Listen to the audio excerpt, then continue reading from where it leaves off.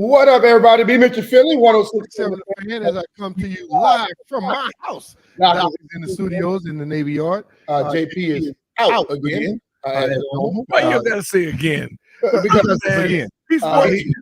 He's on special assignment. That is not working. But you know what? He's going to a great thing. Our great friend George is getting married over in Lake Como in Italy, and JP went there. So it's going to have a great time there. But you know what? It's time for us to have a great time. We had the NBA draft started last night, and the Washington Wizards were very, very active. And I was thoroughly impressed with the way they were doing things, because you can see that everyone said this draft was going to be loaded, but they didn't give a damn about that. They went out and got people that they feel can get them to where they're trying to go. And also, they got them some extra picks for later on when things really start to work out for them. They had a plan, and they executed it. And shout out to Hoffman and Zion and our crew. They did a heck of a job for like 6 hours coverage, and high level of energy. And you know what? It was engaging. Yeah. And it made sense. And I like the fact that we have a plan. And we finally had someone else actually wanted. We had an asset. We traded around. We moved pieces, and you know, and that says something, because you know, nobody likes to be shuffled around, but it's part of the game. And hopefully we stick to the plan and get some good luck and stay healthy and be competitive. You know, I was sitting there looking at the draft last night, and I have to say this: I really enjoyed Stephen A. and Myers. You know, you can tell Myers was trying to just basically let Stephen A. know he didn't know what the hell he was talking about sometimes. Yeah, but he did make some good points. But Myers, I can see why Harris went to him to get him to come in and help him to do things with this football team. The man seems to understand putting stuff together, building blocks, and understand what you need to go and do. And as I watched him, I was thoroughly entertained, to be totally honest with you. It was fun, you know, watching the Wiz make their picks, and then looking at the kids, Jace and Jared McCain, you know, watching how the families really were influential in these guys getting where they go, the different supporters around them and things of that nature. I'm intrigued by those things when I see, you know, young men that are thankful for what they got. They understand the importance of their parents and their family and their friends and the other supporters that got them to where they go. And not just like, you know, most guys. And we've seen guys come to this town like they did everything by themselves. I like the guys in the stands, man. I like getting to know the whole family. Yeah. I love seeing, especially the ones that have a brother or something. The Duke situation was touching. Mm-hmm. Every situation where you showed me, I see grandparents, uncle may have been a baller back in the day. Yeah. I wanted to see those stories and seeing everybody there. To me, that means more than the gold chain or your outfit. That to me is so ignorant. And I think it's kind of played out, and I'm a little tired of it. I like to see the connection. Yeah. And it's almost like in the WWE, when I'm looking at the bloodline, I want to know that it has meaning and there's purpose in this. I thought it was awesome. And I really think that the French connection, if you will, the fact that what's going on over there? I mean, well, because they weren't that hot for a long time. Now, but they got kids playing with men. We got kids giving Ferraris and sitting with gold and diamonds around them and kissing they behind. They got their young kids over there going against grown-ass men. But the thing still, France wasn't where it was the hotbed at one point. When you look from last year with Wigan and all these guys at four, they had 4 people drafted last night. Mm-hmm. You know, 7 coming.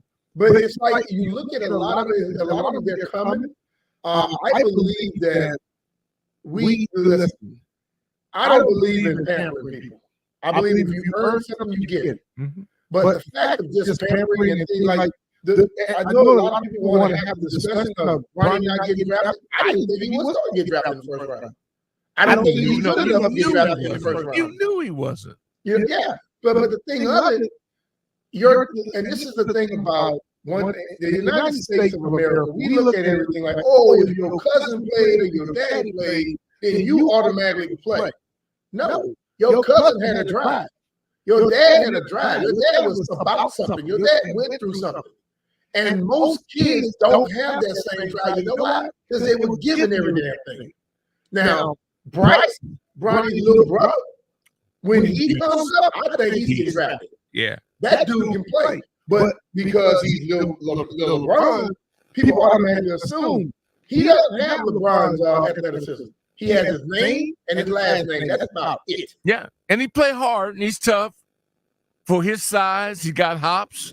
He may be a defensive stopper. His shot is nice. The man went through a heart procedure.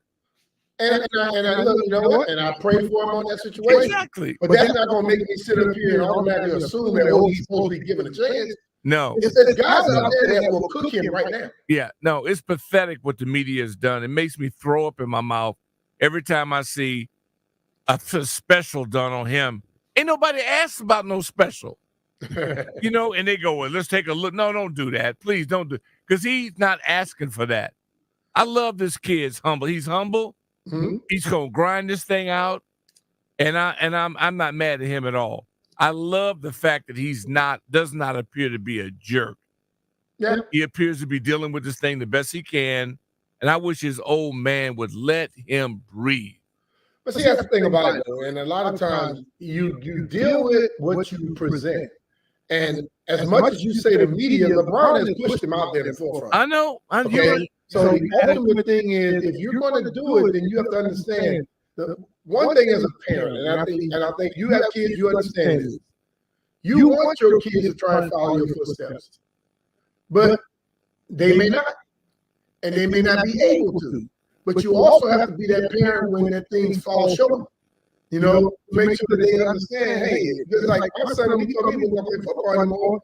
I'm like, cool, I'm dead. My dad was a boxer. You glad? You cool. glad? Yeah. I said, what you want to do? He said, I want to be an engineer. I want to be an architect. Bam, that's what we became. Right. So I just feel like that little thing, but I get up this morning, I look at some thing, Bronny James didn't get drafted. Who thought he was? Who thought he deserved to be? Nobody. Nobody. You know? But it gets out there. And then I think we begin to talk about things and make things into what it is not. And I hate that whole aspect where we think every story has to be blown up. Sometimes a story needs to be discussed like this. Yeah, people believe that Bronny's going to play. I don't think he will. Boom, move to another topic. And I think that's how you go with it. But let's get everybody set up for the show. We're going to have a patch show today with a lot of basketball talk. You know, we'll get to the things about what Wiz did all night. It's gonna be. I can't wait to talk to Chris Miller, Chris Miles. Also, we have Chris Miller at 12 o'clock. Chris Miles, I think, will join us right at 1:30, and then we have Peter Rosenberg joining us at 11:30. We also have Bleak Thursdays at 1 o'clock. But the ultimate thing I want to get from those guys, how they think the Wiz did, because as I look through some of these grades. And it's amazing to me, just like in football, you look the next day after somebody drafts, oh, it's an A. You don't know if it's an A. Let him have it, man. Listen, the guy has to go out and play and produce for it to be an A. But I understand what they were looking for and what they got. Yes, you can go with an A. So they got 2 A's in the league, basically last night. Hell, that's a great grade. That's a great in college. Jeff, you ever had a grade like that, AZB? Why you do that to him? I actually did. Don't ask him to put it I actually did. My transcripts. One thing about Jeff, I'll tell you, he play around with schools. I know mama and dad will put something on him. Oh, nah, I'm not playing. I graduated undergrad with a 3.2, and I graduated my master's program with a 3.8. I'm not doubting you at all. Oh, no. I'm just saying. I'm putting that out there. I think that room aquarium is highly loud. Speaking of Jeff, dog. But the thing of it, though, and when the Wiz took SARS, and that's what we thought they were going to do, that was a talk. But as David also said to us, this crew right here don't tell you what they're doing. I don't think there's a person around this town thought they were going to get rid of Denny Avdija. Did anyone of y'all think so? Not at all. Well, it's good. Yeah, no, and I didn't know if that was a plan, but thank goodness somebody saw value in him. But see, that's it. Where sometimes being a great GM, a great president, a guy who's going to be doing it's not about necessarily who you sign.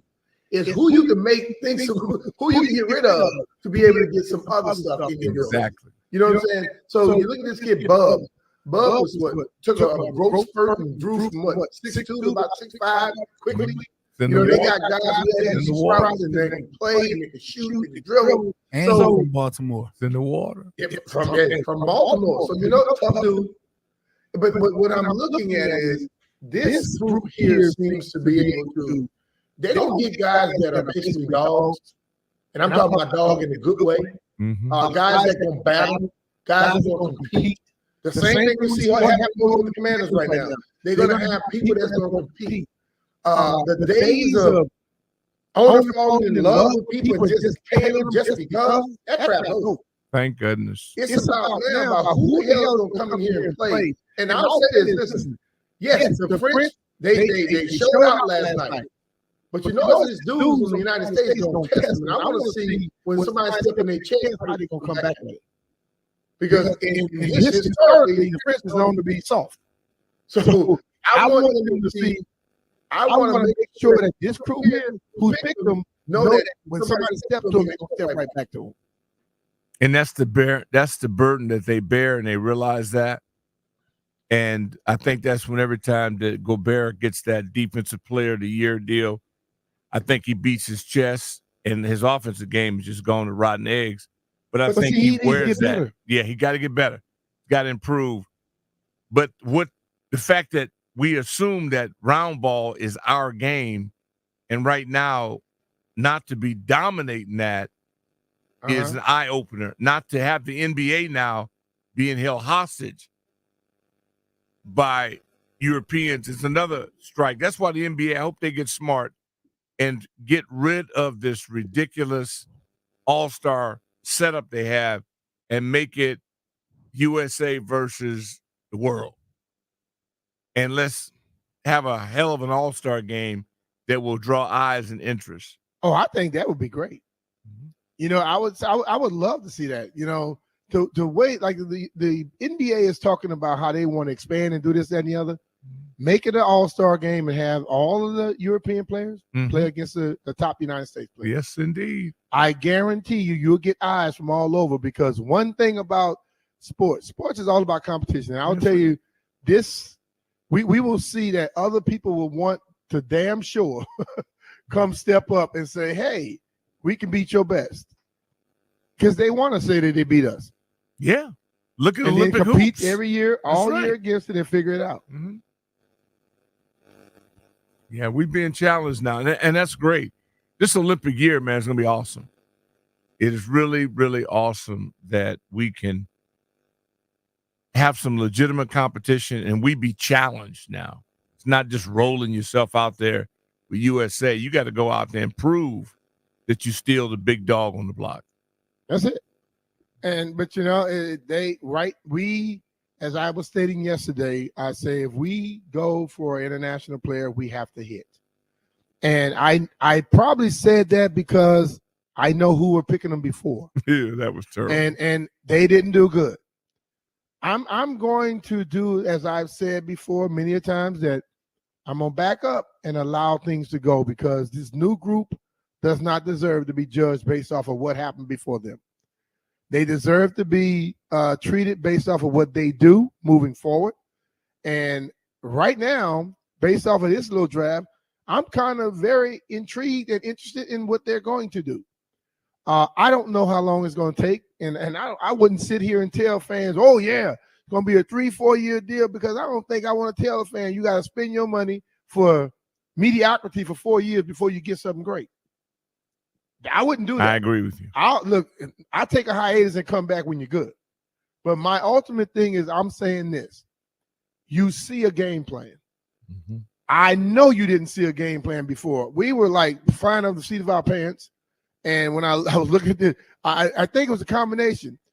Some people were liked more than others, and they get a different little mindset.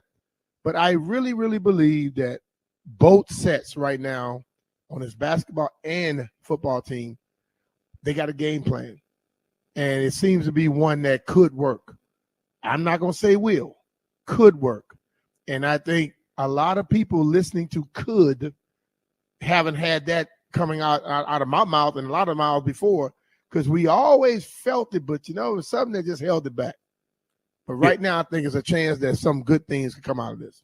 We talked defense, basketball-wise. It was like a catchphrase, and yet nobody bought into it for a decade. Mm-hmm. Now you can see the difference. They talk development now. I pay attention. And then you can look and see it in progress, that we're actually trying to accomplish something.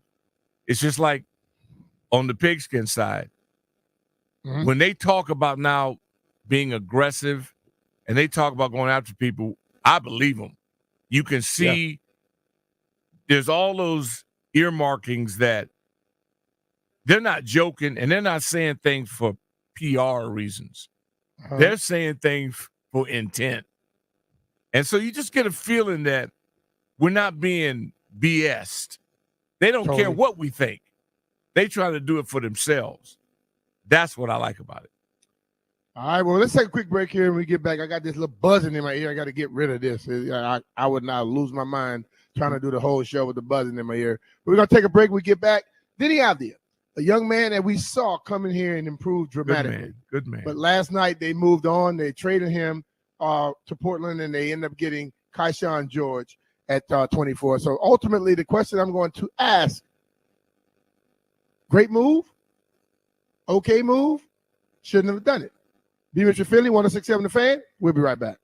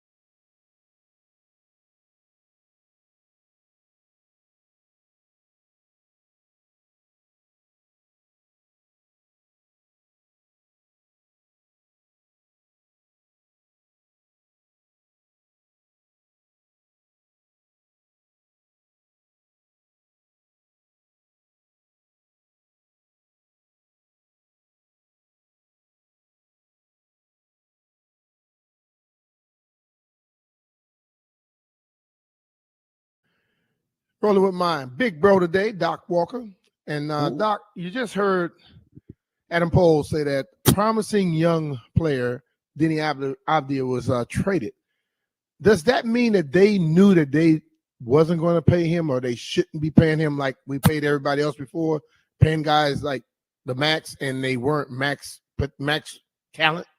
Amen. I mean, they had a plan, and he definitely lived up to it. He developed, nice shot, damn good player, good guy for the system. But now we understood we don't fall in love with anybody at all. It's all about the scheme of the plan, and that is development so that we can be championship caliber. And so I love what they did. And now they just got to keep building. But I was kind of like, I think sometimes we've gotten people, and I know we like to say we want to go out there and mold our own. And I think we've gotten to a point with the Wiz for a minute where we were getting guys that we just held on to them because we drafted them. Mm-hmm. And we paid them because we had drafted them. And we put ourselves in bad situations. And I think this is one of those situations where, as you stated earlier, you found somebody that somebody else wanted. Mm-hmm. And the fact that they wanted them and they were willing to give up something for them, you take something else and move on, because I don't think they wanted to go down that same avenue as John and Brad again. Thank goodness. And having someone here who has that wherewithal and that mindset to listen, these new dudes coming in, they didn't pick him. You know what I mean? They didn't pick him, and it was easier for them. But I think I'm going to also applaud Ted for being able to finally realize that, dude, you got to move. I think one person for always being in the way. Jerry Jones, don't ever leave. Keep doing everything you do. Yeah. But finally, he moved out the way and let somebody else come in here and run this thing, because you could be too close to things in the certain situations where, Denny had come here. He was doing some great things and all this different stuff. But the whole thing is, I don't think you paying him top dollar as you move forward was going to be the right thing to do. Right. And they're at that same crossroads with Kuzma. I think everybody they have on their team, one thing that I will say, and God rest his soul, and Coach Butch McAdams, but he said there's only one player on their team. In his mind, he said it last Saturday. Mm-hmm. And that's maybe one guy that he would see on this team. When this team is good, Koulibaly. That's it. Yeah. He said everybody. So now you got to get people. And I think now you have the second round tonight. Mm-hmm. Do you start thinking, I mean, is it a possibility that they still can make a move or a trade with, you heard the rumors about Kuzma. Yeah. Can they still figure something out? Because listen, man, good player, dude. We had him on the radio. I think he's a class guy, unbelievable. He ain't the person going to take you to the next level. Mm-hmm. So you got to try to figure out a way and find out who made one. Because at first I was thinking Kuzma was going to go last night, and then they moved Denny, and it's not over. Did it fall through, or were they asking too much for him, or whatever? The key is that Kuz has shown he's matured. I like him a lot, but we just need somebody that likes him more than we do, because that's not our time. We're looking at next year's draft, and they're salivating. They say there's more gold in next year's draft than there was in this one. So, I mean, the future is down the road. They're establishing benchmarks here now, like playing defense, showing up, being efficient, all these little things. And let's face it, you basically had to start all over. This is kind of like an expansion franchise, if you want to be honest about it, because it was just stripped in certain areas. So I like where they're at right now, accept it. And as I say, the one thing I love about the Knickerbockers fan base, if you didn't know better, you would think that they have really accomplished something. I mean, I'm envious of that. The Cleveland Browns and the New York Knickerbockers, we used to have that same kind of zeal. Yeah, it's just a relentless enthusiasm. I like that. I miss that. I'm envious of that, and I want to get back onto that because they see theirs and they love it. But what it was is Cleveland Browns, they brought their lunch pail. Yeah. Okay. They may not have won the big one. Right. But they were knocking on the doors several times. That's what I want. So the New York Knickerbockers, yeah, they brought their lunch pail. Yeah. They were blue collar. They work. See, we went through an era here where guys were pussyfooting around. Yeah. And ownership was disrespecting. So you lose that when you do those things. I know. Now, if you out there and you listen, I'll tell people we didn't win every game we played. That's right. I damn sure didn't win every game I played. Yeah. But I tell you one thing, they knew I was clawing and scratching and whatever I needed to do to try to win. And people give that respect. But we had gotten to a point where everybody just thought you owed them something because of what that name was. Mm-hmm. And the top team in this area lost that. The other ones are losing too if you were doing that. And a lot of them were doing that too. Especially the Wiz.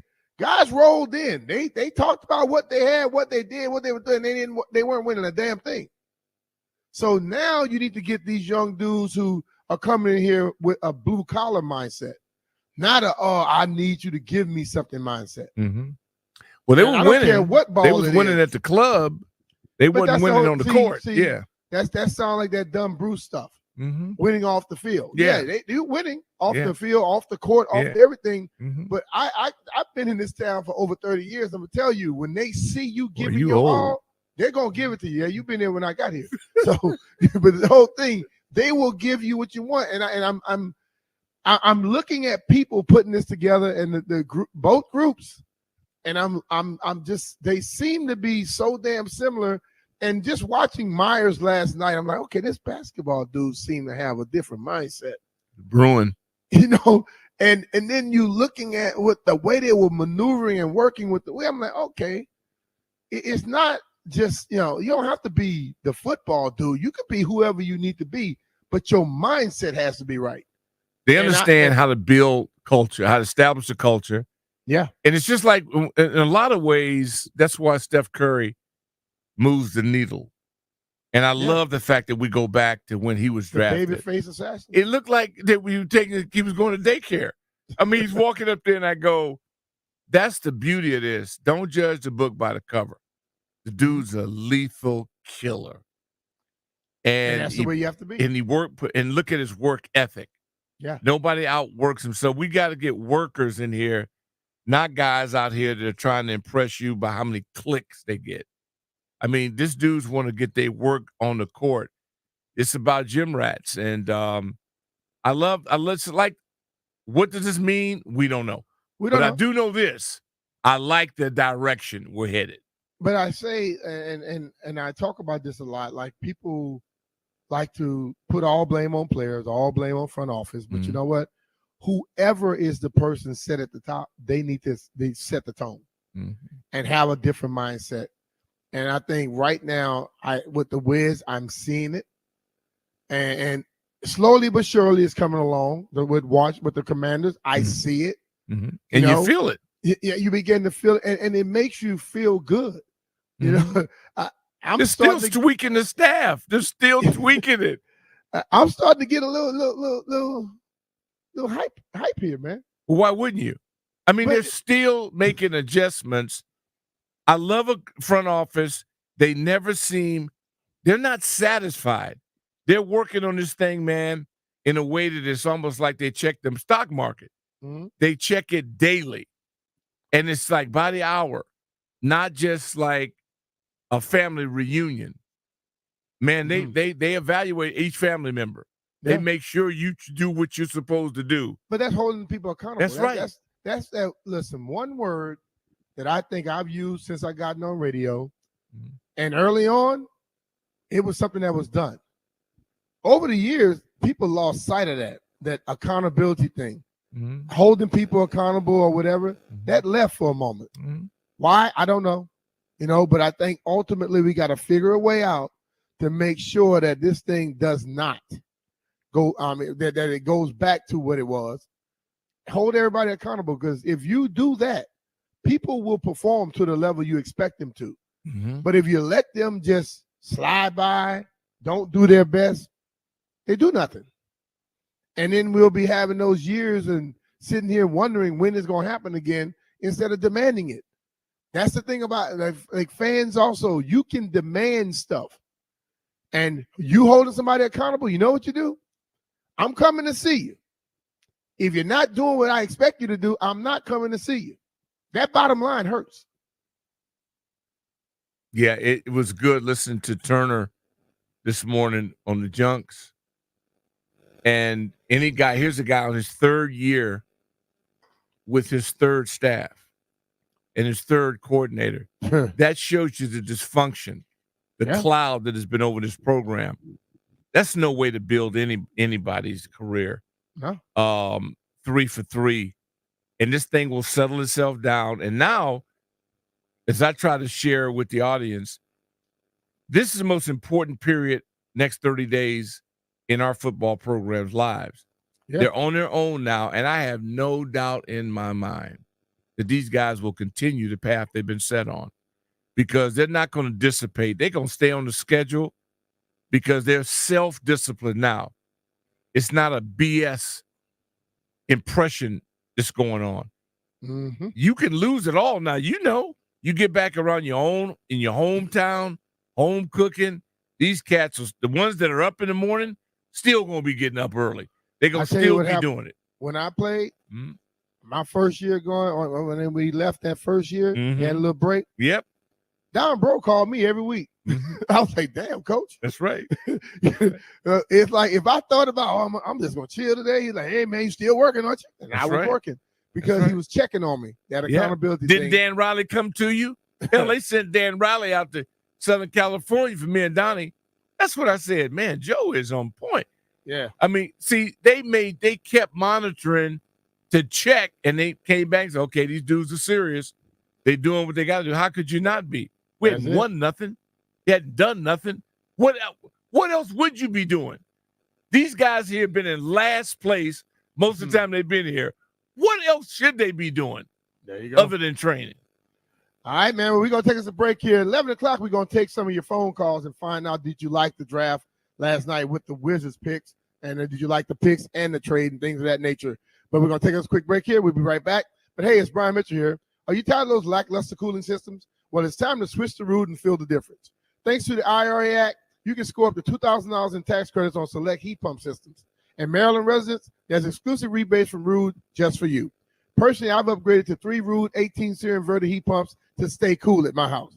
Ruud keeps me comfortable whether I'm chilling at home or hosting game day parties. So beat the heat this season and visit Ruud.com. That's RUUD.com to see why they're the MVP of cooling. And remember, if it ain't Ruud, it ain't right.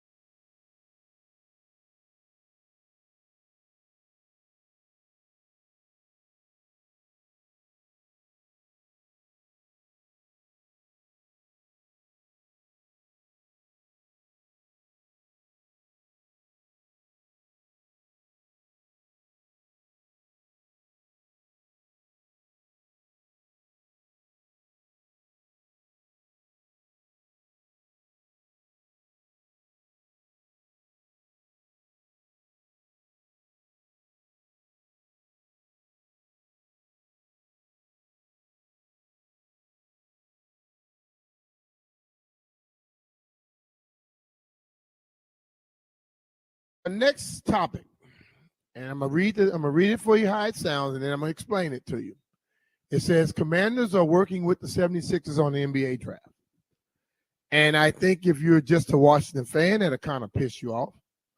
But ultimately, the Commanders and the Philadelphia 76ers have conferred and talked because they have a second day now of the NBA draft. It normally was just one day, so everything happened so quickly. Now with the second day, they're now not just the Commanders and not just the 76ers. Multiple NBA teams are reaching out to NFL teams to try to understand, see if they're missing anything from one night to the next, because you have this whole period. Do you just chill, or do you go out there and you start trying to call people and trying to work things out? Since so many trades happen in the NBA, they're trying to find out the best way to do these things. So before everybody start getting mad at Josh Harris and this, the whole NBA is doing it because they now are doing something different than they've done before, and they're doing this. But anyway, the Harris Blister groups, all of their teams confer. Why would if you have one umbrella and you have multiple teams from different sports backgrounds, why wouldn't you want to talk to them to see if it's a better way to improve your stuff? So I'm not mad at him. Hell, if I can help my other team out, I'm going to do it too. Amen. So the smart business. It is, but I'm sure it'll trouble people. Like Landfill was telling me straight up, he said, ask the damn Eagles. Well, the Eagles not going to try to help him because they know he owns the Commanders. So they're not going to help him for sure. But the ultimate thing is, if it's something that can help his groups get better, I'm sure he's going to do it. Would you do it, Doc? Any way I can get myself better, I'm going to tap into it, because, it's that human behavior thing. Mm-hmm. And it all changes with money. You think you know someone until they have some money in their pocket.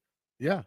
Then they, that is shown to change a lot of people. Not everybody, but a lot of people.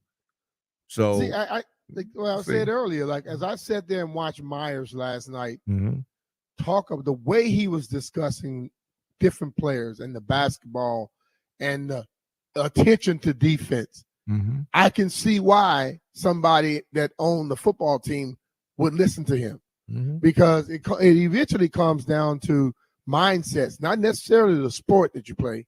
Because I think if you're damn successful in one professional sport, as far as a guy who's putting the stuff together, you could probably be successful in another one. Yeah. Because you seem to know how to pick people, personalities, characters, and that type of thing. So yeah. I see this as a positive. A lot of wisdom, and I will say this without laughing or making you laugh even more. But see, I'm old enough to know and remember when the Warriors were awful. Now, if you're 26 or 27 years old, you don't know anything other than the Warriors being champions. I knew when they were. Chris Mullins with them when they were horrible? They were awful. Yeah. And so this guy, of course, he's got that benefit of being a Bruin, but you just listen to him. He gets it.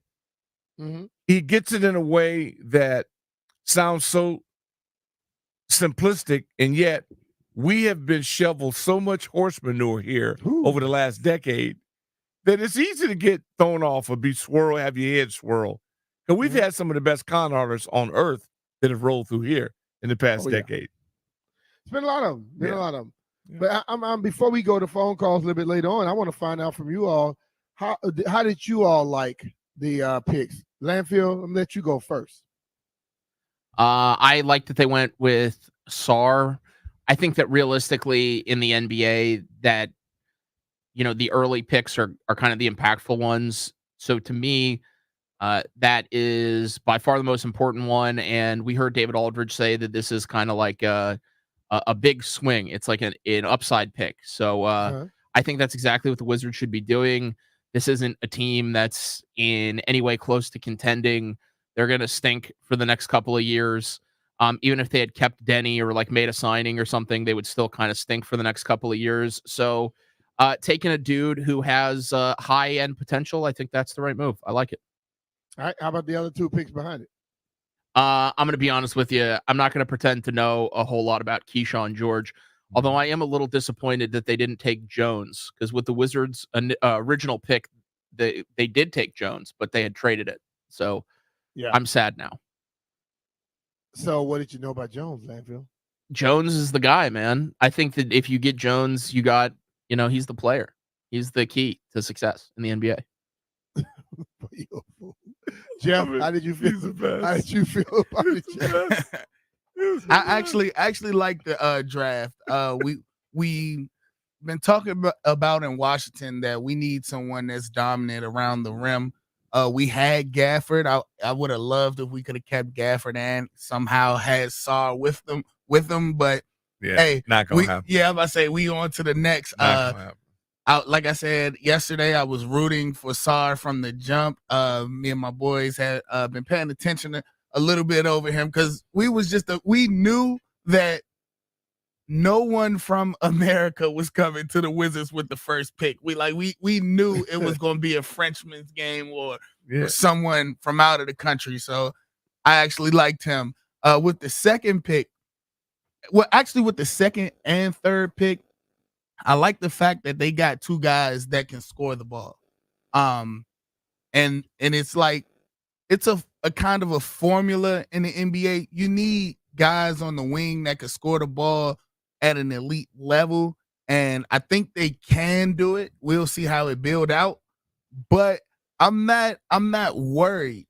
These guys could shoot the ball effectively. I like the fact that both in Carlton Carrington and Keyshawn George, I like the fact that these guys attack the rim. Like if they get by you, they're looking to put the dunk on you.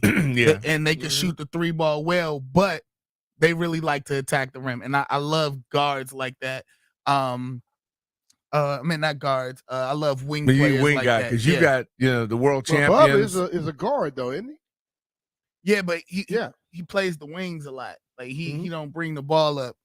And if Bub comes here and cook, he got the chance to unite the DMV in Baltimore. I'm with it. We got a hometown kid that could be a problem. Let's do it. Sixers, Knicks, Celtics. You either cook or be cooked. That's why these guys at least aren't afraid to D you up. All I cared about is anybody here interested in trying to stop somebody. Yeah. Because the people that we have to go against, we got to get somebody to stop people, get rebounds. And so, to be competitive. Otherwise, you pick the wrong time in life to be born, because the Celtics, the Sixers, and now that the Knicks made another move, or if whatever you want to call them, Villanova Cats or the Knickerbockers, the East is no joke, man. And I just think now we got a chance to be competitive. All right. Well, the Wiz went out last night and they were working, they were dealing, and I want to find out from you all, did you like the picks? Are you happy? Are you feeling good about it? Or you feeling in some other way? 1-800-636-1067. Be Mitchell Finley, 1067 Fan. Give us a call when we get back, and we will find out from you all, did you like the picks or not?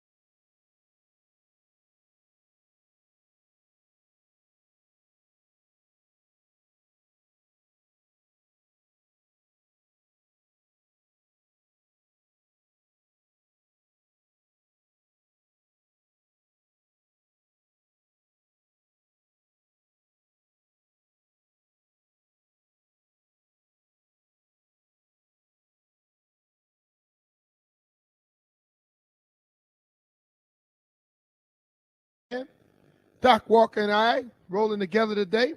JP Finley is out. And the Washington Wizards made 3 picks last night. They got Sars, Carrington, and also George. And we want to find out from you all, did you like the picks or did you not like the picks? 800-636-1067. Listen, I liked it. I think they went in, they got a big man like they wanted to. They got somebody that could be a force in the paint, can change people's mind. He has a high upside. They got a guard in Carrington, and then they got him a power forward who can shoot off the edge. And I think as they move forward, they're going to have to keep getting a lot of talent and also stockpiling picks.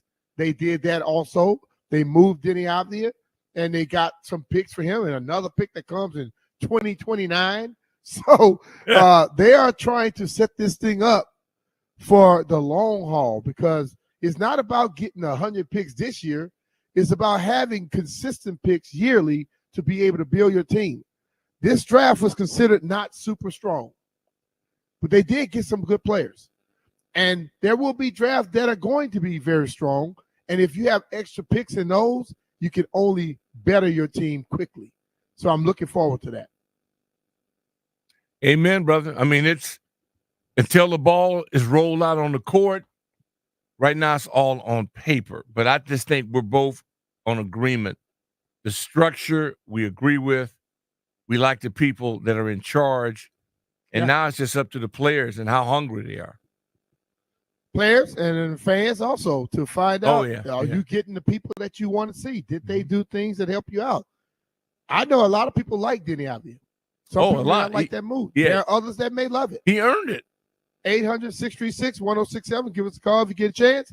And let us know what you think about this NBA draft, especially from a Washington Wizards standpoint. But you know, Doc, the key Ricochet, we all felt he was going to be that's the name. How you say the name? Am I saying that right, Landfill?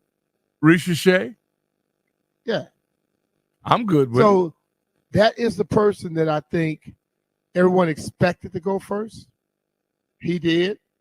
But I think the ultimate thing right now in the NBA, and we have to watch this. I was listening to a thing with Gilbert Arenas, and Gilbert went a little hard. He went Gilbert. NBA. He went Gilbert.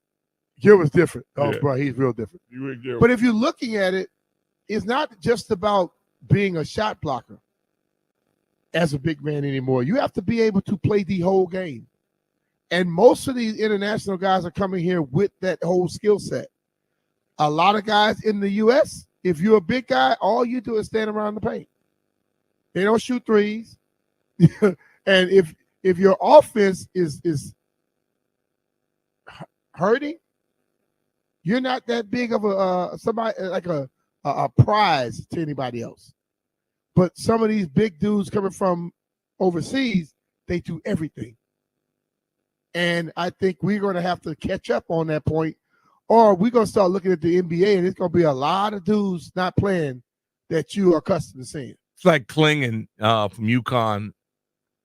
You know, I loved him because he reminded me of Mutombo. And you can have a great value.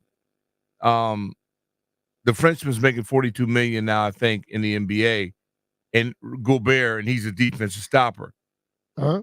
But this man attacked people defensively. He was an asset. Both the big guys in the NC2A went in the first round.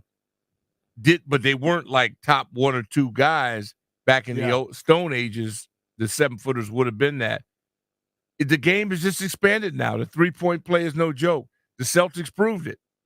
You want to take? We'll give you 2s. We taking 3s, and you're not going to beat us. So it's the way it is. All right, let's go to line 1. Check out my man Bones. Bones, what's going on? How did you like the draft last night? Hey, B. Mitch. Shout out to my man Doc Walker and Jeff and Landfill. Hey, B. Mitch, I love the draft, man. I appreciated the players that we selected, man, especially the young man Saad, man, you know, because I see a lot of upside in all 3 of these picks, man. You know, I'm just praying, man, that the coach we got, O'Keefe, can coach these guys up, man, you know. But after we coach them up and develop them, I hope we don't draft them and send them to another team like we did Denny Avdija, man. I was a little upset about that, man, because Avdija, man, came around, man, and he's going to be a force, man, you know. But anyway, man, as far as the selection is concerned, I really enjoy it because we got some athletes now. We got some guys, man, you know, that can, you know, be real versatile. I see some versatility in all three of these players right here, man. I love you guys, man. Thanks for taking my call, man. Peace. Bones, right, Bones, appreciate your call, man. And you know, the thing about it, so one person excited and also didn't like seeing Denny go, but I don't think you want to go down that rabbit hole again, where you paying guys a certain amount and yes, he got better, but he wasn't going to be the money that they were going to have to pay him if he hangs around and stay here. And I think to have a group that can make that move prior to being in that position or forced to do something, that's a good thing. Amen. So, I mean, I listen, bro. We can only sit here and take what you have, and you can't skip the draft. You know, like, oh, this year they don't have a strong draft. What you gonna say? Okay, so I pass the next year. You still got to get somebody. They don't allow you to pass it. So if they are not the upper echelon, get the best of it. Pick people that you really think can play. Like David Aldridge said on this show the other day. That was good. You got to get people. So get the best of the best. And Chris Miller, Chris Miles, two guys that cover this thing on a daily basis, they'll be able to tell us how good they are or how bad or how much work is going to be needed. But the ultimate thing is you had to go and get somebody else. And I will really, really doubt that any one of us, I love sports. I watch a lot of it. You love it. You like to watch a lot of it. But I don't think we watch it more than the people that just pick these guys. No. So they probably went into this thing. And for them to be moving people and bringing people in and making moves later in the draft to get other people, it tells you that they have really watched some guys that fits the bill of what they want to see. And for me, if a group shows me they have a plan and they picking the people that fit what they want, I can get behind that. Because I can't get behind someone who tells me what their plan are, but everybody they pick is opposite of their plan. Or somebody who can't show me a plan. And I've experienced that enough over the last few years.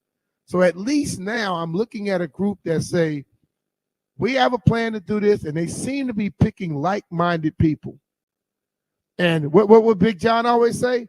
I didn't care. He didn't care if all these guys were against him, but if they were all together, he knew he'd have success. So if you got like-minded people, then you can have success. And I'm just looking forward to that. I don't see how that's not something that we shouldn't be excited about. The one thing I think we've been scarred enough in this area, the Haynesworth misdiagnosis is the one that stings the most to me. That was a dumb-anosis. That wasn't diagnosis. Yeah, because you can't pick someone that's been questionable most of his life and then claim you didn't know. It's like, wait a minute, Slim. I can give you this guy's 8th grade scouting report, and it had jackass on it. So how did you not pick that up? It's just that kind of thing. They pick character people. The people you pick, you better be able to vouch for them that this money is not going to distract them. The beauty now about all these kids making money, not being broke, they weren't on pizza and pop like we were. Mm-hmm. These kids now come in there like, they've transitioned already. Filet mignon, lobster. Yeah, they're lobster, filet mignon. So they should just be able to transition a lot smoother. Just want them to get better. Keep working. Don't drive 100 miles an hour in a 30-mile-per-hour zone. Yeah, I ain't got time for that foolishness. If you're too ignorant now to realize you can afford a driver right now, then I picked the wrong guy. That's the one thing. Andy Reid's going through, your boy Andy right now. But he got rid of a couple people. It's happening to them, but they're number one in the world. We still got to fight human behavior. We got to be able to fight that, and we don't know till you know. All right, let's go to Akaki. Check out my man Vic. What's up, Vic? Victor. Doc. K9. What's up, man? You got What's up, brother? I'm all right. I like the dichotomy though, because Mitch called me Vic and Doc called me Victor. Doc old enough to be my dad, so you know it's all good. All right, so I'm like you, Doc. I don't give a doggone who we pick. Look, in this era, at every level, the guys that want to stop people from scoring, the guys that want to understand the science and the skill level of being in between offensive progression and deterring offensive efficiency, the guys that want to put their bodies in the way to send a message legally that your body is not going to have its way is what I care about. So who we drafted, I saw that the young man is athletic and he's skilled. The NBA is full of skill. It's going to continue to be full of skill of offensive efficiency for the years to come. But we saw in the playoffs this year, at every level and every round, the teams that were willing to defend, just willing to defend, they were successful. So that's what I care about.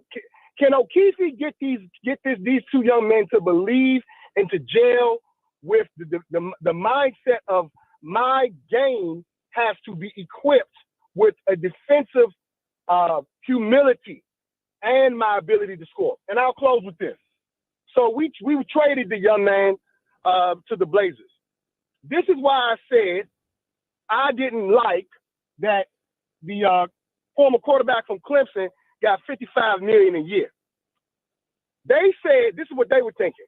We're not going to want to pay him $55 million a year, i.e., because we don't believe he's a $55 million a year player, but he's a good player. So we can get something for him, like the Nationals are going to try to do with some of their guys after this season and up to the trade deadline. So let's trade him now because we're looking for the bigger picture.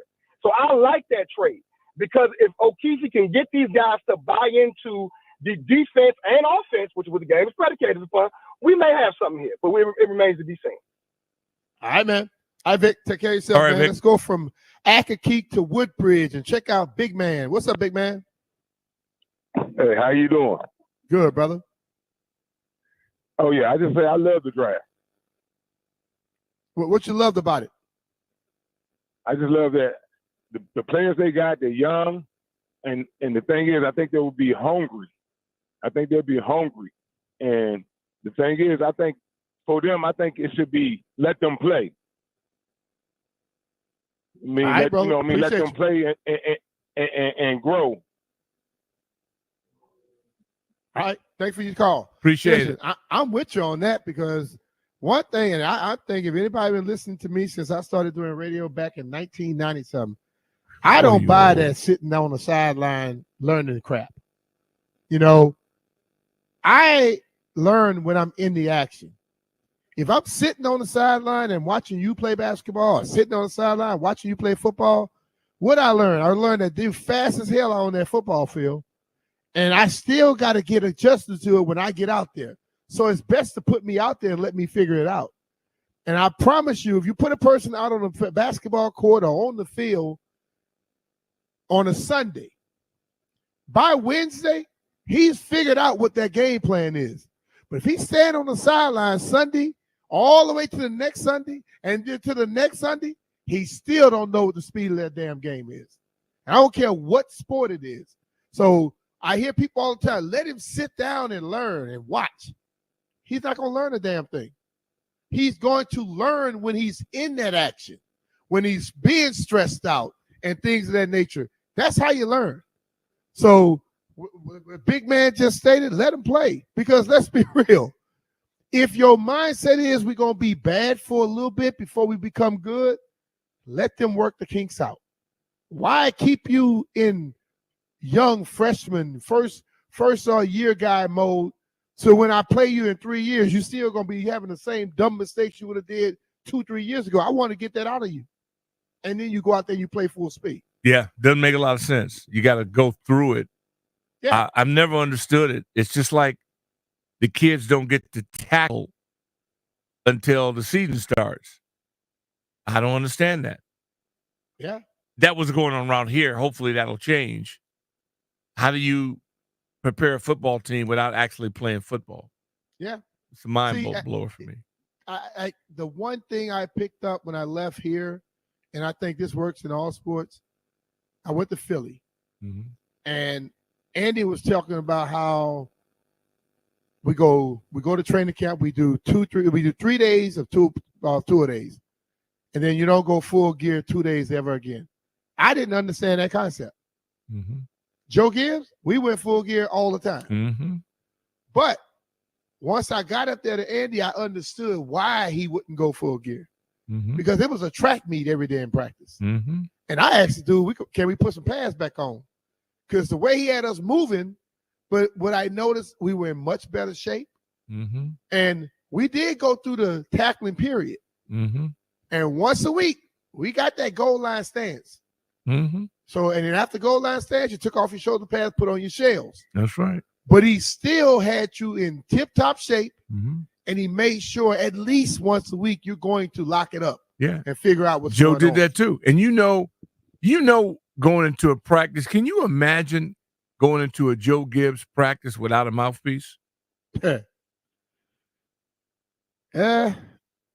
That's what I'm saying. I don't even know if these dudes had mouthpieces. You bite your tongue. Yeah. I mean, but you know what? It's different time. And I've learned the older you get, man, it's not going to be the same. People do progress. I go, what are the champs doing? It progressed, but still, as I state all the time, and we'll get one last call before we go, you are still playing a violent sport, and you got to prepare for that sport. Not for what the rules stipulate. You got to prepare for the violent sport. Because just like everybody don't follow the speed limit, everybody don't stop at a stop sign, everybody don't follow those damn rules on the football field. So you have to prepare yourself for the worst, and then you can get through it. You say Alex, right? Left field. Let's go to Alex. Hey, what's going on, B-Mitch? How you doing, brother? Hey, I wanted to comment on that Gilbert Arenas you were talking about, and I think he's right. I think the American players are too spoiled. They're getting too much money, and then I don't think they're hungry enough. I think the European players are taking over because they playing with grown men at an early age, and they need that money, and I think it's affecting the game. That's all. All right, man. Appreciate your call, brother. But let's think about this. Ever since I was a kid, one thing you can see, when you saw people playing football, it was people of the like age. When you saw people playing basketball, it could be a young dude out there handling his business. It's that sport that your age really don't make a difference. It's your skill set. And if we don't get our guys back to performing like that, it's going to be a problem when you got the National Basketball Association and all of a sudden there's people from all over the damn world doing more of the stuff there. So get us back to competing. And parents out there, because your son not playing on one team, don't run to another damn league. Make him get better on that team and take some time from somebody else. Competition is going to breed excellence. And we wouldn't have to worry about all this stuff. I woke up this morning to the French set a record. Who gives a damn? How about we set some more records? How about they say, oh, Lord, they didn't have an international player pick? I say it, but I doubt it because we now are too easy on our kids. We always blame everybody else. No, your kid's not playing probably because he can't play better than the people in front of him. He's not playing because you don't allow him to have competition. Let's get back to it and see what can happen in that situation. And things will get a lot better. I guarantee. All right, take us a quick break here. But before we go, listen, if you're looking to sell your house, you want to reach out to our friend John Leahy. John is so confident that he can get you an instant cash offer within 24 hours. So like Armando was so happy. He had nothing but great things to say about John. And this is, I quote him when I say this. He said, I cannot speak highly enough about their exceptional service. From the moment I engaged their service until the successful closing of our property, they displayed an unparalleled work ethic and truly set them apart. In a competitive real estate market, their dedication to clients, impressive negotiation skills, and system-oriented team approach make them a top-tier real estate professional. This is why Armando wholeheartedly recommends the Leahy team for all your real estate needs. If you're looking for a similar home selling experience, John's guaranteed offer just might be there for you. So see for yourself at johnsellsdmv.com. We're talking about John Leahy and the Fine Living Group of eXp Realty. Go to johnsellsdmv.com to find out your home's value in mere seconds. It only takes a few seconds to also request an instant cash offer on your home at johnsalesdmv.com. And John offers you flexible fees, customized to your needs. He knows that life happens, so if needed, he will let you out of your contract at any time. And that's why I trust my buddy John Lee if I had to sell my home to get it out there. And we also consider him the DMV MVP of real estate. Call John today at 301-900-3052 or online at johnsalesdmv.com. Or even easier, just Google John Leahy Group and start packing.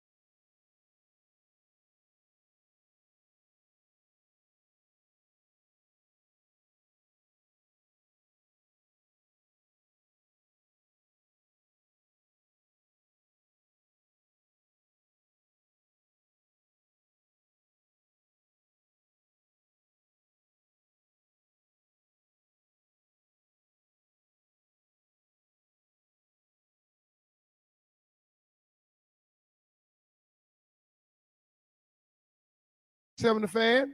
And our next guest, we'll be waiting on Peter Rosenberg to join us as he does every week on Thursdays. Normally Peter comes on at 1:30, but he's going to come on a little bit earlier with us today. And Peter is a Boston Celtics fan. We haven't had a chance to talk to him since they won the championship, and we want to get his take on that. But he's a huge Washington fan. Grew up, went to the same high school as JP, grew up in the area, moved to New York, but that's why we have him on a lot. So when you hear us talking about the King of New York, he's actually a guy who really, really pulls for the teams that are in this town. But he do love the Boston Celtics, so you got to give him let some leeway for that. I think he's been doing that his whole life. We get there, we'll talk to him and find out, will the Celtics repeat? I mean, that's the thing I'm sure he's talking about, and the people around Boston are talking about, and Doc probably despises. Am I right, Doc? I don't despise anyone. You don't despise that? Despise?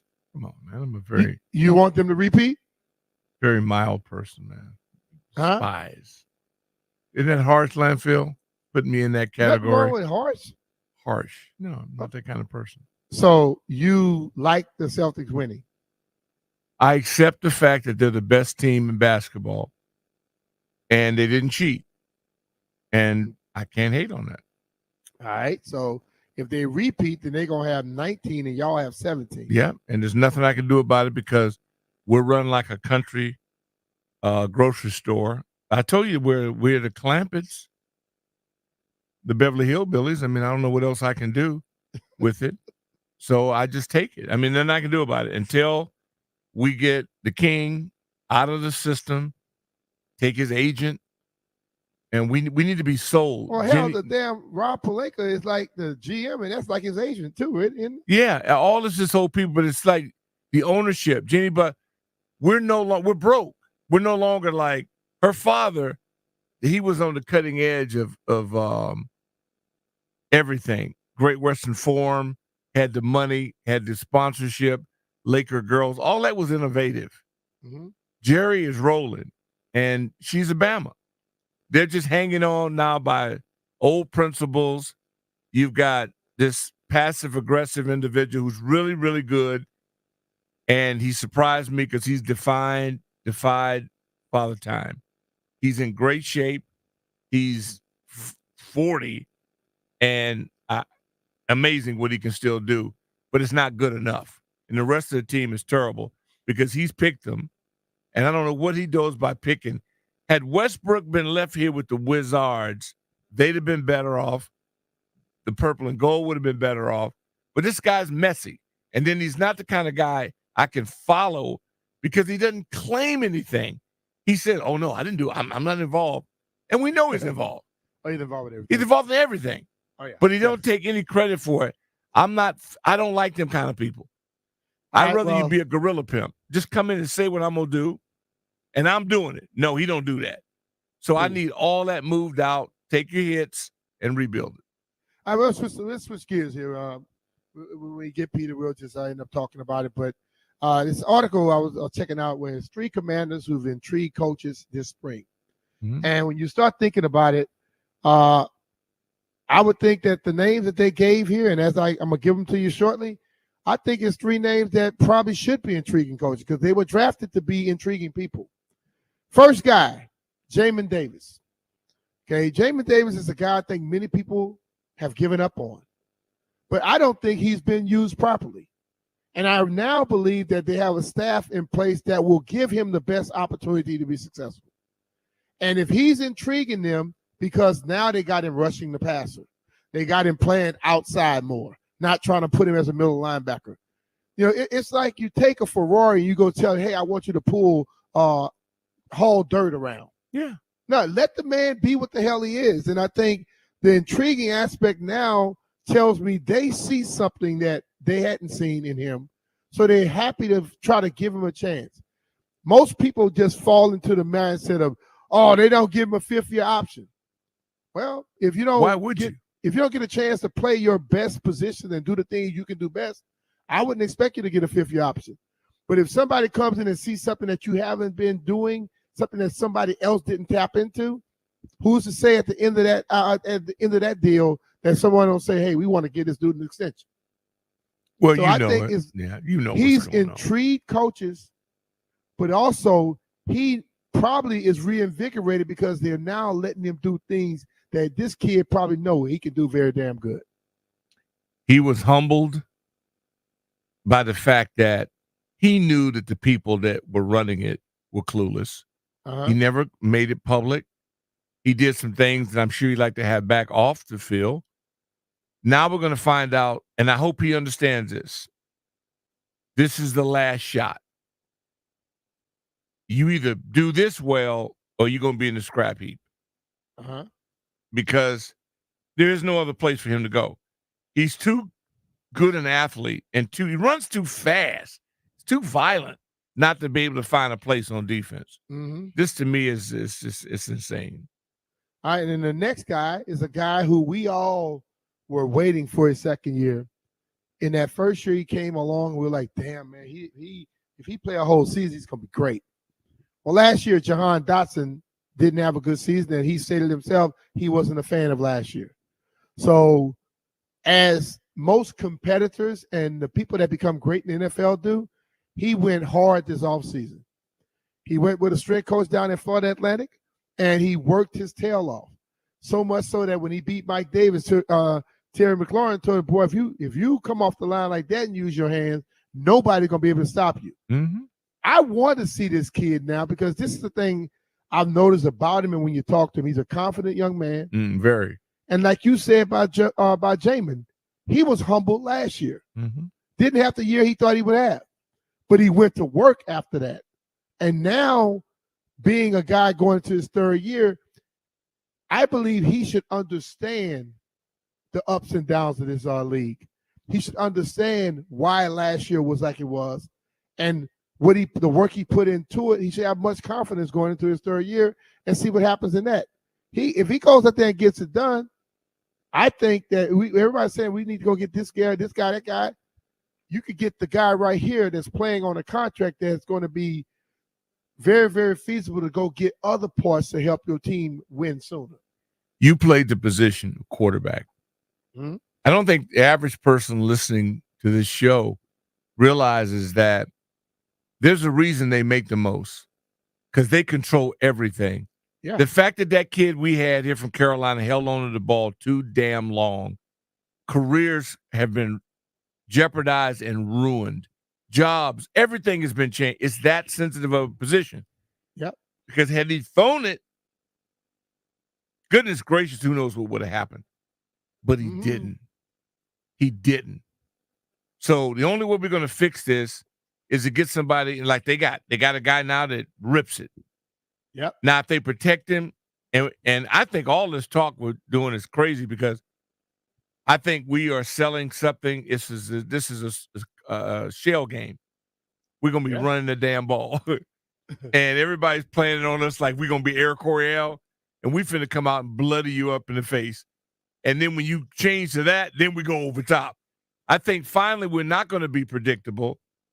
We're going to take advantage of this social media crave society we live in now. And this is an okie doke. But yeah, I just can't wait because I think we have adults finally running this operation and not those con artists that we had. All right, well, we're gonna take a break here, and we have one more person on that list, but I'm gonna save that for a little bit later. Peter Rosenberg is gonna join us a little bit later on, and Doc, you were talking about Jaden Daniels a little bit. Exceptional athlete, also a damn good quarterback. I talked to another quarterback, and I'll get into this later on with you yesterday, Mr. BK, Billy Kilmer. Oh, I talked to Billy Kilmer yesterday, Bruin. and I'll see him later on today at this golf tournament I'm gonna be at. So I want to talk about him because he told me some stuff that happened when he was in college. The dude was asked to play another sport too. Dude is a super athlete. We'll get to that. But Peter Rosenberg is going to join us next after this segment. But hey, it's Brian Mitchell here with Bike to the Beach. Since it's National Bike Month, I want you to join me as I bike to the beach to support local autism organizations. Come out on Friday, August 2nd, and enjoy a 25, 50, 70, or 100-mile ride to Dewey Beach. No matter your skill level, ride with me or donate to our team to help us hit our goal. This ride is designed for all riders, so bring your crew and help us raise funds to support autism and disabilities. So visit biketothebeach.org/bmitch to get involved and make an impact today. That's biketothebeach.org/bmitch.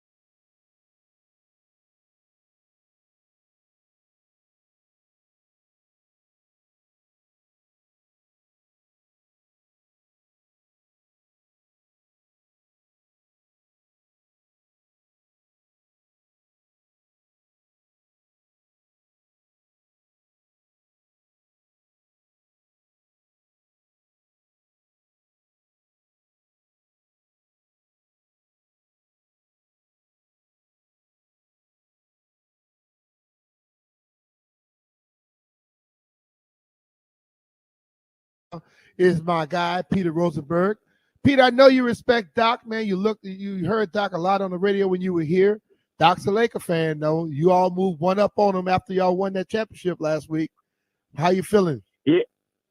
Yeah, no, listen, it's going to be a tough run. It's going to be, I'm going to just be honest with you, Doc. Me and your son, we have a future. It's bright. It's very bright in Boston right now, especially once this Tatum deal will get done, and it's going to be a long run here.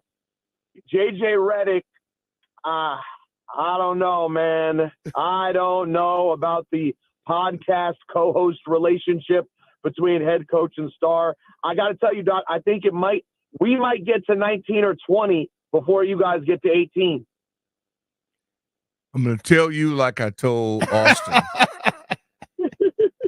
You can't affect me because I'm not a hater. I said it to Coach Thompson, Bill Russell, Casey Jones, Sam Jones, all the great Celtics that we've been honored to meet and get to Red Auerbach, is that we love the fact of excellence. And when you do it the right way and you don't cheat, I'm not mad at you. We're poorly run now. We're like the Beverly Hillbillies. And I've said that. And until we sell the team and get caught up with the modern times and but move on from LeBron's reign and get back to playing you Laker were right basketball. The first time, get rid of. Yeah, we got to get rid of it. It's just not good. It doesn't work for us. And hopefully he'll be a Knickerbocker or a 76er or go back to Cleveland, whatever. But take him and his agent and all the rest of them, and we got to get back to doing things the way, we used to. Peter, in the have meantime, you come down off of Cloud 9 yet, brother? No. No, listen, I'm enjoying it. It's gotten ratcheted up a notch because, as one thing I'm sure JP has told you before, B. Mitch, is I am literally borderline famous for my Duke hate. So, so Redick, I'm in multiple documentaries just as a Duke hater. So the fact that Redick is now the head coach of the Lakers, you hate me more. Spice things up. It spices things up a little bit because, the truth is I very much generally respect the Lakers. And obviously I think Celtics and Lakers fans often have a mutual appreciation because they are truly in a category that is just the two of them. So I do think there's a certain level of respect. And I was such a big Kobe fan that there was some love there. And now I'm excited to kind of juice the hate back up with JJ Redick in LA. Doc, what was your first year with the Redskins? 1980. What year did Mr. Cook sell the Lakers? Do we know you know the year? It was in the 70s because he was the owner when I was here. I think I don't know why 77 sticks out at me, but it would just be a landfill assumption. I was just curious if you got to ever have conversations with him about it. Oh yeah, I discussed it. I mean, that was my maybe initial conversation with him. It wasn't about the Skins; it was about the Lakers and that mutual moment of interest we might have had. He wasn't a real open conversationalist, unless you were like one of the prize bulls. I'm not going to say you sit around having a conversation with him. We happened to have shared a tailor, Joe Sorrow's custom tailor, downtown. That would have been about the extent of dialogue with Mr. Cook other than Laker talk. Wow, that is interesting. Well, no, it's a fact. Yeah. Yeah, he was a different dude. Yes, he was slapping people, and I know I would never have been the kind of guy that could have reacted to that. Okay. He hit Mike Nelms one time. I swear to God, it's the funniest thing I've ever seen in my life. And that would be his way of saying hello to you. Hey, my boy, bam, bam.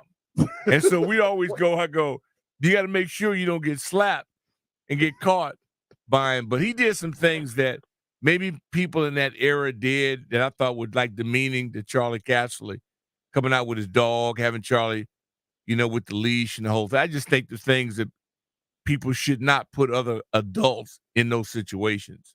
And he did it on a regular basis. So that's just who he was. Thank you for that. That meets good. That meets the expectations that I had from the things that I heard growing up in Washington. Yeah.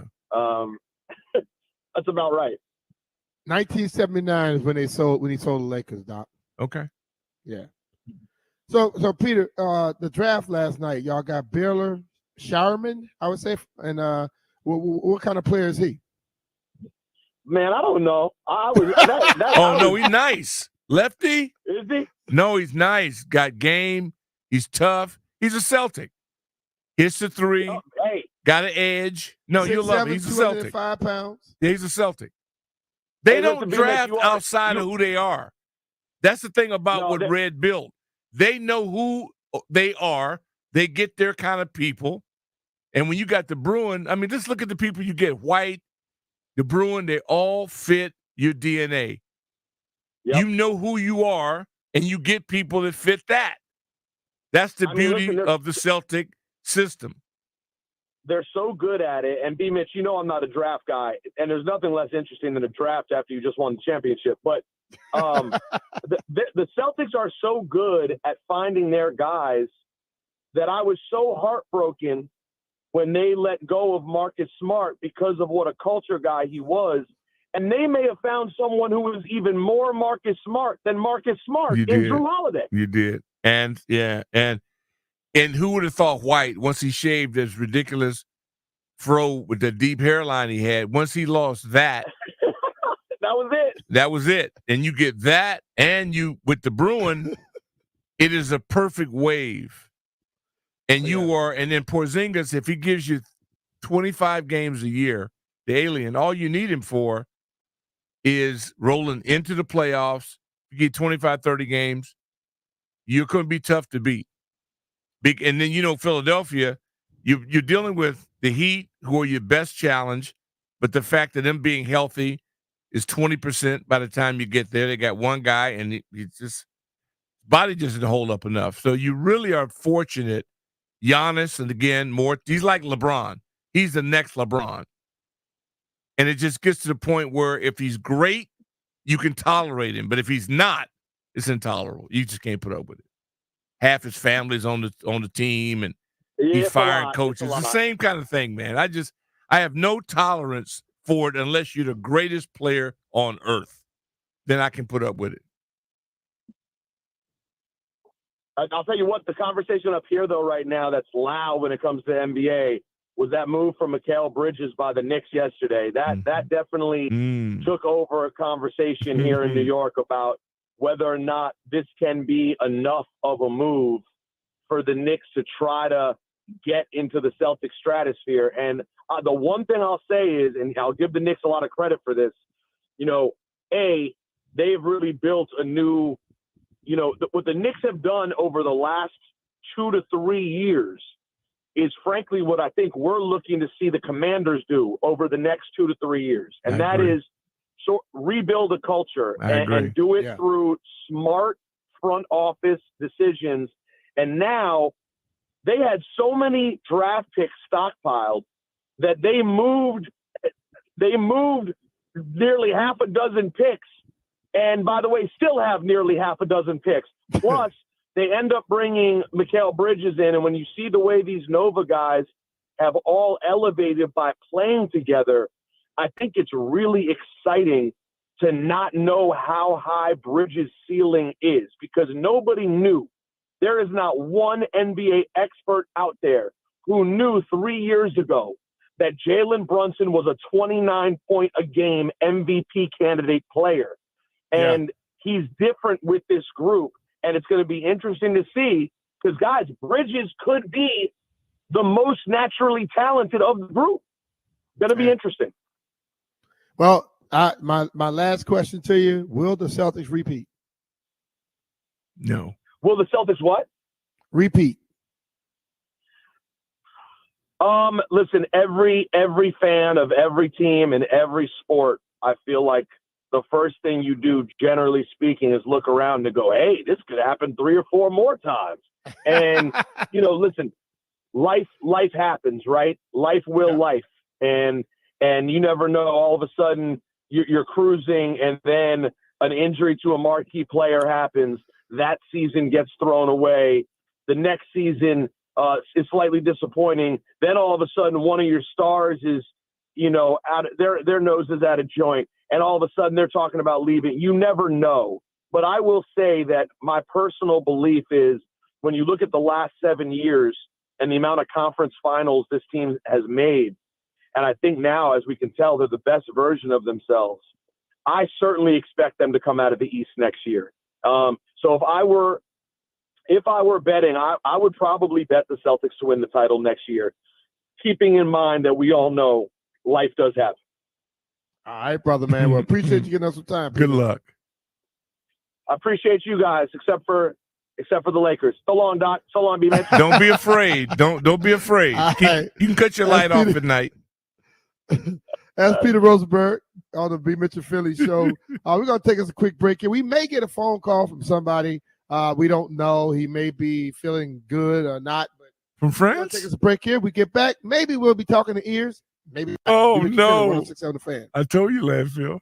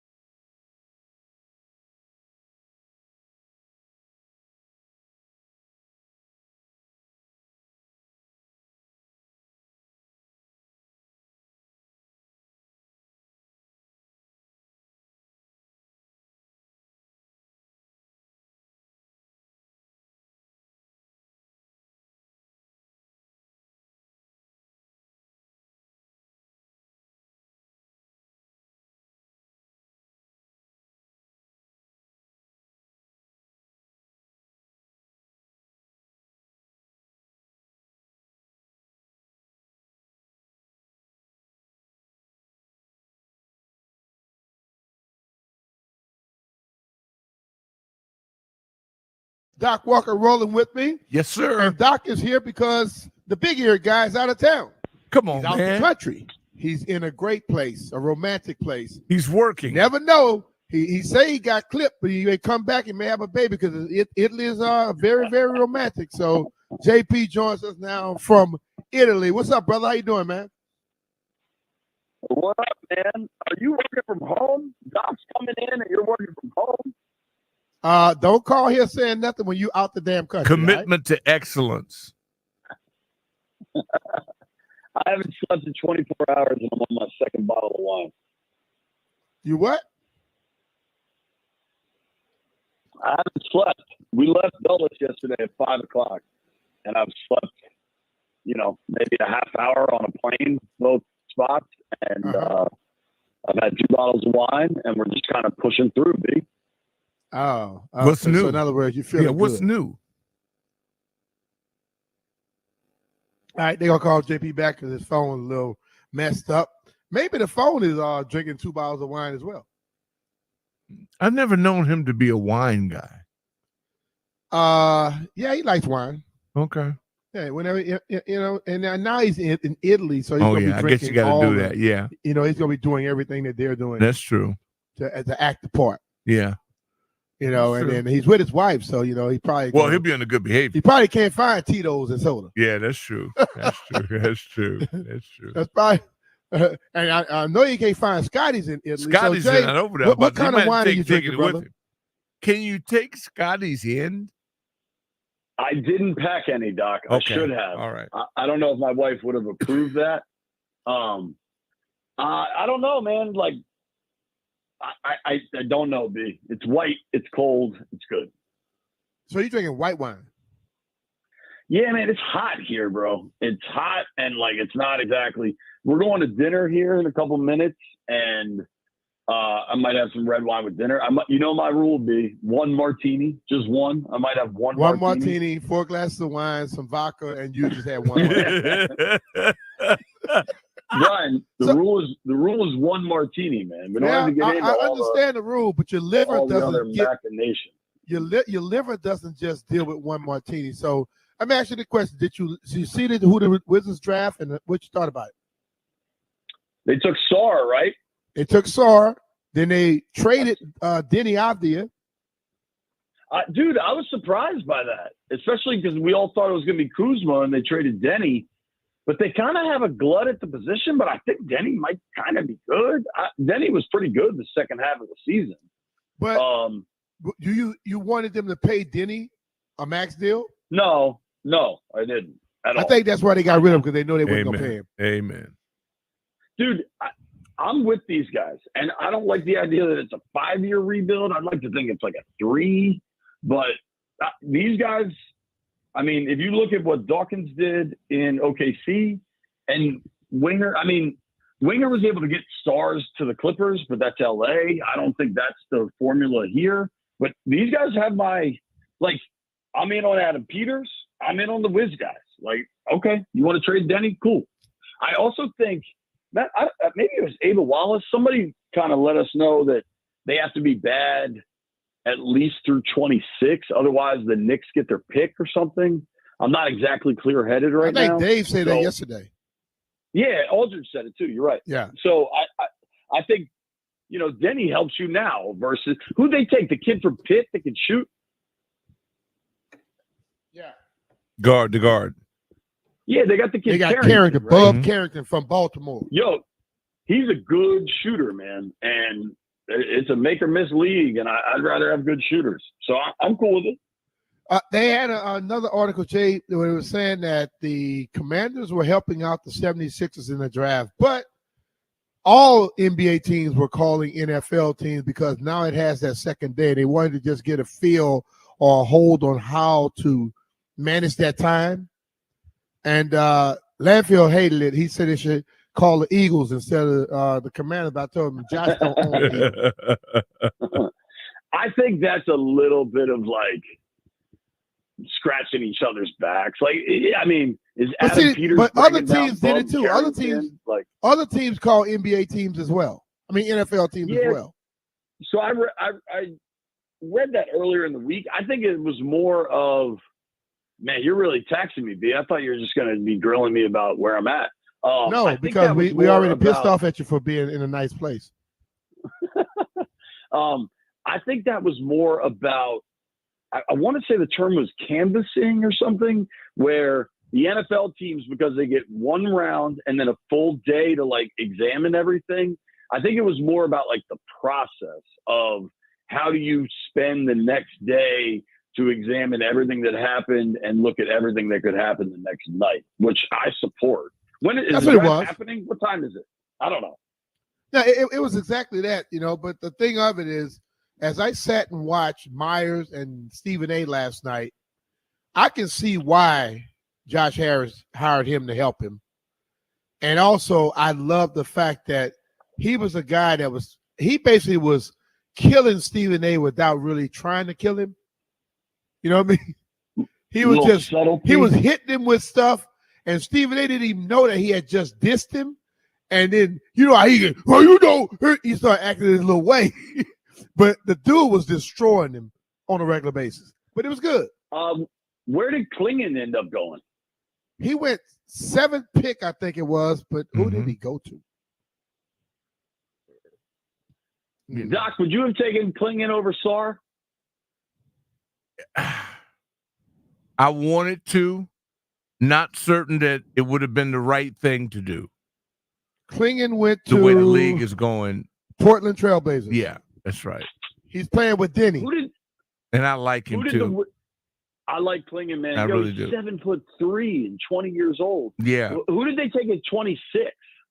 They actually took someone at 24, and then they traded the 26 to.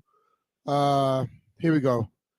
24. The Wizards got Keyshawn George via the Knicks trade, and then at 26 they picked. Oklahoma City got a trade from Washington. They took Dylan Jones. Oh, that was who Landfill wanted, Jones. Yeah, and Landfill was talking like he had scouted him. Oh yeah, Landfill had he had a great scouting report on him too. It was awesome. Yeah, I just think that Jones has great potential, and he could fit with any team really. And I think you can say that about anybody, Landfill, and it'll probably work. Nah, it's just Jones though. Yeah, I think he's good. Landfill always roots for. Landfill doesn't try to keep up with the Joneses. He roots for the. He roots for the Joneses. So what y'all going to eat, Jay? Where did Shepard go? Who? Reed? The kid from Kentucky. He went 2. Going through it again. 3. He went 3. Sar went 2. He went 3. Right, My bad. My 3. He went 3. He went to the Houston Rockets. Yeah. And they got something cooking. They brewing something. Did Durant get traded to Houston? Not yet. I haven't said that didn't happen. Okay. But everyone believes that the Lakers pick might be one of the best. Although the kid is 23 years old, they need it, boy. He can spot up. He kind of fell in their lap. That dude Connect. Yep. Volunteer shooter. Kid? Yeah. Yeah, he can play, man. They believe that could be probably one of the best picks in Dalton Connect. And he went to the Lakers at 17. They got Blue collar, though. Blue collar. Here's a guy, JC. He came up in a way that is so the antithesis of these diaper dandies. This dude came up like a grown ass blue collar dude from Pittsburgh. And I love it. It's just so anti LA Laker. And they need it too, because the Beverly Hillbillies right now they're going through a lot of changes. So I think it's perfect for them. That's Doc mad at his team, Doc. JP. Yeah, Doc's so mad at his team, dude. Much like my beautiful wife loves me talking NBA draft in Italy. So all the television channels are. Tell her that's what you do. You got to practice everywhere you go. You never know. Try giving us an Italian accent, JP. I've been trying all day. Bellissima, more white wine, please. How's that? Oh, okay. B, I'm watching old. So there's no. You shouldn't there be landfill. Isn't there soccer on? Where the hell's the soccer? I'm watching old tennis. It was the only sports channel I could find, and I think I'm watching Chrissy Everett. Maybe it's like reruns. Oh, that's way old, dog. You probably in your 20s when that happened. I think this might be a day that there's no soccer today, but it'll like start back up in a couple days. Bro, I mean, in Europe, there's got to be soccer every day. Like, what are we doing? Man, go drink some wine and have fun with your wife. I don't care about no damn soccer. Nah, Saturday, bro. It's back Saturday. Hey, after you get off the phone with us, at first I told him to tell you just enjoy yourself, but you wanted to call, so call. But man, you need to. You good now, JP. You clipped up. You could go have all the fun you want, bro. We'll see if Lauren agrees. Lauren Mitch is pointing out that I have had a vasectomy. Hey, you put the full court press on her. Don't give her a chance. You in Italy, dog. We've had very little sleep, Brian. We've had very little sleep. We're going to dinner at a place called I have no idea. But they do have Uber, we've learned. So that's going to help. What they call it, Uber? Uber? Probably. Uber is here. Lauren's just shaking her head at me. Hey, you tell Lauren like I always tell her, she married you. B says you married me. So, hey, if you crazy, she crazy too. Dude, you won't believe this. You guys, Doc, you might know him too. Young man Brandon was working for the Skins in ticket sales. I think suite sales, something like that. And we just ran into him at this little like cafe. We were having a drink looking at the lake, and he now works for the Cardinals, but it was like one of those super small world bizarre things. Wow. And it was, he's on a trip. They don't have kids. He's married, but they don't have kids yet. So they're taking like 3 weeks off. The Cardinals gave everybody the week of 4th of July, which I guess is next week, off. So he's just living his best life. Don't you get no damn ideas. Well, B, he also suggested that when we go to Arizona, perhaps there's a golf course. That's a great idea, but don't you get no extra ideas trying to take 3 weeks off? I think we should negotiate in our next deal, B. We get July 1st till July 20th off. I'm with What do you think about that? I kind of like that. I like that. Yeah. Dude, I think that's the move. And then when I take other intermittent vacations, nobody gives me grief. No. See, I kind of like what you guys just put up. July as long 20th, as Jeff and landfill vacation you take, and you guys cater the lunches while you're gone, so that we can hold the fort down. No. I think it sounds good. No, what was the catered lunch today, Doc? It hadn't happened yet. What time is it? It's 12:19. Yeah. 12:19. What time is it where you at? 6:19. I just looked. This is riveting radio, Doc. Oh, I tell you, boy. All right, JP, don't call us anymore while you're gone, please. Goodbye. Put all your attention on your wife. Have fun. He can't. Give us some extra wine. He can't JP. have fun. He can't. Extra wine. I miss you. I miss you, Doc. I miss you, Landfill. Hey, you know where to find me on the weekend, JP. I'll expect to hear from you. Oh man, if I call in on the weekend, I'm gonna get killed, Doc. Yeah, no, call in from the wedding. You won't be talking to me. Yeah, we have a segment on the wedding. Yeah, right here. Dude, on I'll overtime. call in from the wedding. Yeah. Jordan would love that. Oh yeah, absolutely. I have it on overtime. Give her a hug for me. Yeah, tell her Play the congrats. vows Yeah. live. All right. See you, boys. All right, man. got it. Check with you later, boy. All right, that's JP Finley. You know, he likes to call and rub it in when he goes out of town. He called us from I really think he missed it Italy. though. He does miss it. He missed what? He missed the show. I'll tell you one thing. When I'm out of town, I don't even think about the show. I think you do. Oh, no, I don't. I don't think you miss it, but I think you think about No, I don't miss it. it. Yeah. All right, we're going to take this quick break here. We get back. We're going to be joined by our friend, Chris Miller, get his take on the Wizards, because he basically covers that team as much as anybody in this area. We'll talk to him about that. And remember, at 1:30, we'll be joined by Chris Miles. But 1 o'clock, Bleep You Thursdays. But hey, this Orsman Automotive Group serving area car buyers for over 100 years. With that kind of track record, you know they got to be doing something right. Conveniently located across Northern Virginia, Orsman dealerships offer many of America's favorite and best-selling brands like Toyota, with 2 locations in Chantilly and Fairfax, plus Kia, Ford, Lincoln, Chrysler, Dodge, Jeep, Ram trucks, Chevy, Buick, and GMC. In addition to the unmatched selection, Oarsman offers incredible deals and financing rates. And let's not forget the Oarsman tremendous selection of quality, certified used vehicles to choose from. Maybe best of all, every vehicle sold is backed by the Oarsman Lifetime Edge. That gives you up to $1,500 in extras, including complimentary car washes with every scheduled maintenance and loaner cars with every major maintenance. And they give you the Oarsman Lifetime Engine Guarantee. And there's more good news. If you have a car to sell, Oarsman will pay you up to 125% of the Kelley Blue Book value, regardless of its make, model, or year. It's simple at Oarsman. They like to keep their customers happy. And take it from me. I would say B. Mitch and Finley, but Finley's not here. Take it from B. Mitch, an extremely satisfied Oarsman customer, and let's ride together.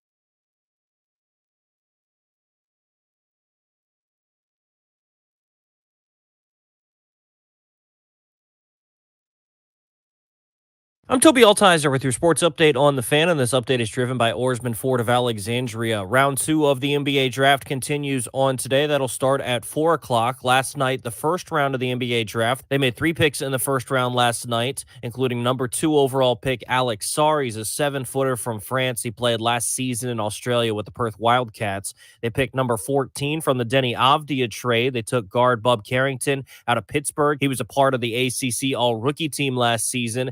And after trading up from 26 with the Knicks, they took Keyshawn George at 24 out of Miami. He shot over 40% from 3 last season. Again, the second round starts at 4 o'clock today. In baseball, the Nationals have the day off today after they were swept by the Padres. They travel across the country and begin a 3-game series in Tampa against the Rays tomorrow night. Oarsman Ford of Alexandria keeps their customers happy by offering great deals on the area's best selection of new Fords, each backed by the Oarsman Lifetime Edge, featuring up to $1,500 in extras. As they say at Oarsman Ford of Alexandria, let's ride together. From the Crop Metcalf 5-Star Sports Desk, I'm Toby Altizer on the Fan.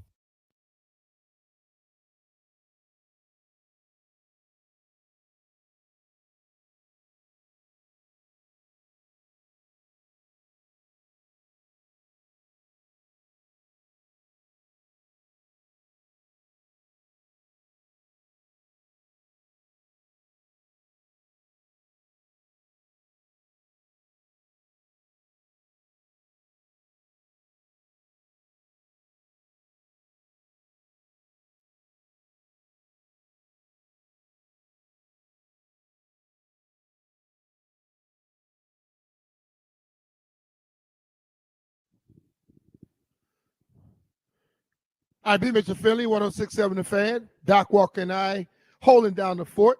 We just finished talking to JP Finley, who's in Lake Como, Italy, enjoying himself. Actually, Georgia is getting married, and we send our congrats from the B. Mitchell Finley Show. Amen. Join us in a few minutes. Be our friend Chris Miller from Monumental Sports. Yep. You can follow him on X at CMills PXP, play-by-play. All right, but get Chris' take on this whole deal. I think the Wiz did a damn good job last night, and we're gonna exactly see what Chris thinks about it. From SARS to Carrington to George, every one of them I think are guys that they have identified as guys can help them as they begin to rebuild this team. And I know they said 5 years, but you know what? I got a sneaky suspicion that it's going to be quicker than 5 years. I hope so. Yeah. Because, tell somebody, wait for 5 years. That's a long damn Yeah, time. dude, that's just not. I'm not feeling that at all. They've been waiting already for about 3 or 4 years. Yeah. So let's hope that they're saying wait for 5 years as you go back to 2 or 3 years ago. Yes. Yeah. In the waiting, that's barring no injuries. There you go. Barring no serious injuries, and because that's the NBA. I mean, it just and poor Zingas, as we mentioned earlier, bad man, dude, bad. Yeah, he's bad, but he's had those injuries a lot. Yeah, he has, and I didn't know the leg injury. He's going to have surgery. Now they're saying he's expected to miss the beginning of the next season, and I didn't know it was going to be that severe. But what was the actual injury? That was never, and they're smart. Because as soon as we know, it doesn't help them or him to tell us. But I mean, he's gonna not be playing anyway, so Yeah. they may well say. I thought it was like he twisted his ankle or something. Yeah, I'm not certain if it was a knee or the ankle. It sounded like. All right, well, let's. I don't know. It sounded like they're hiding a hip injury. All right, let's take a U-turn, exit. Let's take an exit off that ramp real quick.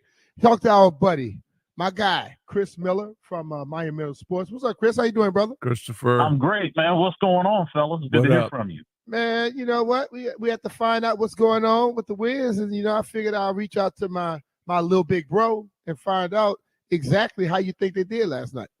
I thought they got an A. I mean, listen, you come away with 3 first-round picks, 2 in the lottery, and I think you addressed a lot of needs.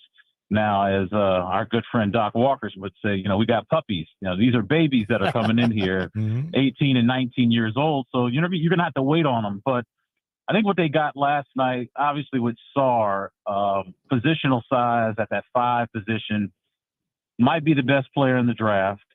You were able to get him at 2, and he wanted to be here. I mean, he made it clear he wanted to come to D.C. I love his size, 7'1", 7'4" wingspan. And he's played against grown men since he's 15 years old. So I don't think the lights are going to be too bright for him when he gets to the NBA because he's kind of been a professional for a while now. I look at Bub Carrington, and I got to be honest with you guys. He's from Baltimore. I have an affinity for guys. They play hoop in Charm City. I just love their toughness, the way they get after it. He's the cousin of Rudy Gay, plays point guards, got good size.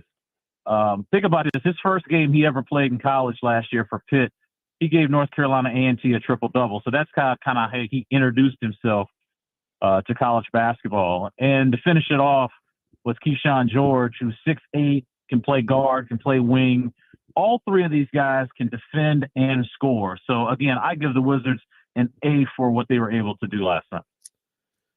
When you look at the new group right now, Chris, that are making all these moves and things, how comfortable are you, and what's the major difference? Because they seem to, like, if you didn't know their game plan, you could just follow their moves and pick it up.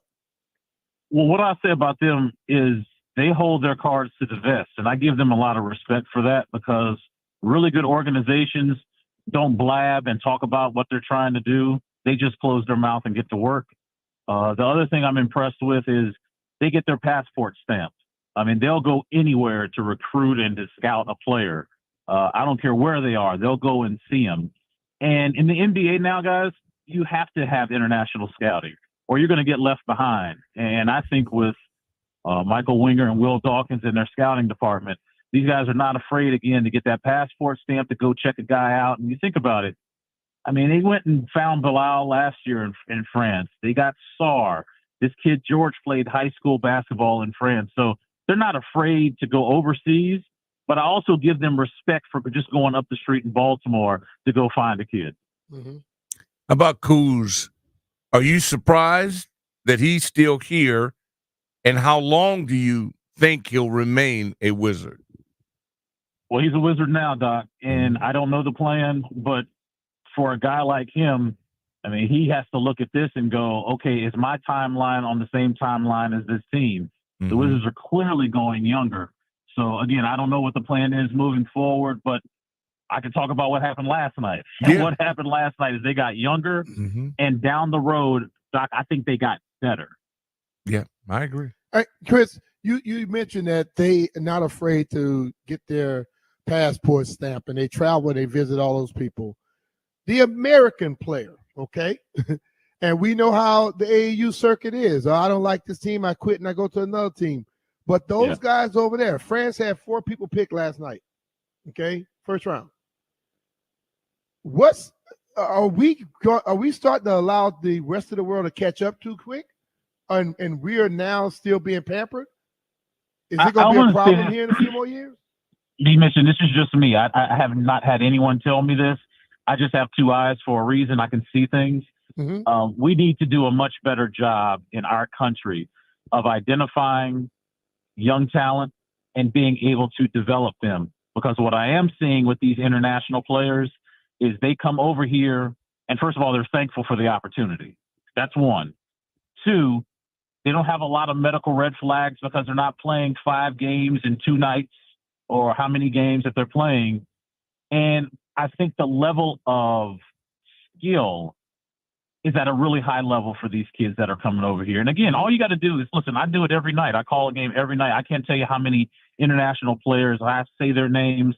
And the one thing I notice about them is they have a skill set that is, they can do 2 things. They can defend, they can rebound, they can block shots, they can box out. They're good teammates. So there's a lot of things that they're bringing to the table. And this is the reason why NBA executives are now going overseas, finding those players. So if I can talk to our kids here at home and the people that are around them, pay attention to what's going on because it's happening in real time. Yep. And I think like you said, they're young. But that young kid has been playing against grown-ass men for 5 years. Yeah. So a young 19-year-old coming from Europe is far more along than a young 19-year-old from the United States. Yeah, no helicopter parent.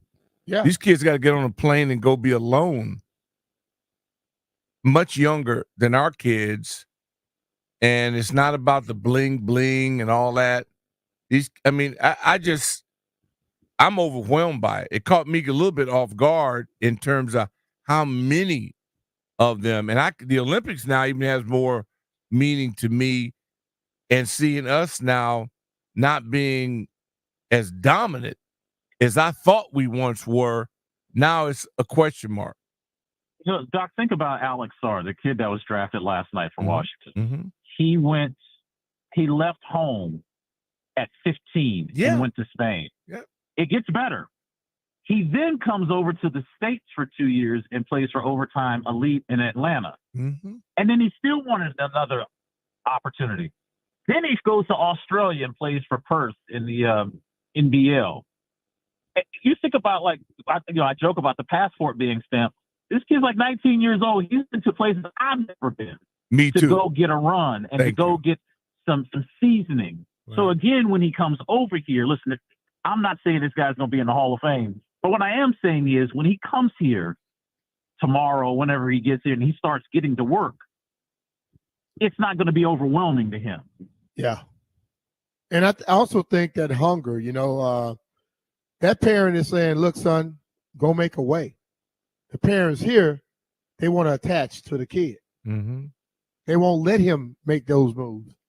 So I think the parents have to do like your parents, like my parents did. My parents like, look, man, you want to go do it, go do it. But they wasn't going to be there with me every step of the way, all in my damn way, like a lot of parents here are.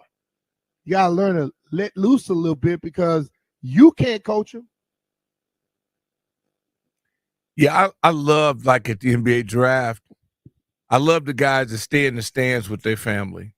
Yeah. I just love the fact that seeing that team, that whole team that comes there and doesn't go down in the pit. Nothing wrong with the pit and those that do and take that moment. But I'm starting to see now that there's a lot of people to sacrifice for these guys to get there. A lot like the European players who, when you Doc, go away from 15, they're sacrificing. Yeah.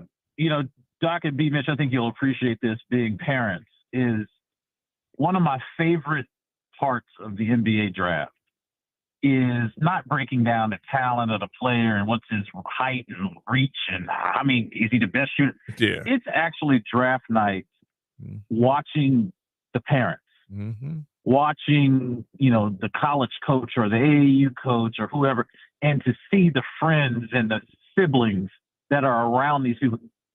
We all know it takes, I hate to say this, it almost takes a village to get these kids to this point. There's so many people that are responsible for getting these kids to this moment. And now they're one of just 450 people on the planet that can call themselves NBA players. It's just to see their face when the commissioner calls their name and the reactions and, mama's crying, daddy's crying, everybody's crying. It's just a really cool moment for me. And last night was my 25th time covering the NBA draft. It never gets old seeing that reaction. Who was the kid last night? Chris had a gray suit on. I think his dad played in the league. His dad played for the Pistons, I think it was. I can see the snapshot, can't put the name to the face. Yeah, because watching those two together, the old school, old school had salt and pepper goatee. It I showed. can see it. Yeah, Carter was his name. Carter. Yeah, Carter.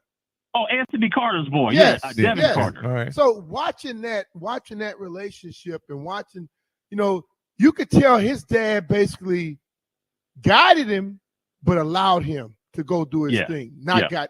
He didn't get in the way. And his dad played 13 damn years in the league. Mm-hmm. Absolutely. Imagine all the parents that get in the way that didn't play a second. It's millisecond, right? But they experts though. Just ask them. But I'm serious though. Like last night, I was writing notes and I was like the backstories. The kid from Duke who brother couldn't play anymore because Oh, some the blood clots. guard. And stuff Yeah. like, all those backstories, that stuff TikTok guy. mesmerized me, Yeah. dog. Yeah. It was a positive side to TikTok with him. Yeah. I love that, man. That was they do a great job, and you're right. See, because you've done it, and this your 25th at it, yeah, and this it's a beautiful getting old, assignment Chris. and work. Yeah, 25 years. Woo. Half of my life I've been covering this doggone draft. That's crazy, right? And you deserve combat pay covering the So, Wizards. I mean, that's what's the idea tonight, Chris? They got round 2 now. What are they looking for in the next round? Well, I know that the Wizards are going to be busy just to see if they can get back into the second round because, they gave up their 51st to get George with that deal with the Knicks. So the Wizards currently don't have a second round pick, but you know what tonight is. Tonight is where does Bronny James end up getting drafted? That's the story of the second round. That was the story of the first round. First round. You ain't lying, man. It wasn't a story for me because embarrassing. I didn't think he'd get drafted in the first round. I didn't either. I mean, I think it's going to be interesting to see where he goes. Now, I did have a petty moment last night. You guys know how I am. Doc, you'll appreciate this as a Laker fan. I was telling a buddy, I said, you know what would be really cool if the Clippers drafted Bronny? Oh, man. I didn't even think of that. Oh, man. You know what? I'll tell you who's going to get drafted, though, when he come along. Bryce. Beast. I like him. Yes, sir. He can play, bro. Yeah. Yeah. He's all right, Chris, man. We appreciate you giving us some time, brother. Good work, legend. Don't stay away so long, man. I thought you had moved out of town. You didn't want to talk to the brother no more. And then my wife took my phone away from me. She told me I couldn't hang out no more. So you tell her, I got my phone back. your big little brother say he want to talk to you every once in a while. Yes, sir. We'll be on that, man. Good man. Good hearing your voice. Tell her Doc told you to say that about me. I got you. All right, brother. Thanks, Tim. All right. Good deal. All right, that's Chris Miller from Miami Miller Sports joining us here on Be Rich Finley. Take us a quick break here. We get back. You know what? Let me see if I want to do this. Yes. I'm going to do this story because Landfill, you had it on the thing for like 3 days. Somebody is trying to, I guess, smear the name of Michael Jordan, and it doesn't make me happy. I'm pissed off. We'll be right back.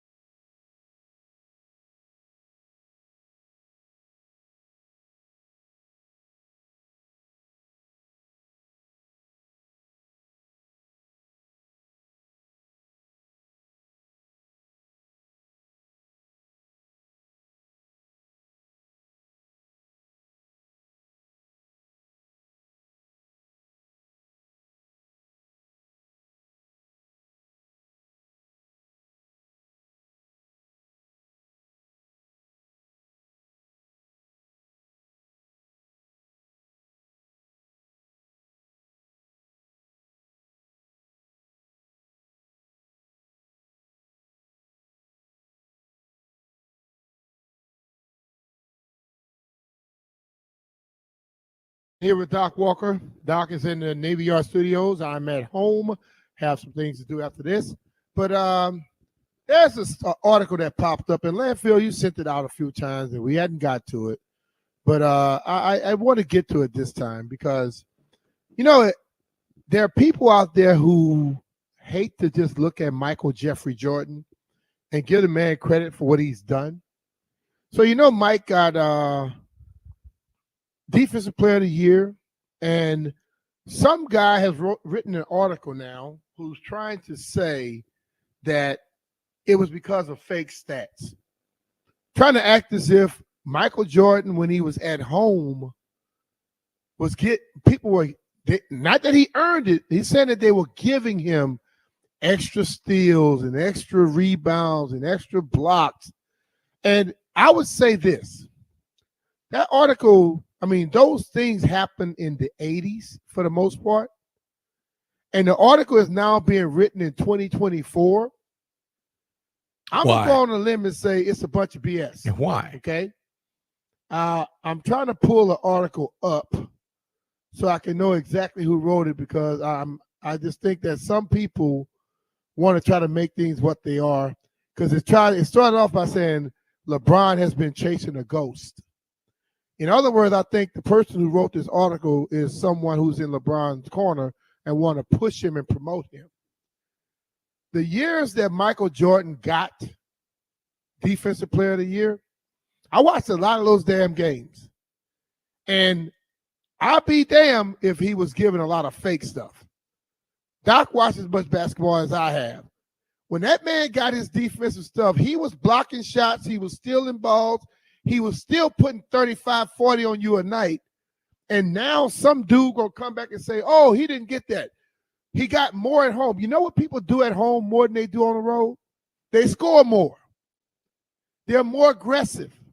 And guess who don't call the fouls on them? The referees. Home cooking. So I don't believe this. I think the article is a pile of crap. That's what I think it is. And I would think that if people, the guy in the article claimed that was the way that people did stuff back in the day.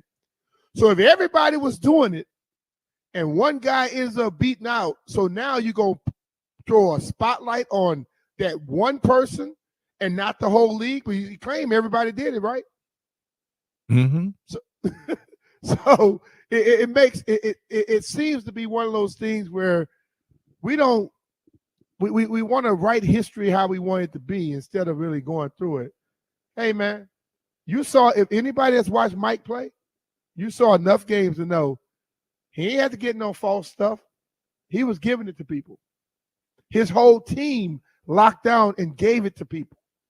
Not his fault, not the NBA's fault, not anybody else's, that people didn't play defense like they did. Yeah, and maybe the people today should care more about defense than they do anything else. Yeah, this is not good because of how long ago it was and why you trying to reflect on somebody that represented so much good about the game, working on both ends when he didn't have to even try defensively and he would have still loved it. That's his but they hate you. The more, that coach used to always tell us the wind blows stronger at the top.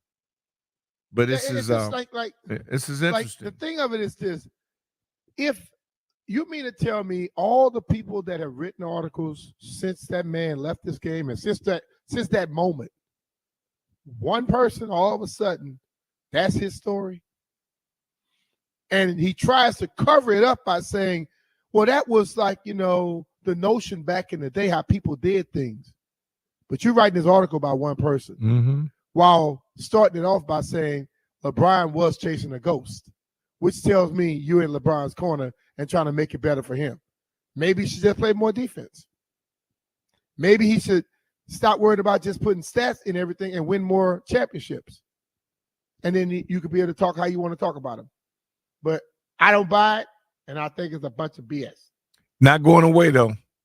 It's going to it's not going away. Well, it may not go away, but you know what? I ain't worried about it. Now, I'm with you. It's going to be interesting to see who flames his fire, because I glanced over it, and then you brought it up again, and Landfill sent it out, and I read it, and I thought, wow, you really got to have a lot of hate in your heart to do that much research to go back in and to go dig that corpse up. I don't know if I've heard anybody even bring it up, even question him. We saw the guy play. He gave great effort on both ends. It's not. He's only discussing that 1 year. Yeah.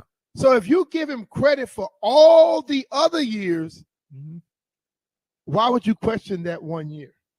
Yeah, he was defensive player. Yeah. He had defensive player of the year more than 1 year. Yeah, but it was that questioning only this 1 year. Yeah. So if you would give him credit for the other, 13, 14 years, whatever it is, 14, 15 years, if all those are good, you mean to tell me I'm supposed to believe you telling me one was supposed to be made up? And he was bionic. Because a lot of this he did with no sleep, or very little sleep. Yeah. So I don't buy that crap. So you know what? Sorry, I even had to go there. But you know what? Right now is that time. Every Thursday we get to this point where people, well, you know what? Bleep you to the dude that wrote that damn article. That's what I'm saying. There you go. To him. So you get a chance. People L you, they wrong you, they did something that you didn't like. You get a chance to bleep them now. 800-636-1067. Give us a call. Be Mr. Finley, 1067 The Fan. Bleep you Thursdays coming up when we get back.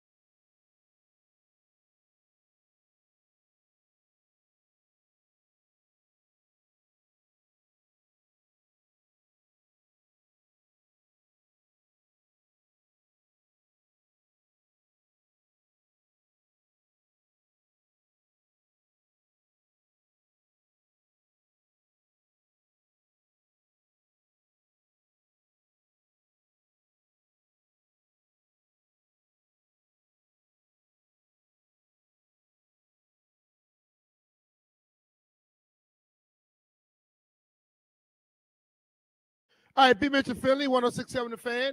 Doc Walker holding down the Navy Yard studio. I am sitting here in my house, and anybody like this behind me, I had this thing in the house for over 20 years, man. I absolutely love it. It's my best piece of anything I've collected ever. It's a 1/2-inch thick glass. It's 5 feet by 6 feet. You can light this thing up. It's unbelievable. And the dude that did it, I'm going to tell you, he is creative as hell. I found, what was a receiver who played for the Minnesota Vikings, Doc, back in the day? Skinny dude. Randy Moss? You don't mean Moss. No, you before mean Moss. Before it Moss. was Anthony Carter. Anthony Carter, Anthony Carter. Anthony Carter got this in his something like this, and then Terry Allen saw it, and Terry hooked me up with the dude, so I got that. Why you got a picture of Smoot in the picture on your picture? Where you see Smoot at? That's not Smoot. Oh, okay. I thought that was Fred. Okay. Fool, that's me. Oh, okay. What you talking about? Ain't no damn Smoot in my house. I don't have nothing for Mississippi in this house. I don't have nothing for Mississippi in this house, fool. Jeff, you didn't think that was Smoot? That dude look like that Mississippi State Bulldog. It do look like that Bulldog. 636-1067. It's Bleep You Thursdays. And you know what? I got somebody on here that did. Richard told me it was the first time calling, and I'm going to go straight to him. Let's go to line 8. Big Tony's your first time. I'm doing it because I like you. Because you ain't threatening nobody, because you know your liberty legs, I'll beat you. That's the Big Tony? Who you got to bleep, dude? Man, bleep everybody. I don't care what we talking about. I bleep everybody. That's how I roll. But look at B. Mitch. Sam, we got to hit them turkeys on Thanksgiving. Boy, it's Bleep You Thursday. Say bleep you or get off the phone. I ain't talking about no damn turkey. He gonna try to change the agenda. He don't play by rules. Yeah, goodbye. Bye, Tony. That's why you got to treat him. Bleep everybody. I banned bleep him. you too. Yeah. Bye. All right, let's go to Alexandria and check out Bobby. What's going on, Bobby?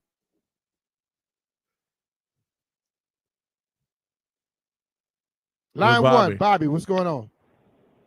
Hey guys, how you doing today? Doing good. So brother. I'd like to bleep you.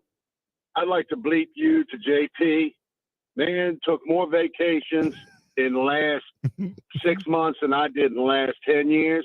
And I want to bleep you because I think the song that comes on and says, be Mitch and Finley, I think Jeff and them guys need to audit and say, be Mitch, no Finley. Because that's all that's going on.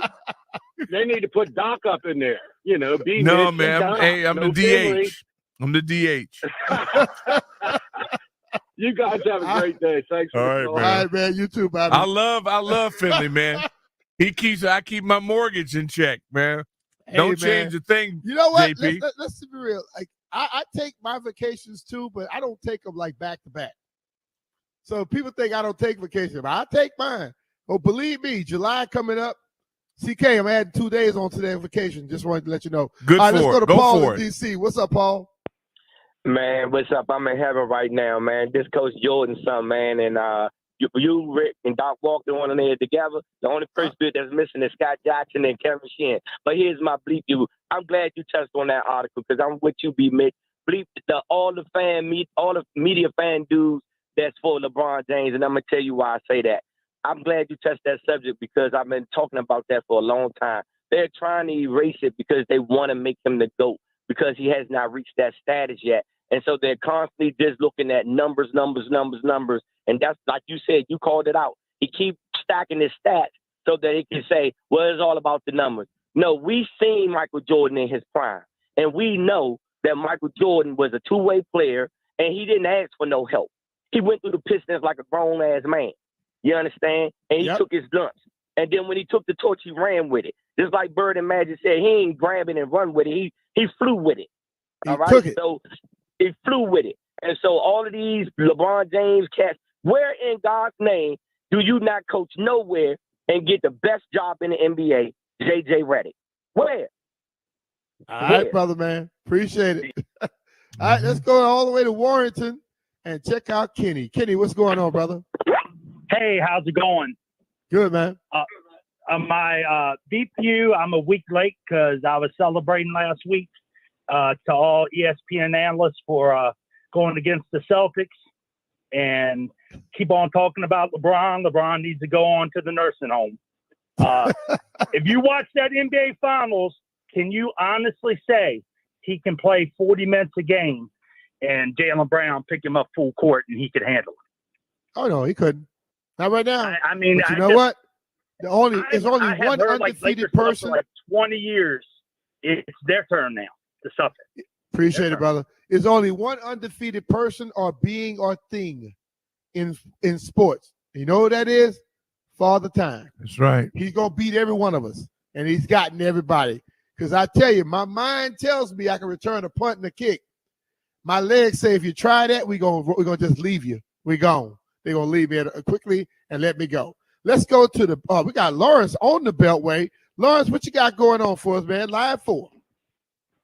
Hey, what's happening? Listen, this is an honor. Now, I've been on the phone with you and JP, B. Mitch, but Doc Walker, man, this is an honor. I want to get that out the way right off the break. My man. I am honored to be on the phone with this guy. Okay, with the two of you, that's NFL royalty. That's not no local hero stuff. That's NFL worldwide royalty. Appreciate you, brother. I got a quick bleep you. I know he's not there, but JP Finley got to get a half a bleep you from me for thinking that Bowie State was in Laurel. That was yeah. Now, I'm with you on that, Lawrence. Hey, now, the dude knows everything around the world, but he don't know things locally at all. Now, I do have a slight gripe with a certain early morning sports show that might be or might not be on this station that has been jocking Caitlin Clark left and right. Every time she ate a sandwich, they were talking about it. But Monday morning, it took them 2 hours and 27 minutes to even mention Angel Reese because she got that victory over them on Sunday. Hey, man, we can let that thing be what it is, but you know what? The play will always speak. Leave it at that. All right, brother. Take care, Lawrence. Appreciate that. All right, let's go to my guy in Severna Park. Hadn't talked to him in a while. Carlos, what's happening, brother? Gentlemen, happy Thursday. Hey, listen, you guys know how in the summertime people are just like, whoa, all we got is baseball. It's a desert wasteland for sports during the summertime. All I got to say is, bleep you to all those people that think that baseball is the only sport that goes on in the summertime. Right now, in landfill, back me up on this, big fella, because I know you watch the sport. America, listen, we got soccer. I know you guys don't like soccer much. We got soccer going on. Cristiano Ronaldo and Messi are taking the field probably for the last tournament. You got soccer going on worldwide. I know just because you guys can't, not you guys, but half America can't run more than 50 feet without, catching their breath. I'm sitting here eating lifetime supply of pupusas, watching soccer from 9 a.m. to 8 p.m., and this is going to last all the way until the Olympics are done. Hey, Carlos. Don't tell me that there's a wasteland of sports. Oh, what's up? Carlos, we love soccer. I watch Argentina the other night, but you know what? I'm Beautiful. about to beat you because you eat pupusas and you ain't bringing us none of them. You're not bringing us any of the pupusas, man. What's up with that? That's it. Nothing. I'll bring him by. I promise you. I've just been busy with microbiology and all that, but I'll call Jeff. I'll set up a time, and I'll bring you guys like 30 pupusas, and we'll have a good time. Yep, 30 I pupusas. like that. That's a good number. I love number 30. I'm looking at it right now. All right, man, let's go to G-Man in Landover. What's up, G-Man? What's up, B. Mitch, Mr. Doc Walker, man? What's up, G? What's going on? Chilling, hey, brother. Man, my bleep you was to the Lakers, man, for hiring J.J. Redick. I don't think it's going to work. He's going to end up just like Steve Nash, 1 year and done or less. Them boys ain't going to listen to J.J. Redick. That's all, man. Have a good one. Brother. All right. Appreciate it, man. All right. This one here, like JP said, wild ride. Let's take out my man, Commander Tequila. Who you have to believe, brother? Hey, you guys, Doc Walker and B. Mitch, love you guys a lot. My man. You guys played for years, love it. Well, today I'm going to bleep my refrigerator because it's empty again. It used to be It did full. what? My refrigerator, it's empty. It's empty? Yeah, it's empty. Well, I you gotta need to go fill it bleep tomorrow. yourself. You got to put something in it. The refrigerator can't go shop for itself, Commander. What's up? No, brother. It has 5 bottles and it's gone. It has 5 bottles of what? It has 12 6-packs. and a couple 4-packs. So you drank all your liquor, you blame the refrigerator. Hell yeah, I do. It wasn't luck. Who drank it? I think my older kid did. Your kid? Yeah, I got an older son, 22 years old. You gotta bleep your kid instead of the refrigerator. Bleep the kid.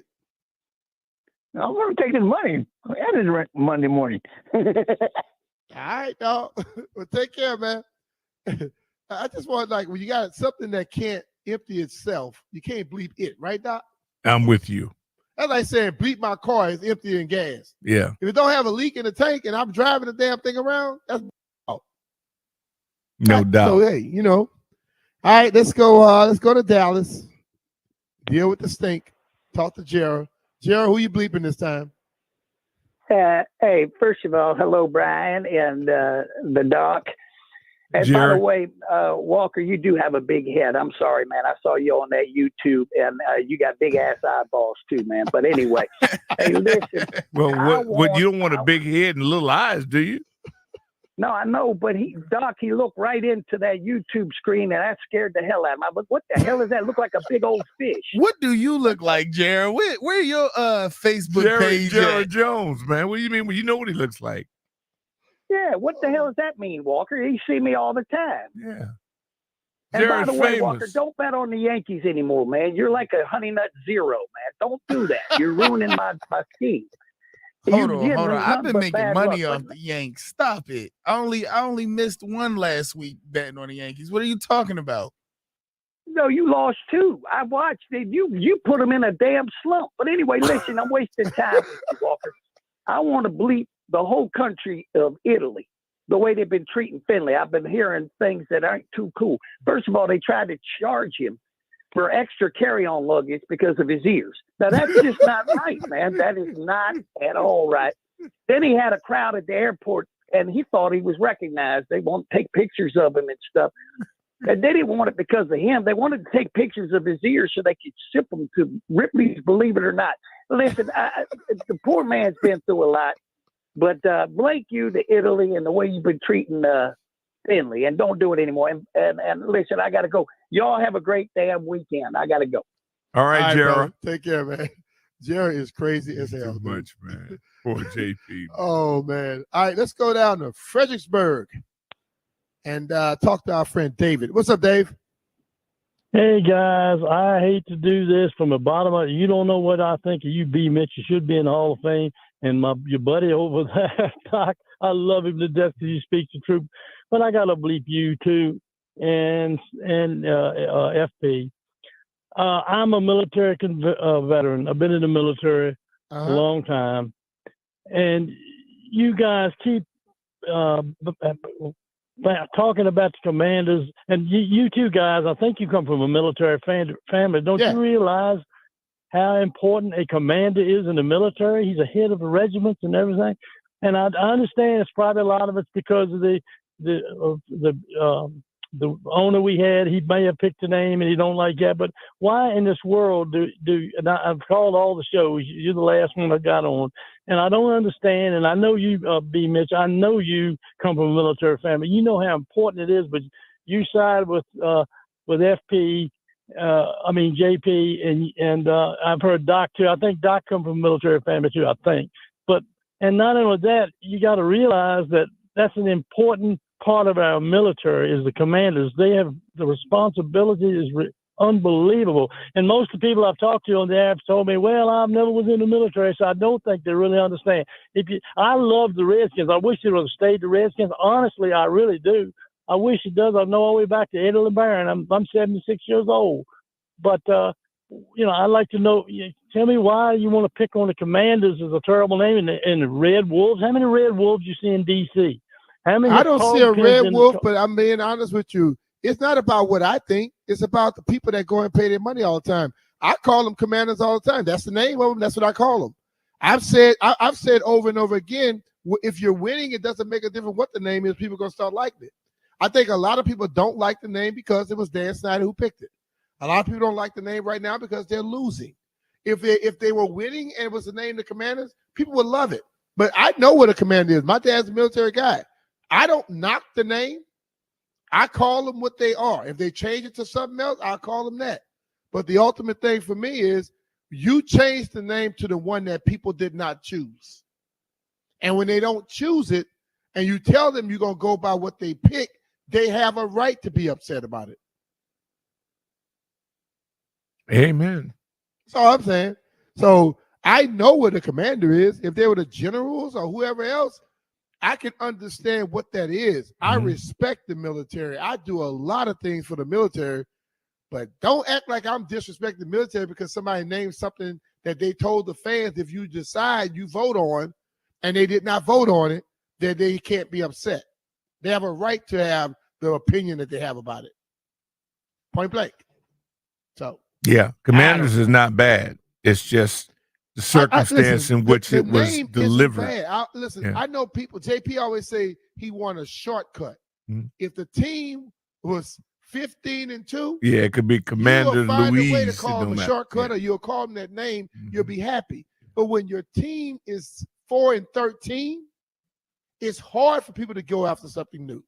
That's the whole problem. Yep. It has nothing to do with the name per se itself. It's all the things that surround it. Agreed. You had a person people didn't like who changed the other name they say he would never change, which that statement made everybody come out of the woodworks against him. Then when you change it to a name that wasn't the most popular with all of the people. And you said you were going to do it that way. It was not the people's choice. So that was a lie. But see, when you tell people it's going to be their choice, and then they know you did not adhere to that, they have a right to be pissed. And I think that's what it's about. I think if this name had changed under somebody else and they were winning, nobody will complain. Nobody. I truly believe that. Agreed. But no, some people are going to complain forever because they did not want the other name to change. I have a bleep you, Mitch. All right, what bleep you got, Lenny? JP Finley.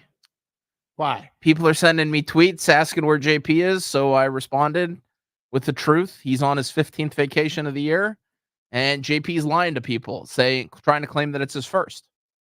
JP is on crack. He's clearly lying. I have a bleep you to close back too. from Outer Banks. Yeah. And he's saying that it's his first? It's easily vacation 15. Hey, man. I have a bleep you too to close the segment. All right.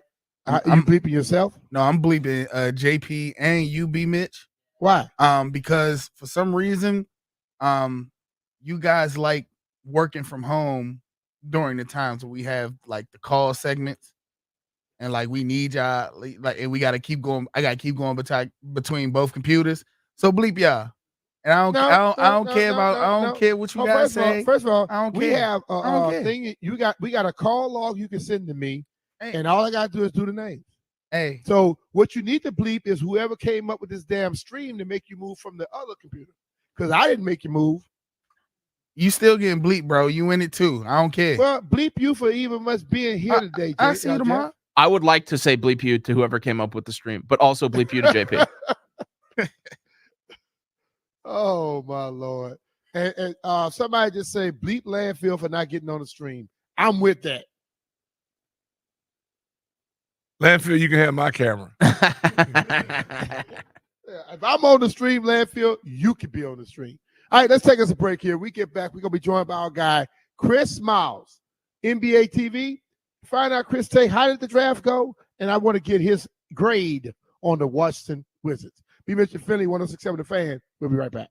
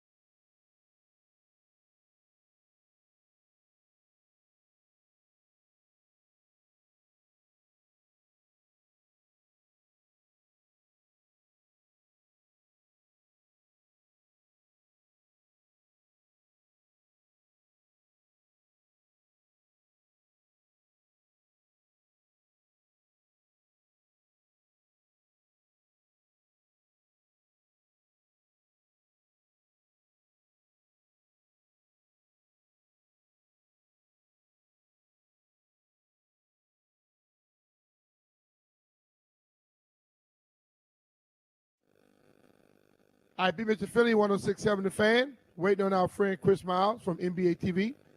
Want to find out what's his take on the Washington Wizards as they made their picks last night at number 2. All right, let's go right to Chris Miles, NBA TV. Chris, what's going on, brother? How you doing, man?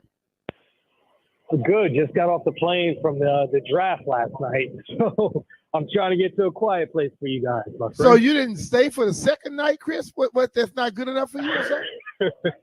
Hey, one night only, man. One night only. Hey, that's how it used to be, but they're talking to all the football teams to find out how they handle that time in between and try to manipulate things. But it's just ultimately, all in all, how do you think the Washington Wizards did last night? Well, so it depends on who you talk to, right? If this comp that Alex Sarr is like Evan Mobley, then I think that's a great pick for them. And if Bub Carrington, who's 18 years old, had a triple-double in his first ever college game, can be someone who develops into a really good player, if not a star in this league, then I love the draft. I don't like the kid they took at 27, who averages 7 points a game, but at 27, who cares? He doesn't have to be a great player. But the first 2 picks, I think were quality picks. I had a lot of people tell me that Bub Carrington was a guy, like, I heard of him about a week before the draft, not someone that I had on my board. They're like, he's a super hooper. He's a basketball player that will figure it out. So a lot of the NBA guys, a lot of the scouts are really high on him. So I think that's a great pick. And I like how aggressive they were. I don't like losing Denny Avdija, who's still only 24 years old, to try to make that happen. But I think the Wizards weren't interested in paying Denny Avdija what he's going to command from teams that are trying to contend in the future. So I don't like that part of it. But the 2 players they got in the top 14, I think could really help this team try to turn things around in a few years. But don't you think that if they felt they wasn't going to pay Denny, and they're not competing right now, it was best to let him go at this point? Yeah, and that's kind of like, we've talked about having a plan and having a vision and trying to figure out who you are as a team. Right now, this team seems to know who they are. And in years past, we couldn't say that, right? We're like, what are they trying to do? Are they trying to win now? Are they trying to be a team in the lottery? Well, they're going to be in play for, Cooper Flagg, Ace Bailey next year. They're not going to win a whole bunch of games. I don't think so, at least, unless they make some more moves here in the next couple of weeks. And that's okay, right? Like they tore this thing down to try to get kind of the same run when they had John Wall and Bradley Beal and Otto Porter, more than 11 years ago now. That's what they have to do. They need 2 or 3 years of trying to make the right picks in the draft to try to make this a competitive team again. Kuzma, I kept waiting and thinking, would you invest in him at this point? No, his timetable doesn't match up. Now, here's the thing. I thought Kyle Kuzma at the trade deadline was gone. Right? Like, you look at teams. I mean, you go look at the team that was in the championship, right? The Dallas Mavericks. Mm-hmm. They were looking for a guy like Kyle Kuzma, and they ended up with P.J. Washington. I tell you what, I think if Kyle Kuzma was on that team instead of P.J. Washington, they ended up with Daniel Gafford. I think the Mavs might have had enough offense to win it, right? Like, I think Kuzma would have been that X factor. I think he's a better offensive weapon than P.J. Washington. So I think teams are going to recognize that. They're going to see how Gafford was for the Mavs, and they're going to try to poach Kyle Kuzma when you get to that time of year when it matters most of teams are trying to win a championship. Do you think that's completely out right now? We got to wait later, or could that happen today? Yeah, I mean, that's something that could happen in the summer. I think with players like Kuzma and it's particularly a guy like Jordan Poole, right? Like Poole's price tag is one of those things where the longer his contract goes along, the more valuable he may become to other teams who are like, okay, we can have that as an expiring contract. But right now, that Poole deal is really albatross, like for other teams trying to take that on. And for the Wizards, if they're going to have all these rookie contracts and kind of be under the salary cap, it's not that big of a deal for them to have it. But I don't see Poole or Kuzma as being part of the long-term plan when I look at what this team is doing now. And that's the thing. I love the direction they're going in because for so many years we didn't know what direction it was. Now we see what it is. And for me, I personally like Ron Holland the most in this draft. He went 5 to the Pistons. But I think if the Wizards reached and picked for him there would have been a lot of backlash. I think there's less pressure on Sarr. A lot of people thought he should have been the first pick, and he didn't want to go to the Hawks, right? Like, first of all, let's look at what happened. Alex Sarr, who you got at 2, spent 2 years in Atlanta at the overtime elite, and was like, you know what? I don't want to play for the Atlanta Hawks. I'm not going to go work out for them. Instead, he wanted to get picked by the Washington Wizards. So I think that's a positive sign where you see where this team is headed and how players are starting to view the organization and the direction they're in. Yeah, that's something that people should be happy about, because I don't know many people who are saying I want to go play for the Wizards at first. Yeah, I mean, and you know, I can't overlook Malcolm Brogdon coming in. Yes. We've all kind of encountered him before. He's a guy whose nickname is the president, right? Because he's a leader. He's a veteran. He's the kind of guy that doesn't complain a lot in the locker room. He's level-headed. I think when you draft a kid like Bub Carrington that's coming in at 18 years old, family from Baltimore, right, like kind of coming home, you want to have a vet on the team that can, you know, teach him the nuances of the game and can also like help him develop and learn to become a pro. I think that was really interesting to see Malcolm Brogdon come over. And, you know, once you get to the trade deadline, he's another guy that teams may covet to try to pick him up if they're trying to contend. How realistic is it when the experts say that next year is another great haul in terms of young talent? And how do we stay engaged? What should we realistically expect out of this group as we say we're 2 seasons or more away? Well, so when we say 2 seasons away, right? I mean, if you look at teams, like look at the Houston Rockets. They had a 19-win jump this year. Right, they were down for 4 or 5 years, and then they had the 19-win jump. I think the Wizards could look at it like if you win a couple of more games and Sarr develops, like you just want these guys like Koulibaly, you want them on the floor. Sarr, you want them on the floor. I mean, you know, it's 2 French dudes, so hopefully they get along in that way. But really, you just want these young guys to get enough playing time and not be spending time in the G League. And I think Koulibaly got that his rookie year. If you get that from Sarr, by the time you get if you end up with a top 3 pick, and that's kind of what you're hoping next year, and you get either Dylan Harper, Ace Bailey, or Cooper Flagg, if you get any one of those 3 guys, then you're ready. The wait is over. Like you should be thinking like you're ready to compete. So when I say 3 years, I kind of backtrack at the last year as well. But these next 2 drafts are loaded with talent. When I ask people for comps, I mean, I asked Grant Hill for the comp of Cam Boozer, and he's like, man, that kid, I don't know, he reminds me of Tim Duncan. Oh, what about Cooper Flagg? I think he could be the best player on the championship team. Like, this is what Hall of Famers are saying about these kids that are coming in. So I think the Wizards should be in position to grab one of those. This draft wasn't built in that way. And hopefully Alex Sarr is part of that. And he can be like the Evan Mobley type as the Wizards look to get back into contention. Chris, you lived in this town for a while. And the fans have been waiting a long time. And I know I've heard them say 5 years and all that type of stuff. It has to be more than 5 years if you expect, you know, a lot of these fans to stay waiting. But the way they've worked over the last year or so shows me they have a hold on what they're doing.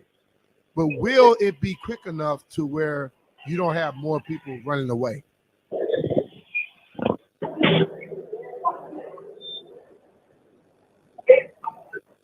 Hello?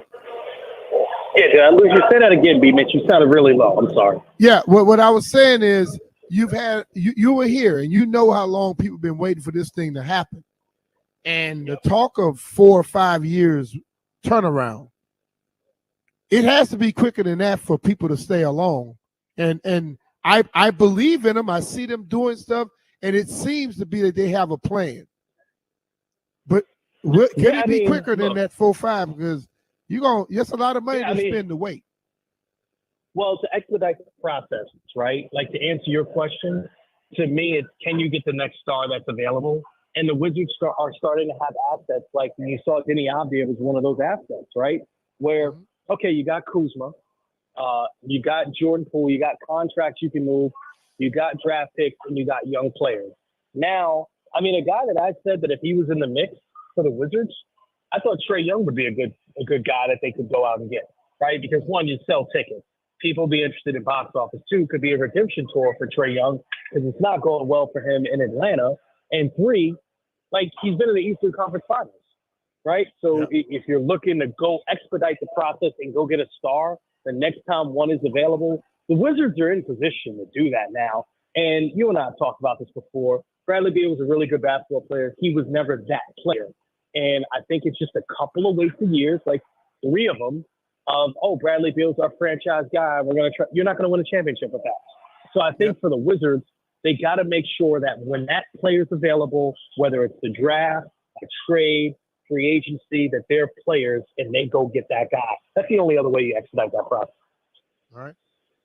Yeah, interesting. And it is real talk, whether we want to hear it or not, but we also need a bell cow. And I don't know if that person's been identified yet that puts the ball in the basket on a on-demand basis. And that's what I want to know, who that person is. Well, so that's what I was kind of saying to you. Next year's draft, at the very top, we know that there's 2 or 3 of them. Mm-hmm. The following draft, there's 2 or 3 of those kids. Okay. We know it. For instance, Darren Peterson is a guy 2 drafts from now that we go, what's his comp? You ask me, what's his best comp? Devin Booker. What's his best comp?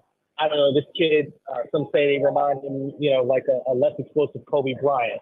What do you think about, Cam Boozer? Kind of like Tim Duncan, fundamentally tough. Like, those are the comps that they're making in 2 or 3 years from now. Wow. You didn't hear any of that in this draft, right? And then, I was actually talking to our draft guy last night who loves Cooper Flagg. I'm like, and he's like best prospect in years. Like, he's better than Zion, right? So we're going to see if that's true at Duke this year. But to that point, for the Wizards, it's like, are you willing to play, like you guys are saying, is the fan base patient enough to wait 2 or 3 years for that? Because you got to wait for next year's draft for that player to develop, blah, blah, blah. Or are they in a situation where can we go get a guy who's already there and trade the asset that teams think are going to land them that guy? That's really the key for the Wizards at this point. All right, Chris. Well, man, we got round 2 tonight. We'll find out what's going on, although you left already. Oh, yeah. I left New York. I'm sorry if it sounds like I'm in the airport because that's what I'm doing, trying to get to my ride and get home. And actually, I'm on WNBA coverage tonight in Atlanta. So I know that's not what's really interesting you guys right now. But we respect that's what it is for me. We respect the hustle. Man. Hey, there's all kind of stuff going on these days. But you know what? One thing about being in the media, you can work from wherever you are because technology, brother. We love it. I'm at home, Doc in D.C., but we on air with you. We love it. There we go, brother. All right, Chris, man, I appreciate you. Thanks, Chris. Yep. All right, it's Chris Miles giving us some time from NBA TV. We're going to take a quick break here. We get back. We're going to do some betting. Jeff, I think I won last night. I'm always think I win. Be Mitchell Finley, 106.7 The Fan. We'll be back.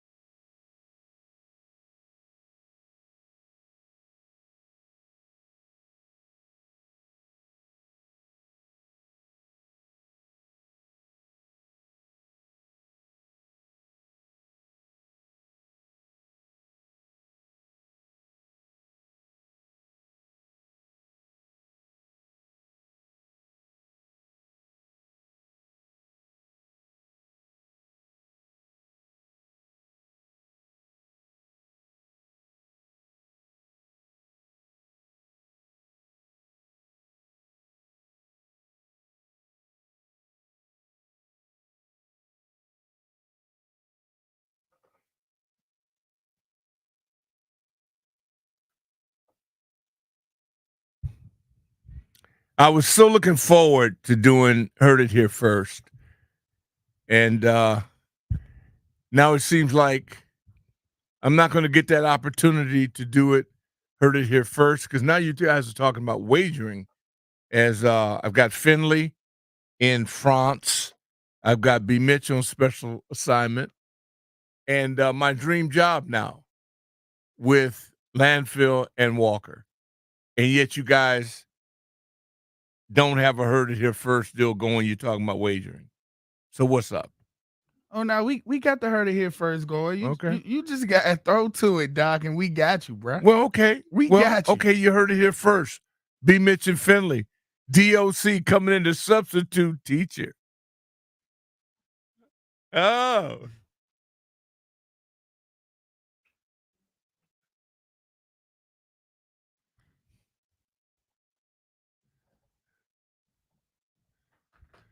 All right. That's awesome. There we go. I like there we that. go. Okay, so Landfill did hit his bet last night. So Landfill actually is the winner for the week because B gone and he lost today. So because he's not here. So Landfill's our winner, but I'm the winner. we still What's got some new? bets. We still got some bets to make tonight. Also, I did technically call the Wizards drafting Jones with the 26th pick last night. He did. Which technically happened. He actually That's said awesome. that. Yeah. And I believe you. We got the audio. I was just listening Yeah. to it. I mean, I'm dead because the Wizards, the Nationals just took me completely under. I mean, had it not been for my incredible ability to hold my breath, I would have drowned. It was a rough series It in was San brutal. Diego. It was brutal. And we got punked. Yeah, there's no way to spin that as positive. No, That's a just- disaster. It is what it is. Yeah. The good news is that it's over. Yeah. Yeah. Whew. What I'm gonna go with tonight because the Yankees made a complete fool of me last night. I said we know who run New York, and the Mets said, "Are you sure?" and they showed us. I'm taking the United States to be beating Panama at halftime in soccer tonight. Hold on, what? Oh, you Yeah, gonna yeah. just jump on that? Oh, that's because for the actual money line it's minus 260 for them to win. Yeah, but at halftime it's minus 120. So I'm taking that to be winning at halftime. So Jeff, you got off the stripers, off the pinstripers? Come on, Doc. You don't give up on. Oh, I'm about I to am say a it. Washington Commanders fan. You think I give up that easy? Okay. No, Well. I'm taking my Yankees tonight to beat the Blue Jays. Mm-hmm. And this is going to be an abnormal parlay because I'm also going to parlay the Orioles to beat the Raiders. Oh, O's, yeah. I was about to jump back on the O's. I'm going We'll orange take and that. black. Orange and black. Yeah, orange and black. Okay, so we got Doc taking the orange and black. Mm-hmm. I'm taking the Yankees parlayed with the Orioles, and Landini is taking the U.S. to win by halftime, winning at halftime, right? So what we gonna do? We're gonna have a 2 weeks since Doc starting fresh. Whoever win their best tonight win the short week of Heard It Here First. I agree with that. The three of us tonight. Well, tonight, yeah. Head to that's head. our own. I'll go with got the the win for the O's. show. I got an opportunity to win twice in 1 week. That's Yeah. pretty strong. Yeah. Yeah. Now, and tomorrow, I mean, will either one of the celebrities be here tomorrow? I mean, I'll be here, but I'm wondering. I believe B Mitch will be here. Oh, okay. Yeah. That's Oh, good. the I'm sorry. I said either Celebrities. one of the- Jeff and not. Yeah, Jeff and I'll be here. Okay, you guys will be for okay, sure. good. Yeah, yeah. Yeah, okay, good. Well, hey man, it's always a pleasure. That's all I know. Always a pleasure to kick it, man. And I did the Nats thing. I'm glad we didn't touch on it. I'm glad we kind of like overlooked it. Today we had so much input on round ball. I'm glad we didn't do it. We're a one-trick pony today, which is good because I didn't want to deal with the Nats.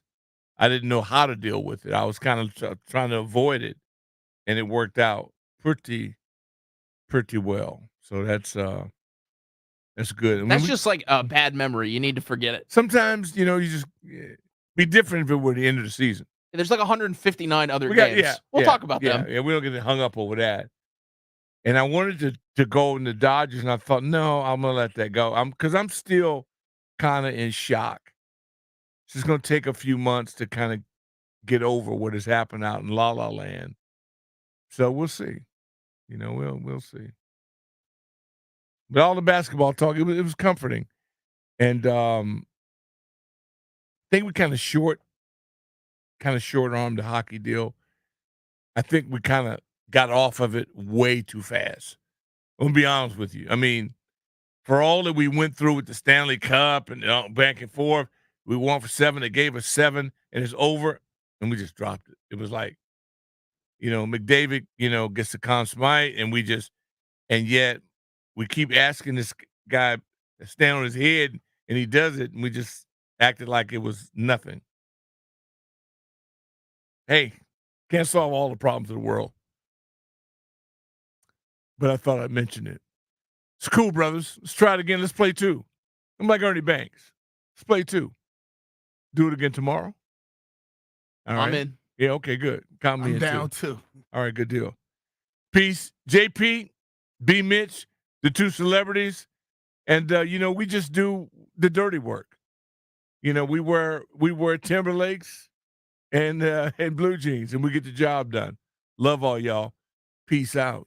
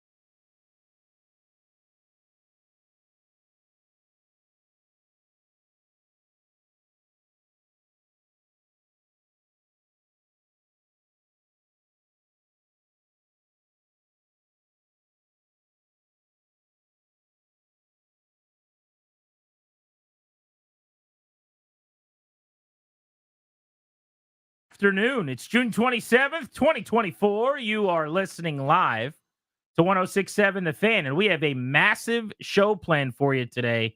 Pretty ridiculous guest list on Grant and Danny here on The Fan. We'll tell you about that in just one moment. We are an hour away from the opportunity to talk to David Aldridge, who's covering the NBA and the Wizards for us. Of course, The Athletic is where he applies his trade. We're going to break down this draft class. Beltway Blitz at 4 o'clock. But in studio, coming up in 20 minutes, Clinton Portis, former Redskins great. Kato June, who was a great defensive player in the NFL, both going to be stopping by in about 25 minutes. And GM of the Capitals, Brian MacLellan, on the show today at 5 o'clock, Danny. This is going to be a heck of a 4.5 hours. Look at your pals moving and shaking, booking the old guest situation. Love it. Are you over 20? You're not getting drafted by the Wizards. You're not welcome. Go away. What are you, 23 years old? No, we don't want that. This is a philosophy. They are going for the future. Let's not mess around. This is what the plan is right now, and I'm here for it. There's going to be some pain. They're going to come in second a lot of games, but this is a philosophy. Yeah, let's just dive right into last night's draft right off the top. They tied center blocks to their feet and jumped in the water. They are trying to not only get to the bottom, but as quickly as they can. And to your point, I can get behind this. I've signed up for the tank. I've signed up for the rebuild. They did the other thing for a long time, which is pretending you're better than you are, being okay, and maybe getting into the playoffs. In this sport, in the association, when you're bouncing the basketball in the hardwood, being the 7th or 8th best team doesn't get you a whole lot. And they tried that for a long time to no avail. So they are doing the opposite with a front office that is well-liked and revered around the league. I like what Michael Winger and Will Dawkins and Travis Schlenk have done since they got here. And last night I thought they put on a bit of a clinic in the draft. But we got to start with the trade before that. So this was mixed reviews, I would say, within the fan base. They decided to trade Denny Avdija to Portland. They got the 14th pick in this year's draft back, which they used last night. They got a first in 2029, 2 presidencies from now. The kid they'll draft in 2029, if they draft like they did last night, is currently 11. It's an 11-year-old in 6th grade somewhere that they will, probably actually younger than that. Yeah. My son plays on a U11 soccer team. They could draft your son. I bet you they don't. Maybe they could, though, in 2029. And then 2 other future second-round picks, probably closer to 29 than now. But that was the haul for Denny Avdija, who's 23 and coming into his own. And initially I saw that and I was kind of upset because I thought, well, wait a second. You got to do better than that for one of your best players who I think is coming into his own and has become really, really good. But as I thought more and more about it, we really like Denny Avdija here. Denny Avdija is okay. Denny Avdija is the 4th best player on a championship team. The 3rd best player on a really good team. He's fine. There's nothing wrong with Denny Avdija. Denny Avdija is good. He's a great defensive player. He can go out. He'll get you 14, 6, and 5 or whatever. But we're all acting like they traded a championship piece last night when the fact is he'll be perfect 3 or 4 years from now for them. But what does he really get for them over the next few years? And they move him and they pick up all the assets, including a 14th overall pick last night. We'll get into the haul from the draft that they ended up using on an 18-year-old with a 6'8" wingspan who can get buckets, who is a rookie of the year in the ACC, who's going to be 19 as a rookie this year, who fits in better with where they're at and the build that they're putting together. So there's several interesting parts to me. One, they signed him to an extension. Remember this? This is not that long ago.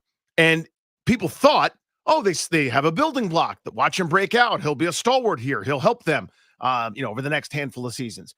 It was actually, you find him an affordable contract and it makes him that much more desirable. Because you get the productivity you're talking about, right? I think he can be a perfectly decent player on a bad team.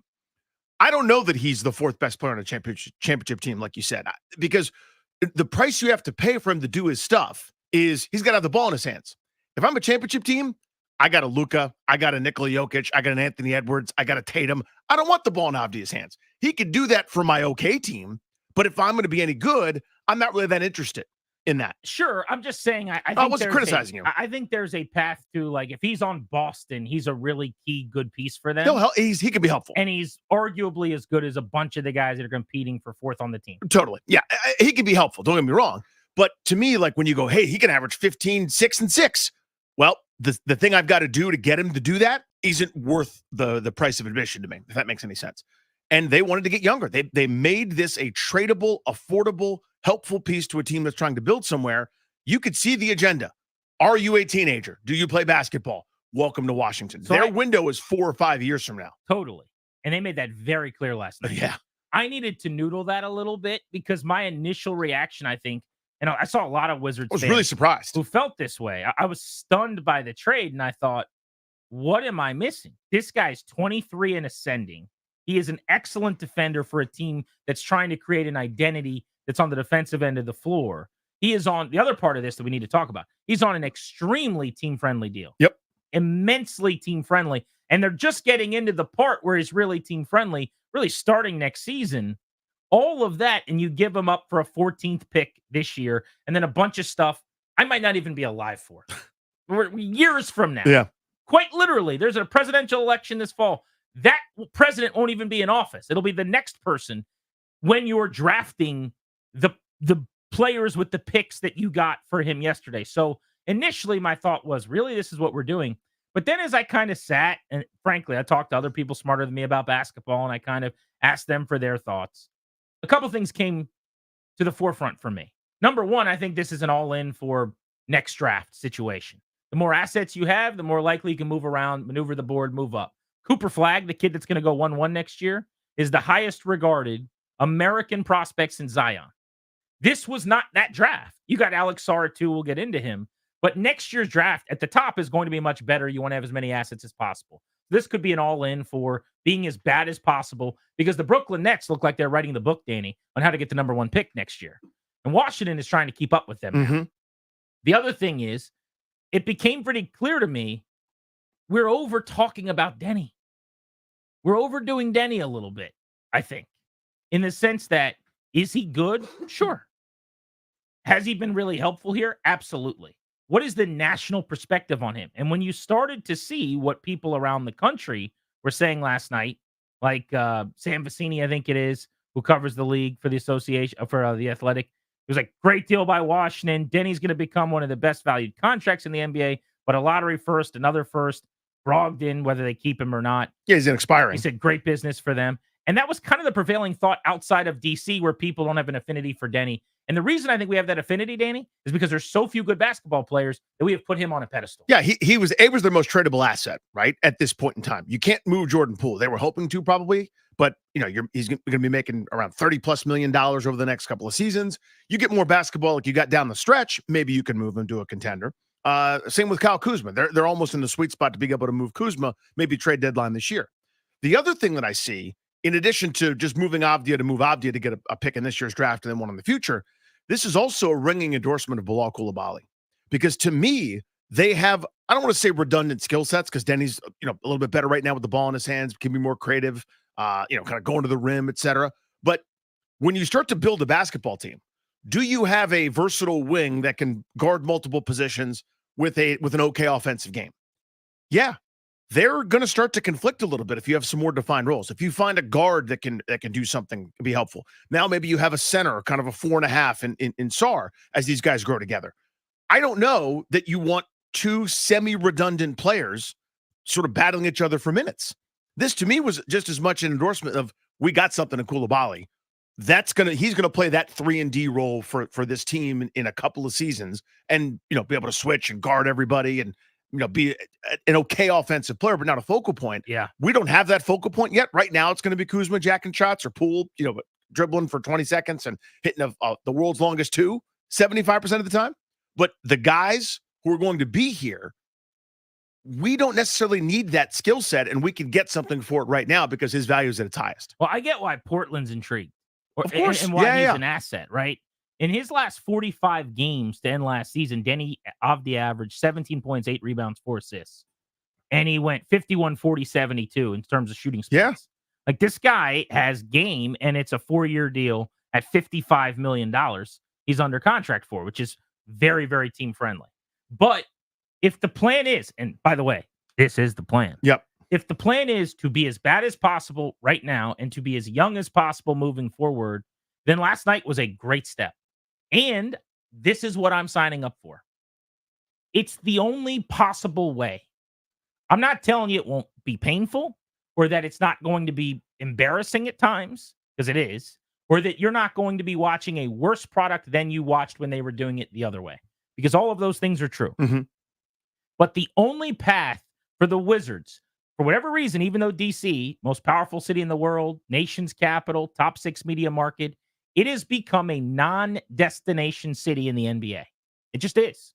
It does not compete with the places where the really good players want to go and sign. So you've got to do it through the draft.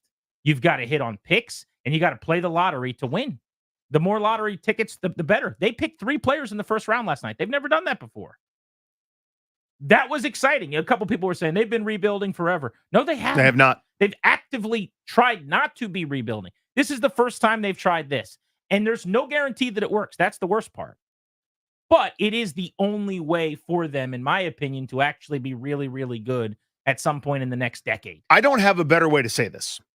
They need to be one of the cool kids. And I wish there was a better way to describe it, but you got to bear with me. They have not been. Many cities were not cool. Many basketball places were not cool. Oklahoma City's now kind of cool. The LA Clippers were the little sisters of the poor. They were the also-rans. They were the redheaded stepchild, whatever you want to use. They're now a destination where you can get a Kawhi Leonard or Paul George to team up. Maybe get a James Harden. Whether that works or not is irrelevant. Washington is trying to turn into that now. New York has always been that. You just get out of bed and you are. Brooklyn moved out. They went from New Jersey, not cool. Brooklyn, cool. Boston, LA, Miami, destination places, right? There's some sort of cultural turn that has to happen. The way to do that is what you just laid out. You get right a couple times. You find a guy that nobody else saw. Maybe it's Bob Carrington. Maybe it's Kaishan George, whose game I like. Maybe that guy turns out to be better than anybody thought. You get a couple nice young pieces, and then you get the guy that's looking around going, that actually is a pretty good spot. I could fit right in there, and we could win a whole bunch of games. That's the catalyst. That's all it takes is that moment. They weren't a cool city. They weren't a cool organization because they've been poorly run for decades, and everybody knew it. Everybody knew it. Back in the 80s, poorly run, a joke. 90s, same thing. My entire life, they've been kind of a punchline in this league. Teams go from punchlines sometimes, most of the time, to one of the cool kids. It's hard, but the way to change it is to go through some pain, not be 37-45. That doesn't do anything for you other than get you another 37-45 season. Brings us to the 3 picks last night. Mm-hmm. Number 2, number 14, number 26 overall. Number 2 was theirs for being terrible.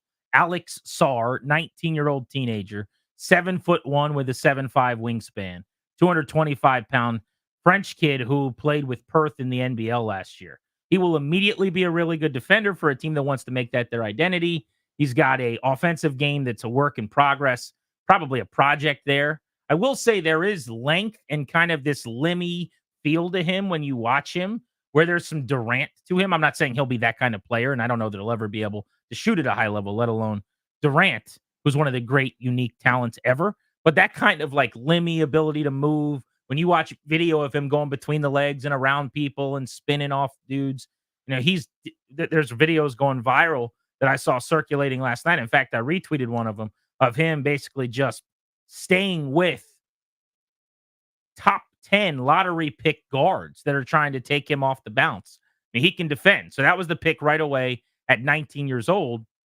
Then at 14, with the selection they got in the Avdija deal, they took the aforementioned Bub Carrington, who you referenced. He's 18. He will be 19 this season, but right now he's 18, one of the youngest players in the draft, 6'4" with a 6'8" wingspan. By the way, that's a theme here. They like length. Yes, they do. Another very long 6'4" guard, was 14-5-4 in terms of points, rebounds, assists this year at Pitt. He was the rookie of the year in the ACC, and he's viewed as this upside play because there's projection. The youth means there's going to be growth. He's a guy that a lot of people fell in love with late in this draft process, and kudos to our guest at 3:30 today, David Aldridge of The Athletic, who had before the draft that Carrington came in really late, like a couple of days ago. They were working him out, and then all of a sudden they made this trade. It's pretty obvious they fell in love with him. Yes, they did. And they thought, if we could trade Avdija, we can get Bub in the deal. And then they felt like they needed to do it. Yeah. So just real quick on those two guys. For Sarr, this is not a great comp, and I'm doing my best here. it reminds me of one of those, like a really athletic quarterback coming out, where right now he could do something for you. You could have some running plays, you could have some read option, you could do a few things to use his athleticism where he can help you. Eventually, you'd like him to grow into a great passer. Now you look at Sarr. Right now, he can run and jump. He could, switch out on a couple of screens. He can play drop coverage. He can block some shots, protect the rim, run the court. He could be a 10-10 guy just by hustling as a young player. Now, down the line, you'd like him to do all the Aaron Rodgers type attributes, the Peyton Manning type things. That's going to take a while to build his offensive game as an 18-year-old. Fine with that, obviously, right? Like, there are flashes, there are moments where you go, damn, that's in the toolkit. Now it's our job to get it out more consistently. But early on, just being athletic on a basketball court, he can help you. Goes without saying because he was picked second, but you can kind of dream on him becoming something really special. And we had a couple of guests on this last week that said as much. Like, supposedly there's not a star in this class, but if someone does become an elite, unbelievable player, Sarr has as good a chance as anybody. He's number 2 as far as the odds right now for Rookie of the Year. Carrington, really quickly, what do you think? So it's so hard to project as an 18-year-old. His jumper's inconsistent. He's long and lean, but will he hold up well physically? Probably not right away in the NBA. I don't know, but down the line, you could see him adding some weight. Reminds me of Katino Mobley. Remember that player a little bit out of Rhode Island? Houston Rockets. Yeah, so Mobley was a shot blocker and physical too, but has that kind of lengthy, herky-jerky game a little bit. His pull-up, his mid-range game is pretty advanced, I would say, for a kid that age. I'm excited about it. I watched him go for 24 against North Carolina in the ACC tournament. He was electric in that game. He can get buckets, and he's a creator. He's got floor vision. I'm excited about him. The third player they took at 26 was Keshawn George. He is the old man in the group. 20. He's 20 years old, so his career is almost over at this point. Seriously. 6'8" with a 6'11" wingspan. You'll hear this again, length. But 68% of his shots were threes. He can fill it up from outside. He's a shooter. If he can knock down threes between he and Kispert, you start to have a couple guys who can shoot it, spread the floor with length and some wingspan on this team and defend. It could be a fun 3-and-D kind of squad. I think the vision's pretty obvious, though, between Carrington, who's 18, Sarr, who's 19, Koulibaly, who's 19, George, who's 20, Tristan Vukcevic, who's 21. They're hoping they hit on a couple of those players in a big way. And if 2 become all-star type players, you're in business. Absolutely. And again, the theme is the length. You already said it, right? I mean, so George at this point as a freshman, mostly shooting threes, catch and shoot. He's pretty smooth. It reminds me of Joe Johnson a little bit in terms of his game. He's not going to be explosive at any point in time. And can he grow into a defender? Don't know. But at 24, worth the risk. More on the NBA draft as we continue today. It cranks back up in round 2 at 4 o'clock. We've got David Aldridge joining us from The Athletic at 3:30 in a little over an hour. But next, in studio, I see a couple of former NFL Pro Bowlers, Clinton Portis, Kato June, going to be joining us on Grant and Danny here on The Fan.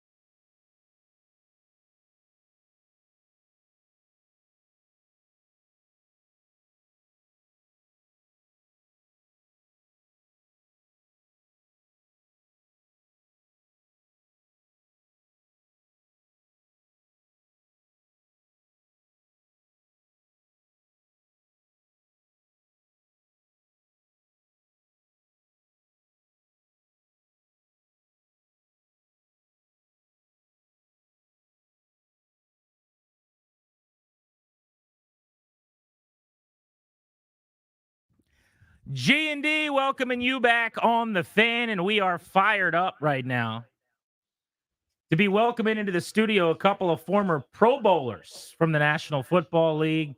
Clinton Portis, legend in the nation's capital with the Redskins, and Kato June, who was an outstanding NFL player with the Colts, the Bucks, the Bears. Fellas, awesome to have you in studio with us. CP, good to see your smiling face. Hey, always, man. Appreciate you all having us. Hey, good to see you guys, man. This is really cool.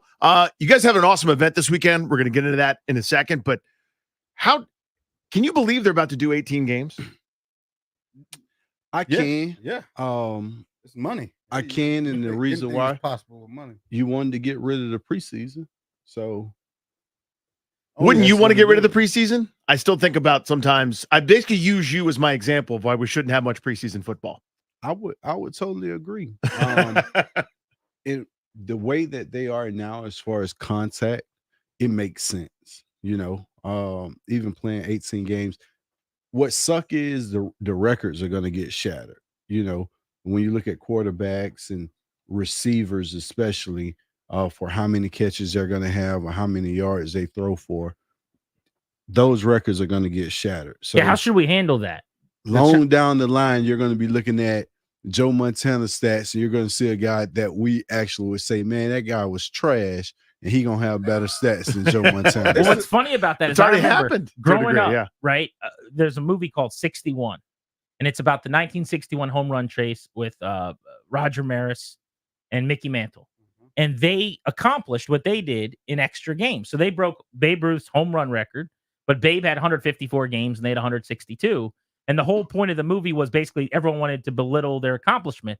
And at the time, my point was a season's a season. That's ridiculous. It's just the record. And now I'm going, well, of course, if you play 2 more games, you're going to accomplish a lot more. So it is kind of unfair to those guys from the past. Well, I want to say something fair. You look at it like this. We still look at that season OJ had. What, he had 12 games? Yeah. 2,000 yards. Like, that's still like an unbelievable feat. You got to look at it as in errors. If you take it in errors, that's the only way you can kind of make it make sense. The only thing to challenge now is like, oh, the greatest this, the greatest this. You have all these lists that, where numbers matter in these lists. And that's what kind of can skew what you were saying, CP, is like, can skew it. The only thing I'll say about the 18 games is that the challenge for guy like you, who didn't matter what you was going to play in the preseason, you knew you was going to be starting week 1. Think about those other Bama's down the roster that are trying to make the team. It's tough. Like, even with 3 games, it's tough for them to get a lot of reps just to see who you want to.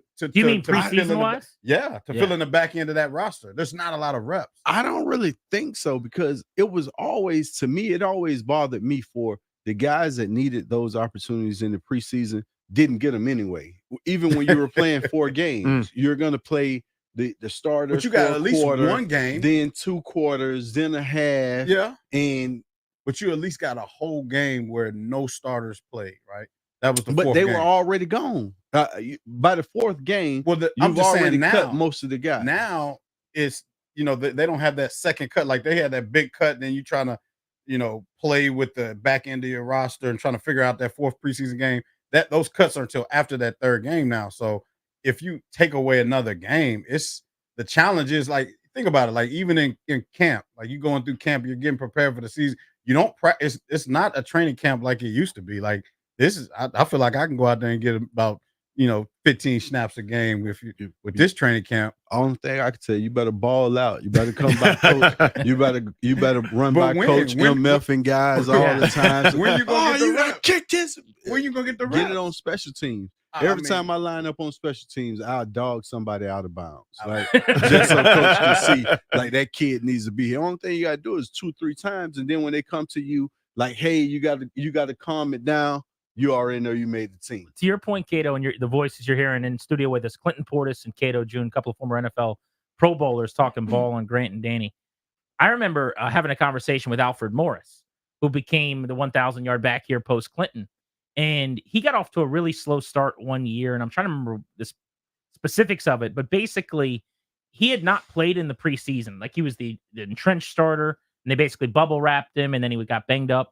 And he basically said it was like week 4 or week 5 before he felt like he was in what he called football shape, of being hit, and I don't know exactly what he was referencing, but his point was the lack of wear and tear from the preseason, from being sat, the lack of camp that he got to experience. Like, he just wasn't ready to play. And there are teams now that completely, the Rams and Sean McVay, they don't even have guys play at all. But it seems like the way you can replace the games is with these practices. That's what I wanted to get to. Where Yeah. you have like two teams scrimmaging in actual practice settings. And Washington's going to do, I think, 3 of those this season. No, those are awesome. I mean, we had the opportunity. We do. I think we did 2 last year. I think we'll do another 2 this year.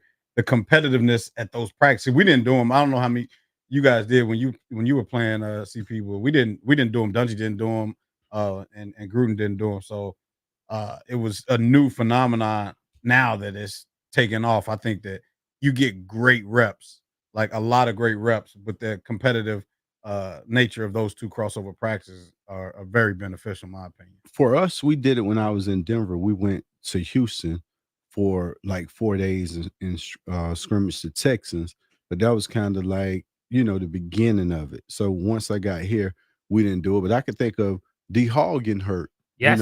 in that going against D Houston, Hopkins, yeah.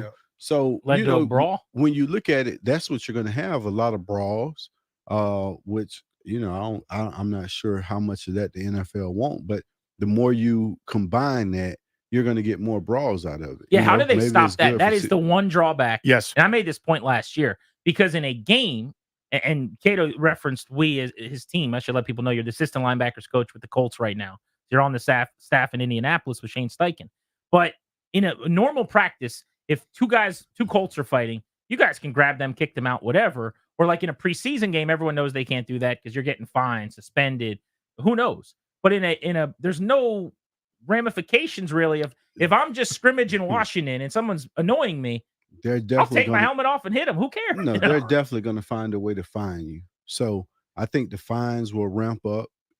If you look at a lot of these guys, even in the preseason, to start the season, guys are getting thrown out of the game. You got to understand, you're getting suspended. That's like 2 game checks. You got the fine, and that might be like 2 game checks for guys that would have been practice squad or something, So they're going to find a way to find you when it comes to that. I think it's good because you get the competition, you get the competitiveness, you kind of keep it fresh because guys aren't so used to seeing each other every day. You get to see new faces and compete, but you have to kind of hold them guys back. You only get the 7-on-7 and a couple live drills when you're going against another team. So you don't want to risk hurting your quarterback or hurting any of your guys. So, Kato, that's what I want to ask you about, kind of the distinction. You mentioned the back of the roster guys not having those big preseason showcases, and that's tough. Don't you guys now, as a coaching staff, don't you get just as much a look as you want at those guys in those organized kind of scrimmages or those joint practices? So there are reps that may not be those A+ 100 out of 100 reps where you can get great eval on film, but you're seeing them up close in drills and putting them in situations like, how does this guy respond to a 3rd and 4? What, did he make all the right checks? Did he do everything that he should have in these situations that we're putting him in? Can you still get a good eval that way? You can, but you got to think about it. Like if you have a team period, let's say team run. All right, it's going to be what, 12 reps. Mm-hmm. All right, your starters will get how many of those reps? Let's just say you're doing racks of 4. They're going to get 8 of those reps, or 6 of the reps. Now you have another 3, sets of guys. I'm just talking about just per position. Like, say, for instance, a linebacker room, like, you're 4 deep. So no matter how you do it, it's a shortage. No matter how you do it, like, it's not a lot of reps. Right. And when those practices are shorter, and like, you're not doing the old school doubles like you used to. So that's gone.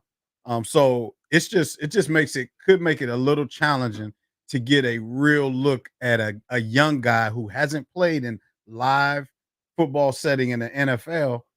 When I get it, you see him in inside run, you see him in 7-on-7, but you want to see him in a game situation when it's live because you're not taking anybody to the ground in practice. You're just not. Are there certain positions too?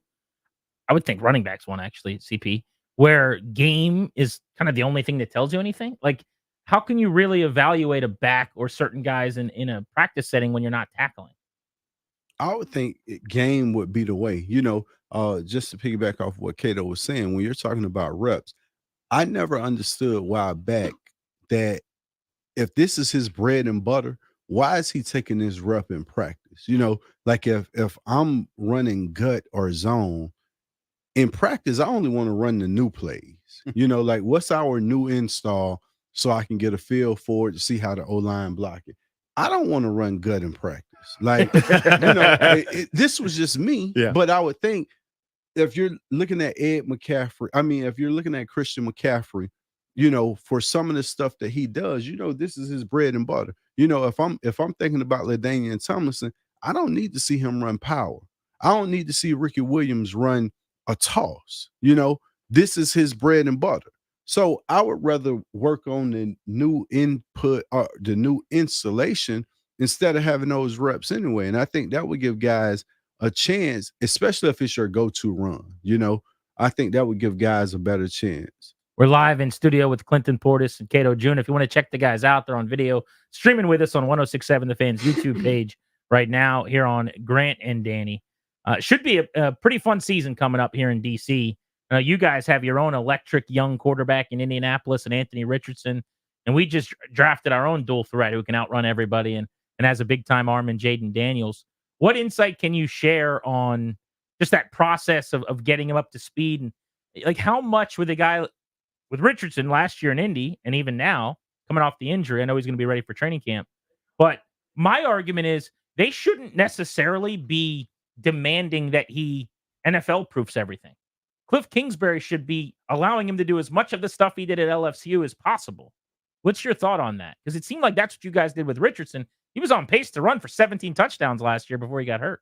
Well, you've seen throughout the history of the NFL, running quarterbacks, you just can't continue to take hits. Like it's inevitable. You're not a running back, and you're not necessarily built for taking those type of hits, mainly to the shoulder, to the thighs, like where backs can, take those hits and learn how to, use the body. They're quarterbacks, so they're not running back. So I would say that.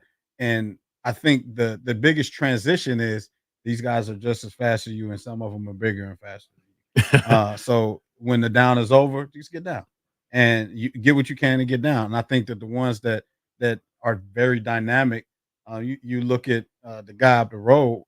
I mean, he's so dynamic, but he's done a better job of getting what he can and get down. They still have designed quarterback runs, and they ran for 108 on us. Well, he ran for 108 on us last year. We did get the win, but still, like, he did a good job of, when they had those design runs, getting what he can and getting to the ground. Forgive me, I don't remember, and you may not off the top of your head.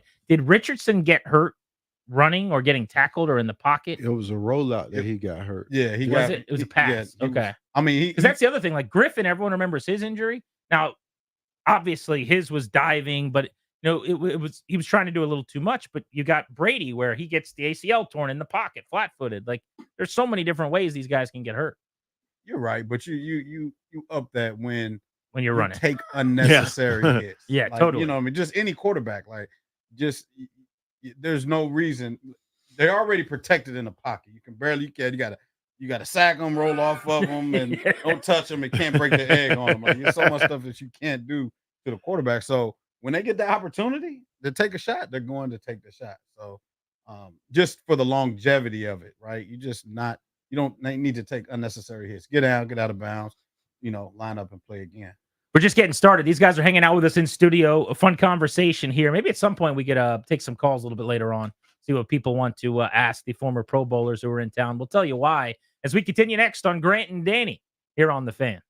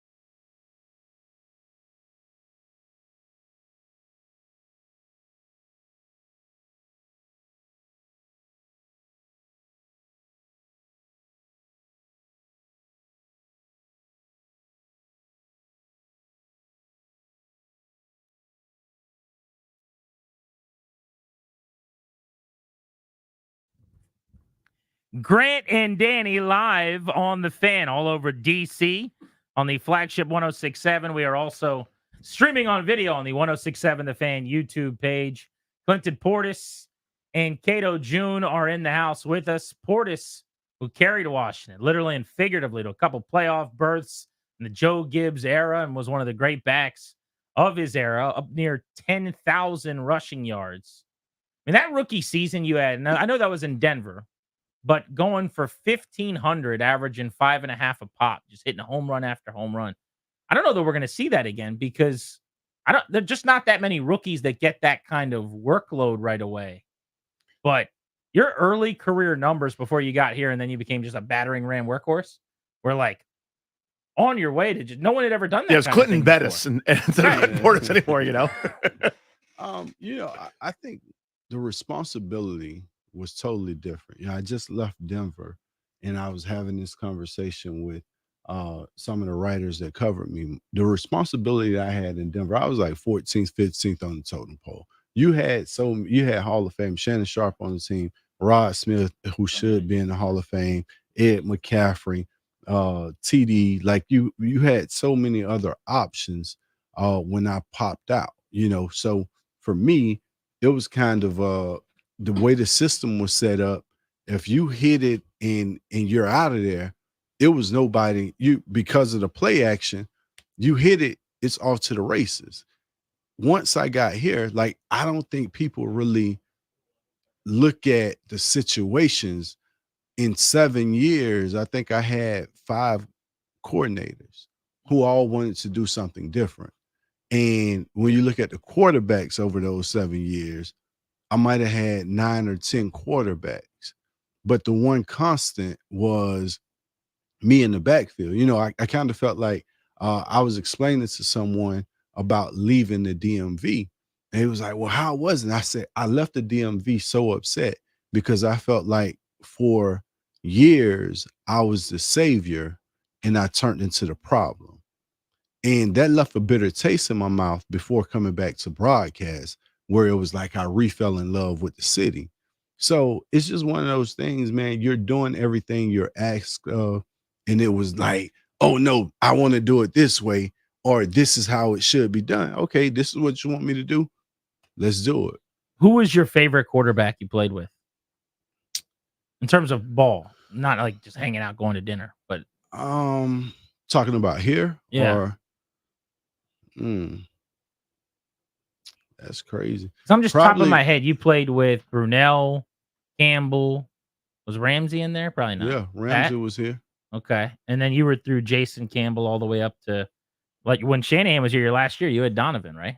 Yeah, but I think Donovan had something going on. It was different. He was at the end. Probably the who we had from Kansas City? Todd Collins. Yeah, probably Todd. Really? Honestly, during that 4-game heater? Yeah, I think just because Todd was one of those quarterbacks, Jason would have been much better if the truth ever would have came out about it. Jason's not one of those people that's gonna tell but they were telling him where to go with the ball. And then when he make a mistake, like, oh no, throw this ball, it's gonna come open. He throw it, it's a pick six back the other way. Jason not coming out saying, well, the coach said throw it here, like the staff before the plays, like we want you to go to this guy. It's an error. It's an error that happened here that I'm not a huge fan of. That era, some of the coaching in it was bad for a lot of people. That's Zorn.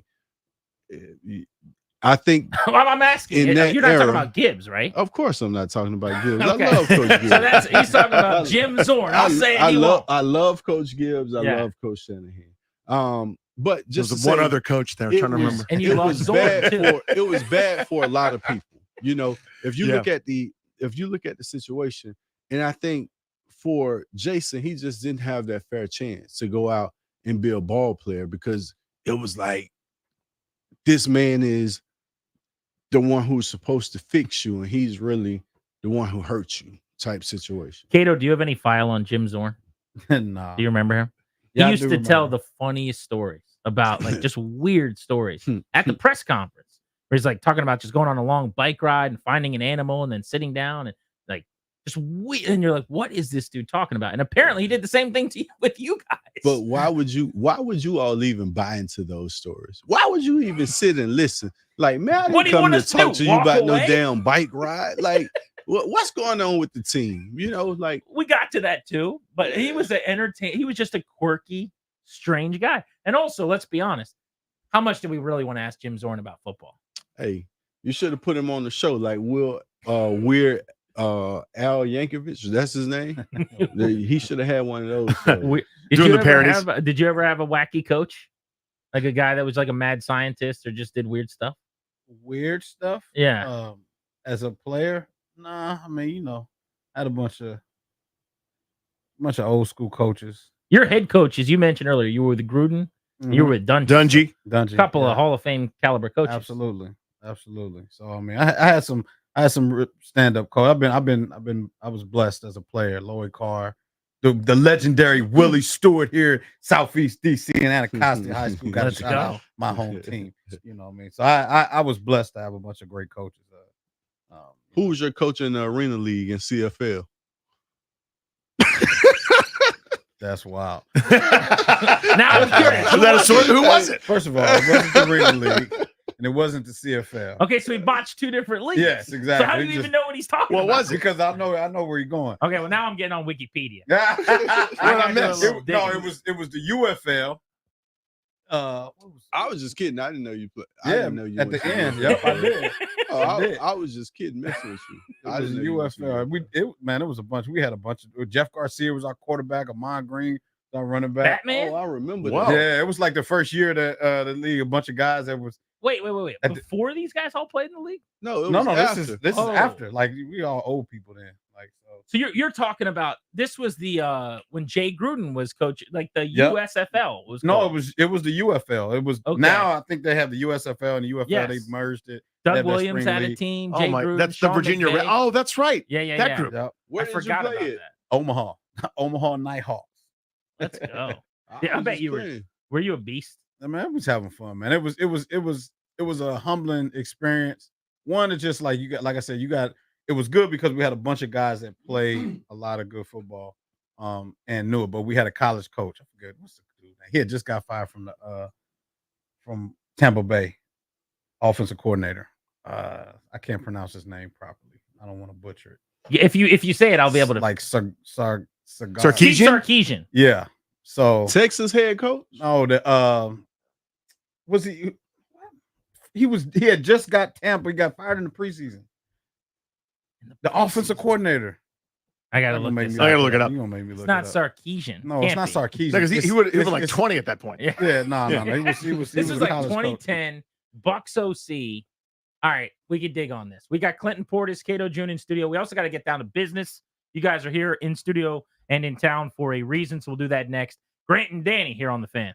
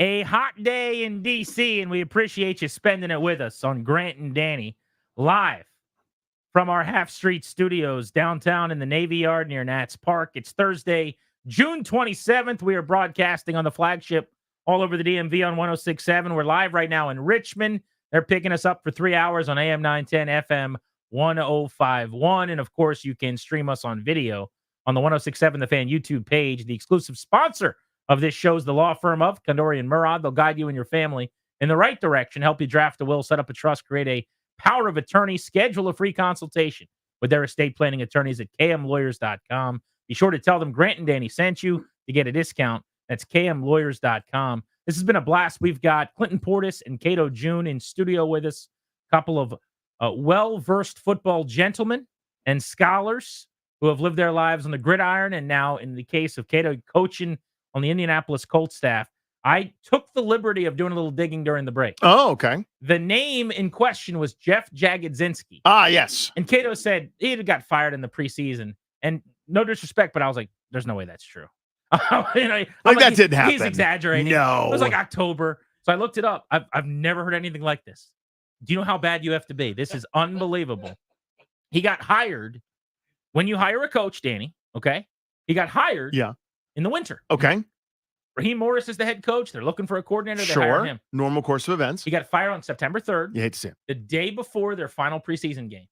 Literally in training camp. It was that much of a gong show. But immediately signed by the team that you played for him with, the Omaha Nighthawks, which sounds like a name after a nickname in like Step Brothers. You can call me Nighthawk. You can call me Dragon. Wow. Jeff Jagodzinski is the name. That is the name. What are you fellas in town for? What's going on? You guys got something cool going on. I'm about to take Portis to school out here on this golf course, man. It's light work, man. We're here for the Epen Open event. It's been going on for 21 years, supporting leukemia. I think it's an event we've been hosting for about 10 years now. And myself and Kato came in at the same time. So it's a great time. Whiskey Creek Golf Course, beautiful course. You get, of course, B. Mitch come out and dominate. He and Marshall Falk team kind of win every year. So they're the ringers. You're playing for third place. Just know that. Who's second place? It's either B. Mitch team or Marshall Falk. Oh, I see. Team. I thought they were on the same team. All right. No, so no. They finished first and second, and you're trying to get third. Yeah, you're trying to get third, or maybe you get the longest drive. If you're lying, maybe you get closest to the putter. Whatever it is, it's a good time for everyone. Great fellowship, a lot of local businesses support. It's just a good time, man. So come out and support. I think all the money goes back to leukemia research, so that's always great. And just having the turnout that we have 10 years going. It's awesome. I can think 3-4 years ago, it was a monsoon going on and no one left the course. Like everybody's soaking wet, drenched. You can't find your ball, arguing over balls, wrestling on the court. Like it was a great time. So I could say rain or shine is going down. So we know, when is it? It's this weekend, obviously. Tomorrow. Going on tomorrow. Yeah. Very, very cool. It's such an amazing cause. I recently did a charity pickleball tournament for Leukemia Lymphoma Society, and like you hear somebody's story, and you go, "How can I not? How can I not do something in this regard?" So the fact you guys have been doing this for a decade plus now is really, really cool. Are you guys on that pickleball, or what do you do to keep your athletic, itches scratched, so to speak? Off season, I box. Really? I've been doing. I started boxing back in, and you might or may not find a random YouTube video. Here we go. I did this is true story. So the day, I know it's stupid. The day before training camp, this is the year we went to Super Bowl. So this is 06. The day before the training camp, I had been boxing all summer, whatever. So the dude I was training with, he says, "You know what, man? I'm having a show. I want you to be in." I said, "All right, cool. I'll get in a little amateur show." So I get in this amateur show, right? Come to find out, I can show up. Now I'm the headliner, right? So the whole like a real boxing match. A real boxing match. So Okay. so the whole team's there. Where it's crazy. I'm like, oh my god. You're nervous. I'm not nervous, but I'm just like, I talk too much trash to go out here and even be even. Like if it goes to the cards. Are you fighting a good boxer? I had no clue who I was fighting. You know how those shows, you don't know. Yeah. Like you amateur show, you show up and you can fight anybody. Man, I went in there and fought this dude. It was funny, but like I ended up winning. But like just the fact that I report to camp the next day. Like you think about it now, like it's probably pretty stupid. But so I'm talking about keeping your competitive juices. Golf is the equalizer though, because everybody can play. Right. What about you, CP? You Man, find I'm yourself? getting old, man. It's hard to go out and do any of this anymore. Boxing never been my thing. I watched Frankie G jump in the ring on that boxing tip. Oh yeah, Frank Gore got didn't he? Yeah. Oh man. So I I'm gonna leave that alone. If I can't choke you out and get you with a one hitter quitter, I'm gonna get out the way. Who did Frank Gore fight? I'm trying to remember. Darren Williams. The basketball player. Basketball 1, football 0. Yeah, who would have And thought that one? No, we've had a couple athlete else recently, former players, getting that boxing ring. Like that thing is different now. Yeah, it is different. Totally different. Even the people who belong in the boxing ring and this is all they do are getting put to sleep. So that's one sport you won't see me in. But I am awesome at not boxing. So I'm the best at it. I just don't box and then I don't fight. It's so good. It's so easy not to get knocked out when you're not boxing people. That's a good way, right? Isn't that it's a great approach. What do you think of that philosophy? It keeps your record even. Yeah, Exactly. that's Never right. lost. No L's on the schedule. When I was young, I was like, I think I could do this. Like I was. Now I'm obviously gross, but then I was like lanky, kind of lean, longish arms, and I was like, maybe I could go do this. So like I took a few classes at like a community center or whatever, work with a trainer. The guy's like, do you want to spar with somebody? I was like, great, let's do that. So I put the mouth guard in, put the headgear on, and I'm like, remember your fundamentals. Get your stance straight, and it's a left jab. And like this kid who was like a year older than me, had been doing it for a year, about the same weight though. The bell rings, and I go to the middle, and then I don't know what happened. I know that everything hurt. It hurt where he punched me so many times, and I said, "Get this off me." Well, do you think that's the end? Do you think he might have hit you? Yeah, Oh, he he might have. he Okay. struck me with his fists many times, Kato, and I wasn't prepared for it. I was trying to now I want to make sure I'm balanced and my core is engaged, and my head snapped back a bunch of times. I still never saw the punches, and I went down. That leather doesn't feel good on the face. Oh, it hurts. Clinton Portis and Kato June in studio with us. So Kato coaching with the Colts now as a linebackers coach in that building. I want to know what it's like coaching these kids now. I don't know if it's called Gen Z or what it is, but Clinton, Zoomers. You have a son who's one of the top prospects in high school football in America, who's going to go wherever he wants in a couple of years, I'm sure. So you are well versed in all the terms that Danny's kids are using that I don't know what they mean. But like we're now seeing officially, and I've got to recalibrate. This is the first time in my life I've kind of been the old guy, where I don't know what anything means. I don't know what anyone's saying. And also, I find everything that they're doing annoying. So like everyone gets so mad at Caleb Williams, like for this video or that Instagrammer. Who's the guy from Duke that got drafted last night? McCain is constantly living on the internet and doing these songs, and everyone's like making fun of them constantly. It's just different to me because kids, you're only 44. I'm not acting like you're 60. Nah. But I'm 36, and how do you coach these young people? Well, the beauty about the NFL, and as a former player, there's already an instant connection there, right? So as a former player, and I played there in that building, we had success. So that's kind of an icebreaker.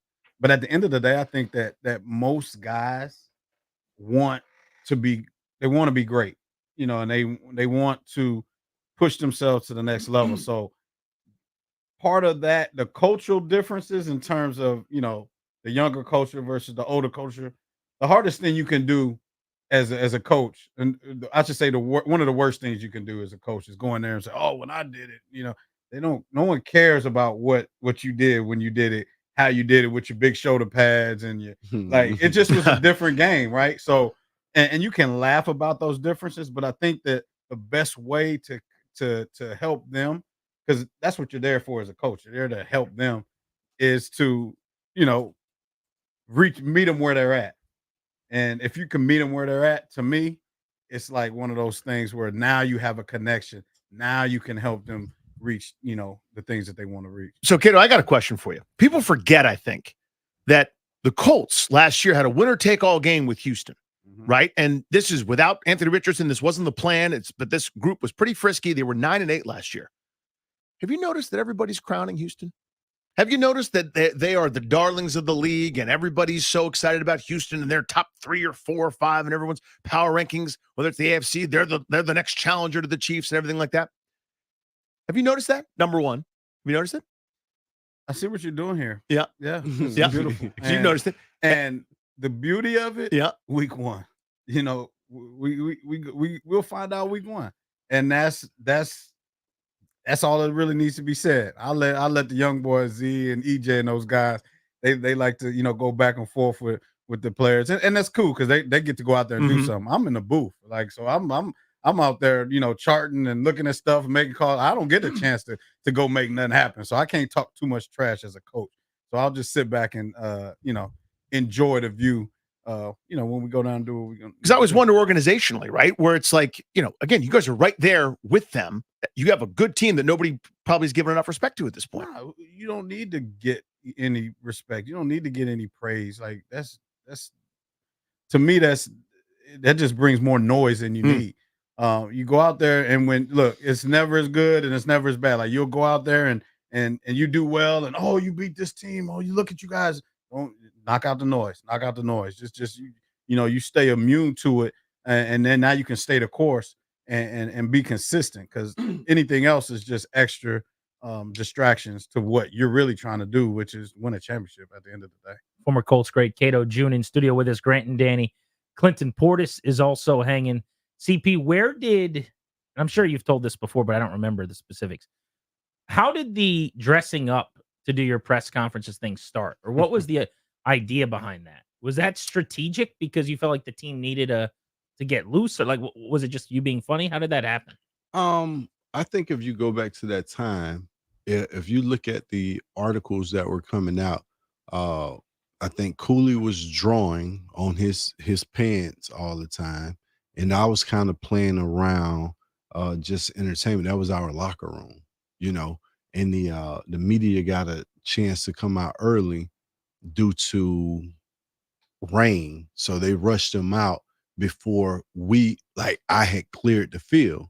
So they saw me and I hadn't taken it off. So it was just it was accidental. Around. Yeah, it was accidental. Okay, I didn't realize that. So yeah, it was definitely accidental. And we won. It was an accident and we ended up winning.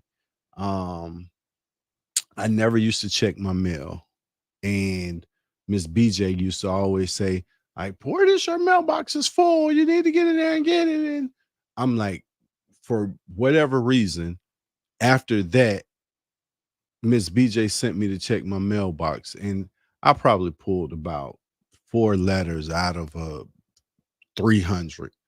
And the letter that I opened was so powerful and impactful. That was the only reason I did it the second and third week, because I had bought the costumes preparing for Halloween. So I only had 3 costumes, and we won the first week, won the second week. Week 3, I didn't have anything, so I wasn't doing it again. And it just, all the trucks and stations were in the parking lot. Like, I thought somebody had got fired when I pulled up. Like, hey, like, what happened? And they were like, oh no, they're here for your press conference. I'm like, CNN here for my press conference. This is, it's 6 o'clock, 6:30 in the morning, and you got all these trucks outside. And it was just something that took off, So how did you come up with the ideas after that? Like my teammates. Because it's like rent, like Coach Janky Spanky, or. But if you look, that first one was random. That was Southeast Jerome. Okay. The next one was that was the first Southeast Jerome. The next one was just me playing around. If you think about the third one, it was half the team. You had Cooley, Rock, B. Lloyd, Devin, Big Mike. So if you look, when we did Kid Bro Suites, it was like 6 or 7 of us on the steps. That's because I didn't have anything. The Redskins went out and got all of the costumes, games. Okay. And everybody dressed up. And then from that point on, guys were just bringing stuff in. Like my wife said, wear this, or my kid won't. The O-line hated me the first 2 or 3 weeks. They thought something was wrong with me. And then those same O-linemen used to be the first ones to greet me like, oh, my wife said wear this, or my wife said wear this. Like, well, you was hating on me when this first happened. Although it was like when you listen to people, it's like, oh, what's wrong with him? He's messed up in the head. But to me, it was all, I wasn't practicing. We were on a losing streak, and I was just out at practice trying to make guys laugh, and it ended up taking off. Oh, it worked for sure. Kato, you went to Michigan, yes? Yes, sir. JJ McCarthy going to be a good quarterback in the league? We'll see. What did you think? I mean, people are stunned that he went where he did. I'm sure you follow them closely. What did you think about him ending up in the top 10? It's hard to have anything bad to say about a guy that loses 1-2 games in college. Like, I mean, that's phenomenal. I don't care how many times he throws the ball, how many times he hands the ball off. As a quarterback, you're the leader of the team. You get everybody to kind of move in the direction. And anytime you have that type of success at that program, you have something, you have an it factor. And the reason why people are surprised because they don't understand that it factor matters in that position in the league, in the most important position in the NFL. So it'll be fun and interesting to see. Like, the problem now is like guys don't get a chance to develop. Like you don't have like the Steve Young. How many years did he sit before he played? Aaron Rodgers, how many years did he sit before he played? Like, Peyton Manning had some years he had to go through some growing pains. 28 picks as a rookie. Yeah, you don't have time now because that rookie deal is so precious. You're right. So it's like these guys aren't given the ample amount of time of development as some of their predecessors. So it makes it challenging, yes, because we want everything now. It's instant, everything's instant, Instagram and YouTube, live feed, podcast, like everything right now. So yes, I understand that dynamic, but there has to be some sort of patience for people to develop and become the players, especially at that position. You throw 28 interceptions in this era. Where you say you was in Omaha? Oh yeah. Omaha. You're a Nighthawk. You'll be a Nighthawk. Hey, look who our quarterback is. It's Peyton Manning. Coach Janka Sanka with the Nighthawks. Jack Skavinsky or whatever that guy's name is will be calling plays in your helmet. Unreal. I know that you're still very involved in this community. Obviously, you played here for many years. You're still going to be doing broadcasts and stuff with the team, I'm sure, this year. I would love to. Okay. I haven't spoken with the team about it, but of course I would love to do broadcasting with the team. Being in this community is always great. I think this community has supported me through so much, thick and thin, and hopefully I could always deliver for them. So finding a way to get back into broadcasting and back on air would be great. I think still following the team. I see Santana and Logan doing a great job. So it's kind of hard to interfere. London Fletcher, we were talking about that and I didn't get to answer. So myself and Fletch, we have a organization, a 501c3 down in Carolina where we help kids get to college. So what you were discussing with me is called the Carolina Prospects. Another guy familiar with this area, Antoine Bethea, who played at Howard. Yeah, I remember him. Oh yeah, sure. Nate Clement. So it's us four. We started our own organization to help kids get to school. And the uniqueness of the organization was we didn't want top talent. So it was always the second tier or the up next guys. We wouldn't take any guys who had offers or had things going. That's cool. Yeah, the 5 stars will find a way, right? Yeah, they're going to get to school. Everybody want the 5 stars. Yeah. If you look around the landscape, everybody want the 4 and 5 stars. So we started this thing a year and a half ago, 0 stars, 0 offers. And to date, I think we have about 70 something offers and 2 4-star kids, which one of them is mine. And last week, Jacksonville State offered 6 of our kids. Amazing. The behind the scenes that go into sports, youth sports, figuring out a way to relate to these kids, kind of getting on them early to help them develop, to help them dodge the pitfalls or whatever it is, because all these kids can play. And there's so many colleges that need kids that don't have exposure or being overlooked, not in the right system, whatever it is, whatever aspect it is that's holding them back. We try to showcase that talent. We brought kids up here to the University of Maryland, and we got 3 offers for kids that had 0 offers. That's amazing. I love that. Yeah, we won the championship at the University of Maryland. And just seeing those kids compete, being able to put those kids in front of coaches and having their ear, I call Fletch Debo, because once, he kind of get this kid, so me and Fletch together, I think it's a lot of pressure for coaches and just getting it out.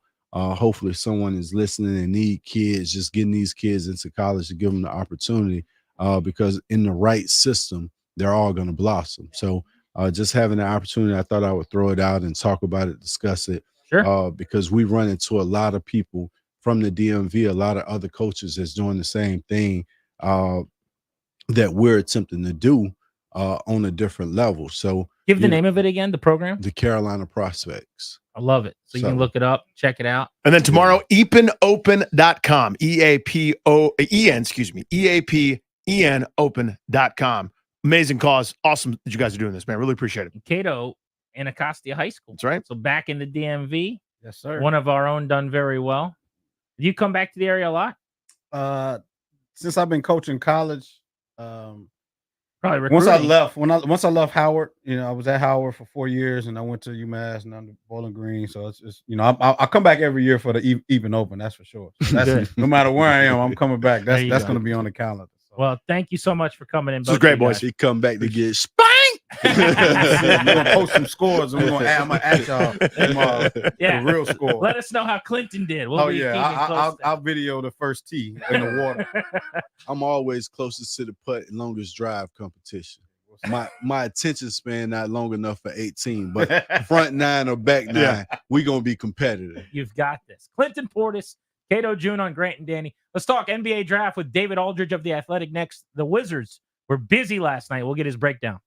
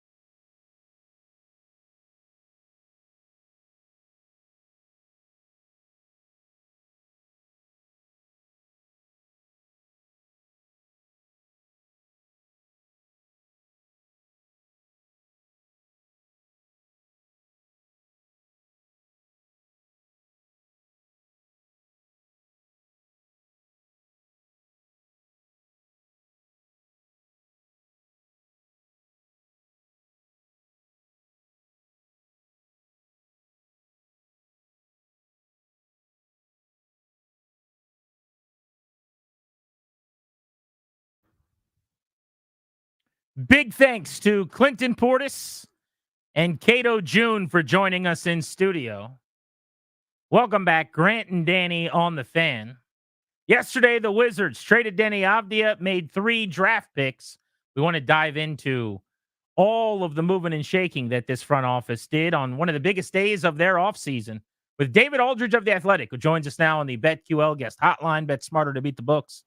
Download the BetQL app. Visit BetQL.com. DA, thanks for the time, man. How you been? Good, guys. How about yourselves? Very well. Doing very well. So I don't need to tell you this because you already know that you're a stud. You're a Hall of Famer. But you were all over Bub Carrington, so tip of the cap there. That made me, my eyebrows were like, okay, let's keep track of this. And then boom goes the dynamite. He's coming to Washington. So you had that one. But let's just start with the Avdija deal. It took me a while to noodle to a place where I got it, but I think I actually really like it now. What did you make of them trading Avdija and getting assets, many of which are deep into the future? Well, I mean, again, I think people have to understand what the big play is here for this. This is what a rebuilding program actually does. They trade everything that's not nailed down and everyone that's not nailed down to get as many picks as possible. If they could do it in baseball, they would do it, but they don't trade picks in baseball. But in basketball, in the NBA, this is how bad teams get good. They amass as many draft picks as they possibly can, and then they take as many swings at it as they can to get the franchise level player. I mean, if you look at Philadelphia and the process, which everybody celebrates, the 76ers drafted one guy out of that whole process that has been any good. Now it's Joel Embiid. He's an MVP. He's really good. But they also drafted, Ben Simmons. They also drafted Markelle Fultz. Kristaps Porzingis told them not to draft him because they were so bad. So the point of doing this is not that you're going to get every pick right. It's that you get so many shots at it that eventually you get one or two right.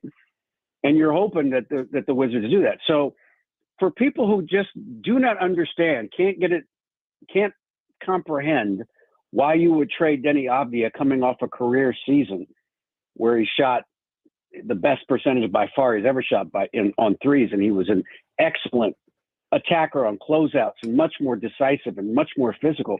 It's precisely because he did all of those things last year that you move him now, because you can max out what you can get for him. And they did. They got 2 first-round picks and 2 second-round picks from a player off of a 15-win team. I just want people to think about that.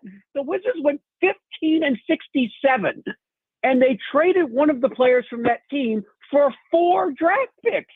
On what planet would you not do that if you had the opportunity? I don't think people don't seem to understand that.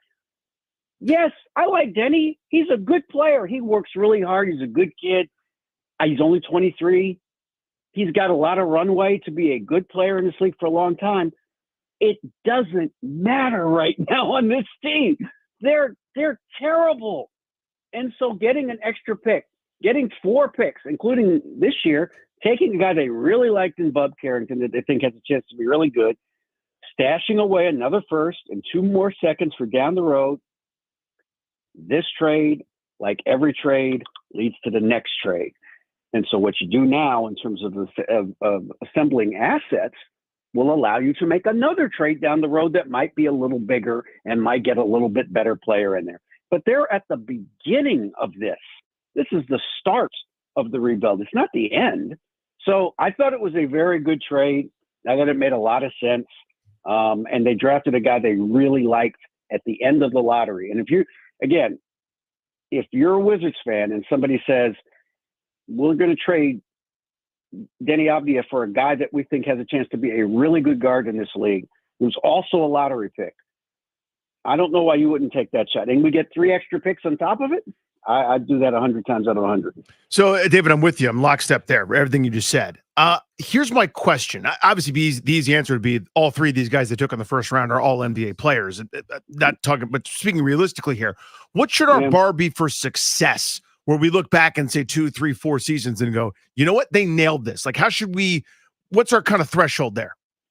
Well, I'd be surprised if any of these three guys become superstars, right? This is not a superstar draft. Now, having said that, every draft, every year, there's 2 or 3 guys that are drafted that become stars. And 1 or 2 of those become superstars. It happens every year.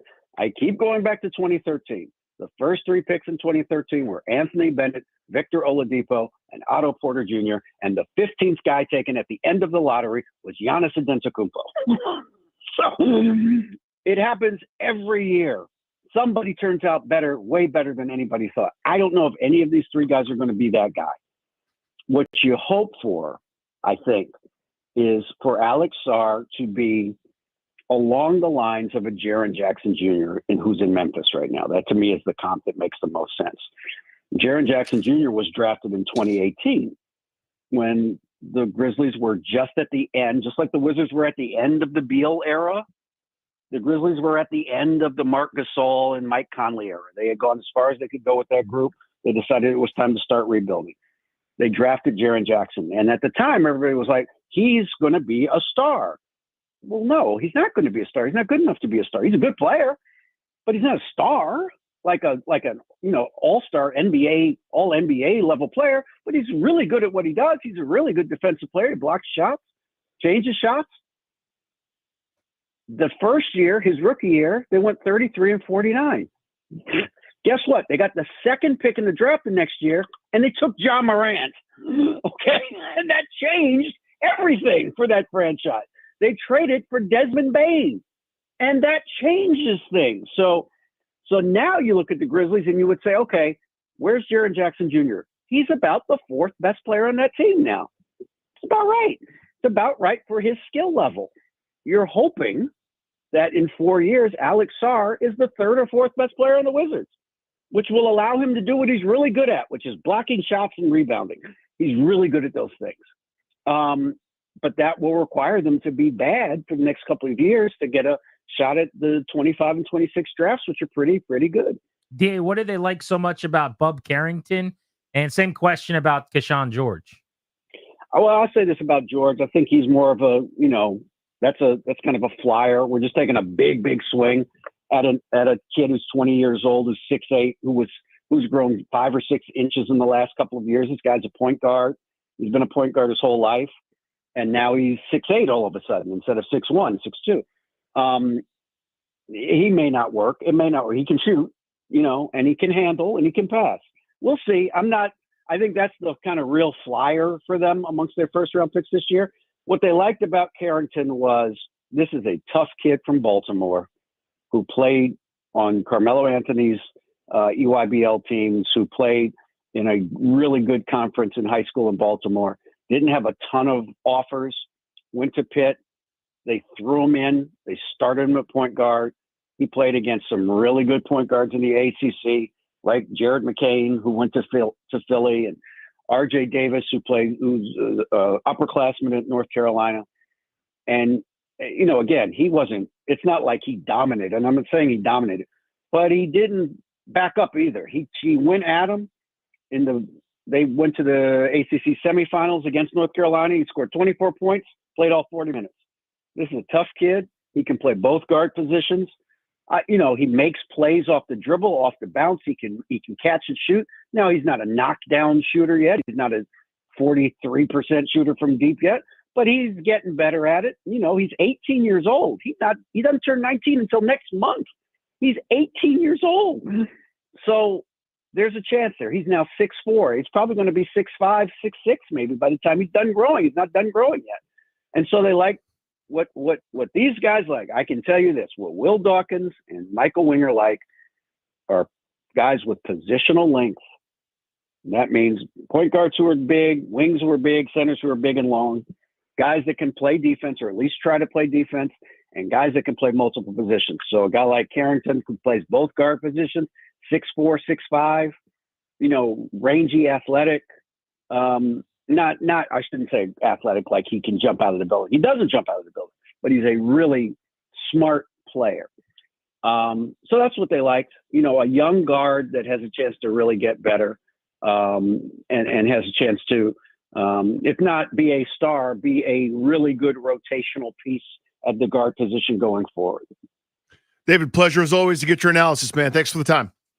My pleasure, guys. Anytime. The great David Aldridge. Check him out in The Athletic, joining us post NBA draft. Round 2 gets started in about 20 minutes, although as of right now, the Wizards do not have a pick in this second round after they made 3 picks in round 1 last night. But stay ready. I mean, they've shown the ability to move around that board. Double play. What's going on in our lives? Nothing to do with sports. Next on Grant and Danny.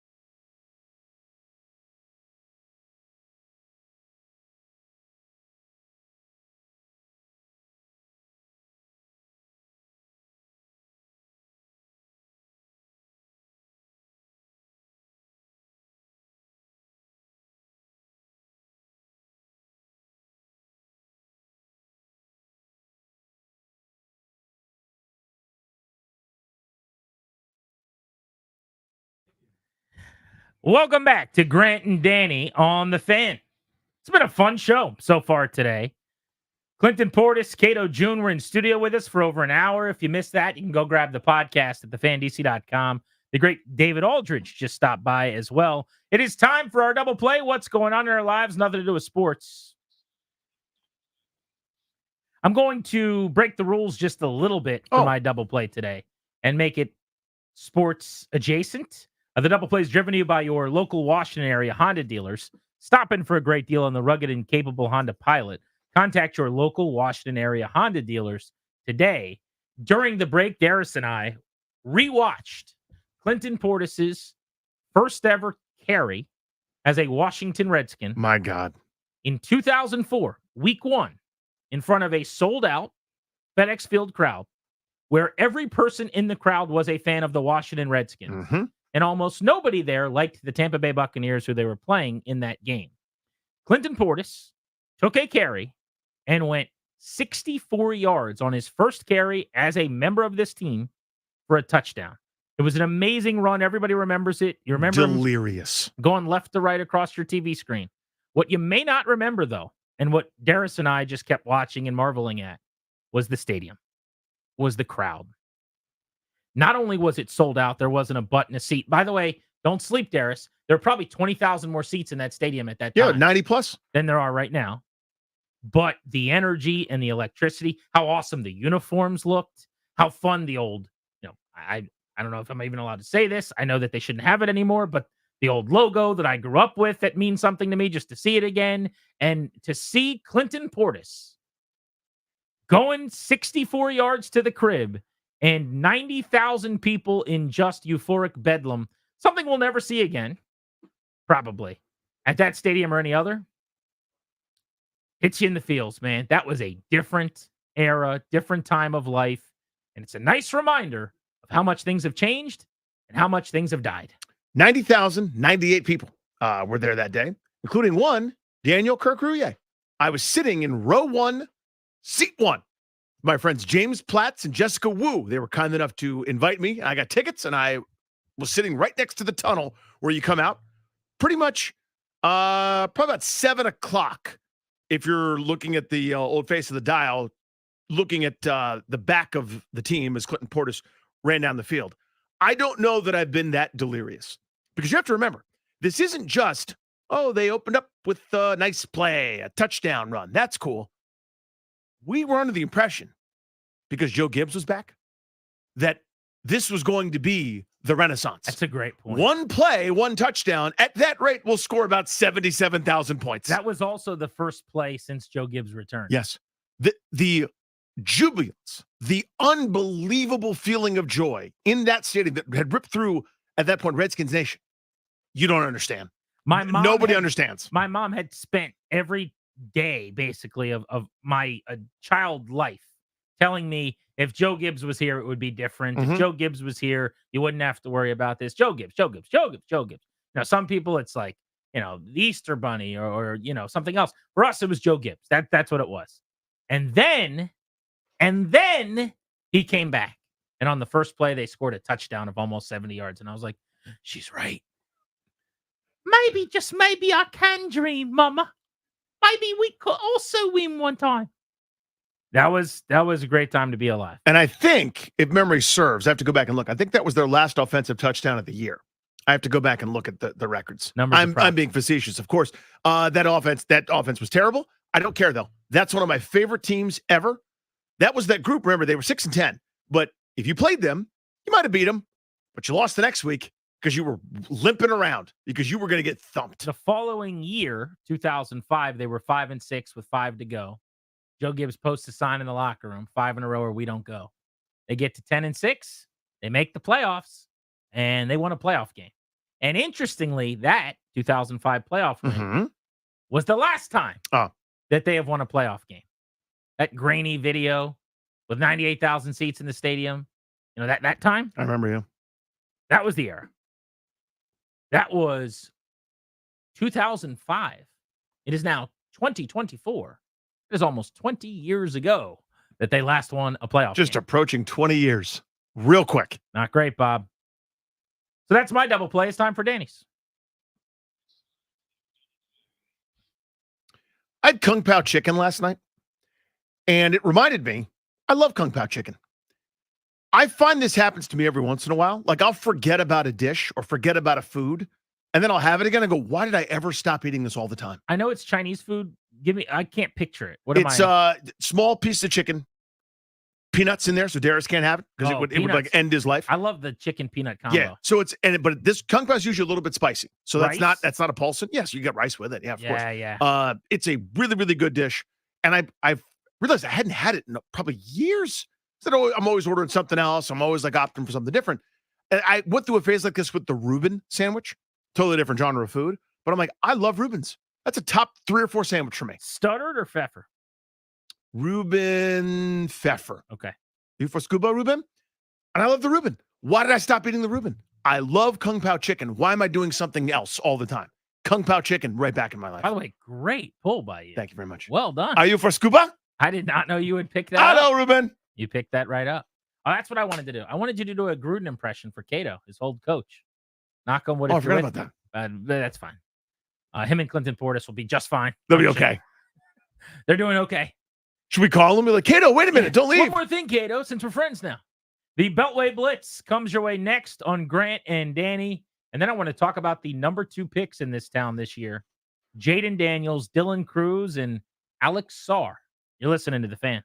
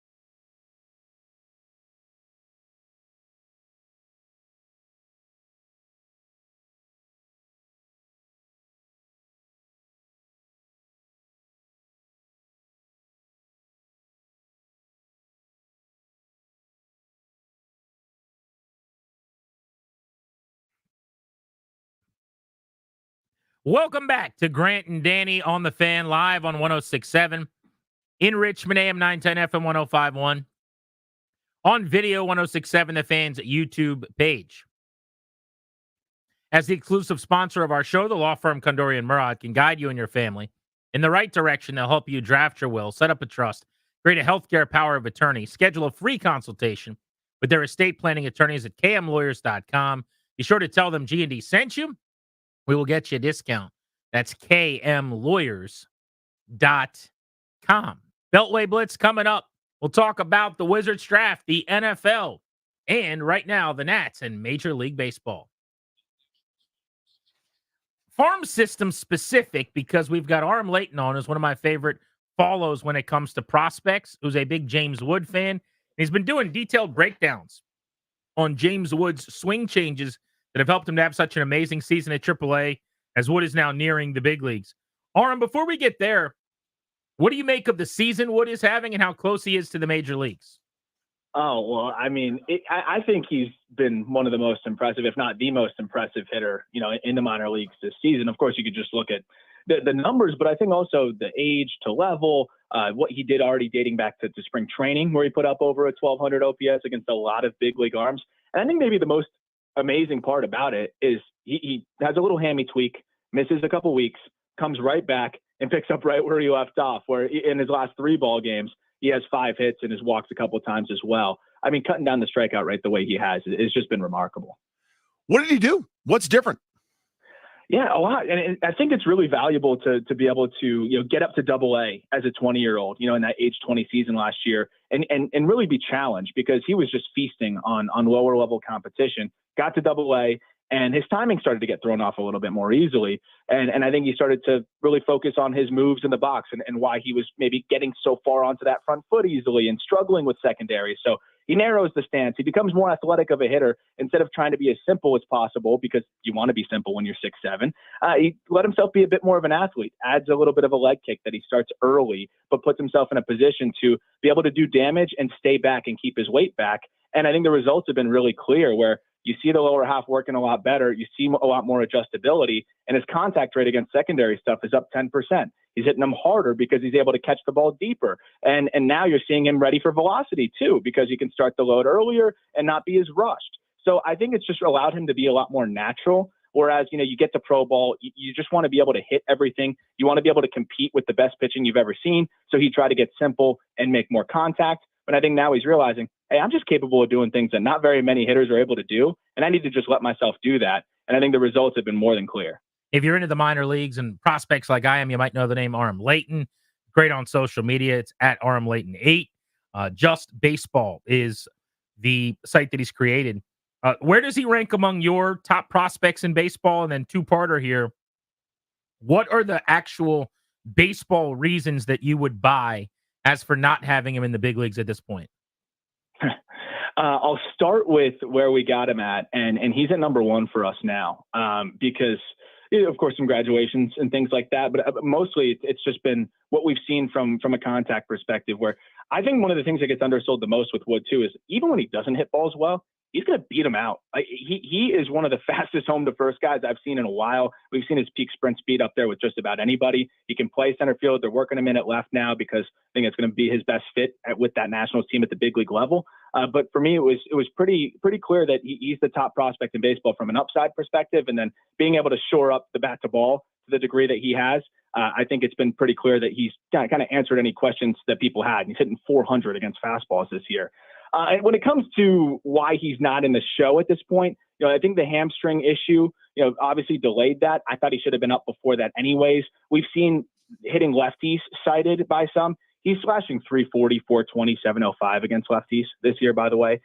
So I don't really know if there's a reasonable explanation to that, other than now at this point saying, hey, we want to make sure the hammy's good before, he's adrenaline up in his big league debut and pushing it really hard. But besides that, from a pure baseball perspective, I don't think he has much left to prove. And that's why I think I tweet that every single time he hits a home run. I just say nothing left to prove. I want to sneak one in here about Dylan Cruz, promotion recently to AAA. I think only 8 or 9 games at that level. What have you seen from him? A lot better with the secondary stuff as well, specifically sliders. And the first 30 games, he was punching out about 27% of the time. Since then, which was 29 games after that, striking out at about 14.5%. So he's a guy that likes to get rotated, gets a little bit spinny, and he's been staying on it and maintaining his direction a lot better. We've seen the power, of course, shine through, but he's allowing it to shine through more now. But seeing that strikeout rate cut nearly in half in the middle of a season like this, as he's getting promoted to AAA and handling AA, I think is really encouraging. And I think it's just more a matter of him just continuing to use the whole field, stay on the ball, and handle sliders, because I think the report really is at this point, just spin it to him because he's going to crush fastballs. And it's been a nice progression here to see him already handling that as pitchers try to, kind of spin him to death. Arm, good information. Hopefully we'll see both of those guys in the big leagues by the end of the year for the Nationals. Thanks so much for the time. Thanks for having me. You got it. Great information. Again, Aram Layton 8 on X if you want to go check him out there. Let's keep the Beltway Blitz moving. And to talk about the NBA draft, we looked far, we looked wide, and we found a man who hosted a draft show last night. Oh, yes, sir. Linnell Willingham, boys and girls, in studio with us here on 1067 The Fan. He was on HD2 just a bit ago, and now he is live and Busy in front man. of our eyes here. Hello, gentlemen. Buddy. This is fun. You were all steamed up last night. I was. I'm not going to ask how you felt because I saw you got him winning the title this year. But what did you think of the Denny deal, first off? Yeah, initially when it broke, so 5 minutes into the broadcast, me and Craig are welcoming everyone in, introducing what the Wizards have going on, and then this Woj bomb drops that Denny Avdija is being moved to Portland for a first-round pick in the lottery, what ended up being pick number 14, a 2029 first-round pick, and then Malcolm Brogdon in 2 seconds. At first blush, I thought, wow, if someone was going to get traded tonight, I was for sure it was going to be Kyle Kuzma. So I was initially surprised by the deal. We all know that Denny was on a 15-win team last year. Denny was the consistent bright spot and made them acceptable to watch. Plays hard, improved every year he's been here, shot the lights out from 3 last year, and really took onus as the team's best primary defender. But ultimately, if you would have told me a calendar year ago today that Denny would be moved for a established veteran and 2 first-round picks, I would have told you, well, what the hell did Denny Avdija do in the last year? Obviously, he earned that, and the reason that he was moved ultimately is because of how well he performed this past year. Will Dawkins and company doing what good front offices do that are in a rebuild. They sold high on an asset. So I was with you. I'm totally surprised. I did not see that coming. I said, if anybody gets traded, it's Kuzma. I don't even see that. That feels more deadline to me. Do you think, and I actually haven't heard you weigh in on this yet, I think there's a connection between Avdija and Coulibaly for the long term, right? I think this is just as much an endorsement of Coulibaly as it is not a dismissal of Avdija, but an affordable contract that it's a positive asset for somebody else, and it doesn't fit their timeline and their window. Also, it's an endorsement of a guy. This is going to be their wing defender. This is going to be their pain in the butt with a developing offensive game. Thoughts? Yeah, I think that you're spot on with that. There was a little bit of a log jam at that 3-4 spot with Denny still there, with Kyle Kuzma still here, and they drafted Alex Sarr. So, someone was the odd man out. It ended up being the younger player in Denny Avdija. Now, I still think Kyle Kuzma gets moved eventually. I don't know if it happens before next year's trade deadline, but Bilal Coulibaly is an interesting piece, and think about this perspective, guys. Last year when Mike Winger and Will Dawkins got here, they had about 2 weeks to really scout and prepare for what Washington would do in the draft. They're obviously doing their homework in their other locations, but they were very high on Bilal Coulibaly and feels like that, he is going to be a key building block for them moving forward. It kind of shows you the architect and mold of a player that they would want. Beltway Blitz on the whiz, Linnell Willingham. Draft last night. 3 players in the first round. I thought they drafted 3 players back in 2011 in the first round. Oh, God. That Chris Singleton, Shelvin Mack situation. Mack was an early second round. Yeah, he was like pick 34 or something like so that. I believe this is the first time in history they've ever actually drafted 3 players in the first round. Sarr, Bub Carrington, Keshawn George. What'd you think? Yeah, I think overall the haul is good, and it gives you an idea of what Will Dawkins and company want. What is the key trait that they want here to try and build with moving forward? They want position versatility. They want guys that can defend multiple positions and that have length. I think all 3 of the guys that they picked last night have those traits. Bub Carrington, though, Alex Sarr, obviously, a lot of people thought he had the most upside in this draft. In terms of my favorite pick of the class, I think Bub Carrington has the opportunity to develop into an all-star guard. It's rare that you see a freshman play with the feel that he played with in pick and roll situations. I know you can look at the shooting numbers and say it's not great, just 32% from beyond the arc, but the volume of shots that he takes is great because he's confident. It's a smooth looking stroke. The shot just didn't fall consistently last year. I think he's going to end up being a really good player for this team. And I wanted Stephon Castle too, if I'm being honest. I thought him and Jordan Poole playing together in the backcourt would allow you to hide some of Jordan's bad defense because Stephon Castle's great on ball. I think Bub Carrington has some of that as well and the ability to play off the ball. Will Dawkins said last night, though, that they don't want to have a true traditional point guard. They want multiple different guys that can initiate offense for them. And I think Bub Carrington, with the feel that he's got in pick and roll, I think he's awesome. Yeah, Castle's my favorite player in this draft. Yeah, I so thought he was the best, it's one of those. I get Sar. They don't make guys that are 7'1" that can move like that with that are teenagers. So I understand it. I probably would have had to do the same thing. But God, I love Stephon Castle. Carrington's the guy I wanted to ask you about that. I want to follow up. George, I think I like at this point. Shooter, 20 years old. Yeah. Has a little Danny Granger vibe to me at kind of at this age. Not the best athlete. Yeah, not the greatest athlete, but has always been able to get a shot off. For Carrington, I don't know what it is yet, right? Like that herky-jerky mid-range game, that sounds critical. It's not. I like it. He's always been able to get a shot off. He didn't get to the rim enough for me. And you mentioned the three-point shooting numbers. I think that's something you can improve. But I sort of still don't know. I can't squint and look ahead in the future and figure out what he is. Go into that a little bit for me. Does that make sense? In terms of like a player comp, Tyrese Halliburton, in terms of like the size that he has at the guard spot, Tyrese is a little bit bigger. But I just think in today's day and age, and we saw it with Boston, you see it with Luka and Kyrie in Dallas, you saw it with Anthony Edwards in Minnesota, the ability to function and make really good decisions out of the high pick and roll situation, I think is a skill that is slept on here in the NBA. You're hilarious, by the way. It's a skill that's slept on, and I think Bub has it. I like that he's coming back home too. And he's turned into my favorite executive at the podium talking about Will Dawkins. He went into great detail last night about the real conversations he had to have with Bub Carrington, Baltimore native, about coming home and not falling victim to the distractions. And I think that's all a part of it. But did he grow up a Wiz fan, by the way? So did anybody ask him I didn't get the chance to ask him that. He's Baltimore, but he said he's never been to a basketball game, which makes sense because why would you want to go see the Wizards if you're a young kid? He's never been to He said he's never been to an NBA game, which is awesome. So his first time being in one. About to be one. He's about to be in one. I think he's the guy that I think when we look at this class 3 or 4 years down the line, I think he's going to be the guy that has the most offensive upside in terms of, I think, in the right situation, if he's able to put on a little bit more weight, Danny, as you mentioned, to help him get to the basket better, he can be a 20-7 type of guy. I really do think he can be a 20-point per game scorer. He's legit. Well, no, we appreciate you, man. Thank you. Of course. Good work last night on our draft coverage. All right, let's keep the blitz moving. Nate Davis, USA Today Sports on the National Football League. Nate, I want to start with the NFC East. How do you see the Eagles and Cowboys at the top of the division? Everyone seems to think Dallas had the worst offseason of any team. I think you were one of the folks that graded them as an F, and I totally get that. But was it bad enough that now they're a non-playoff team? Team. I think it potentially could be. I definitely gave them an F. I mean, I think teams like the Commanders could be within striking distance of the Cowboys this year. I mean, you look at the NFC North, and that's potentially, if the Bears make enough of the improvements we think they have. I mean, they were a 7-win team last year. I mean, they could, I think, easily be a 9-win team this year. I mean, that could be a 3 playoff team division there, and then you've got the Rams, the 49ers in the West, and I mean, I think the Cowboys could definitely be in potential of being on the playoff fringes this year. How does the Brandon Ayuk saga end in San Francisco?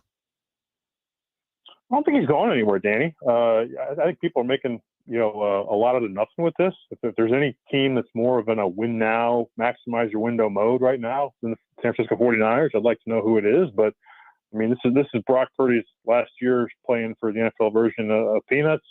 That's their best, most explosive, wide receiver. I think Purdy had a much better rhythm with him than he did with Deebo Samuel last year. So I think you hold your cards if you're the 49ers, decide not to pay him. That's fine. You still got the franchise tag as options with him, but they're going to have to figure out a lot after this season in terms of finances, and probably 1 or 2 guys are going to have to go there. But I think honestly, I think Deebo might be the more likely candidate to leave there eventually than Ayuk.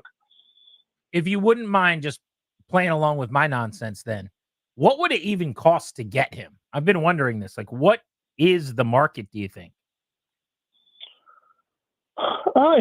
I mean, you think about guys like, the Tyreek Hills and Devontae Adams, who were top of their profession, and they were first-round picks and multiple picks.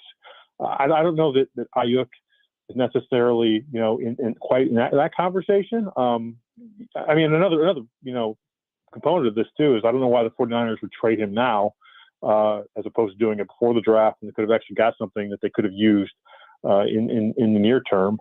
But I think you also, if you're a team getting him, you also have to say, what does he mean in our offense? I mean, he's currently maximized in an offense with Kittle, McCaffrey, Debo, all these other guys. So it's kind of hard to know if you're getting a number one receiver. So I think there's that component too, that if you're an acquiring team, you don't necessarily know that you're getting, say, AJ Brown or Tyreek Hill. So yeah, I don't know that.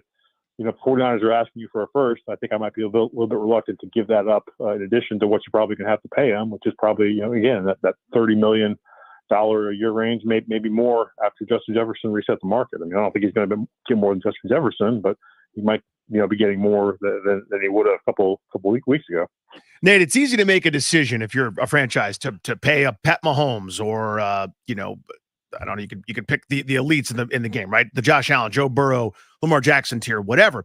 Somebody's not going to pay one of these guys that's pretty good. Whether I don't think it's going to be Dak or maybe not even Tua in Miami. But when does that moment happen? Do you think? I mean, I know it's hard to kind of squint and prognosticate, but some team finally, I think at some point, right, is going to say, you know what? We'd rather take our chances with the unknown than overpay a guy and basically make it so that we can't win. I mean, we've seen teams do that. I mean, Danny, I suppose that's true, but I mean, I also think that you don't do that without some level of certainty. Knowing that you're going to have a top 5 pick in the draft, that you've got the ammunition to go move up into that area, and that there's going to be a quarterback there that you're comfortable replacing your guy with.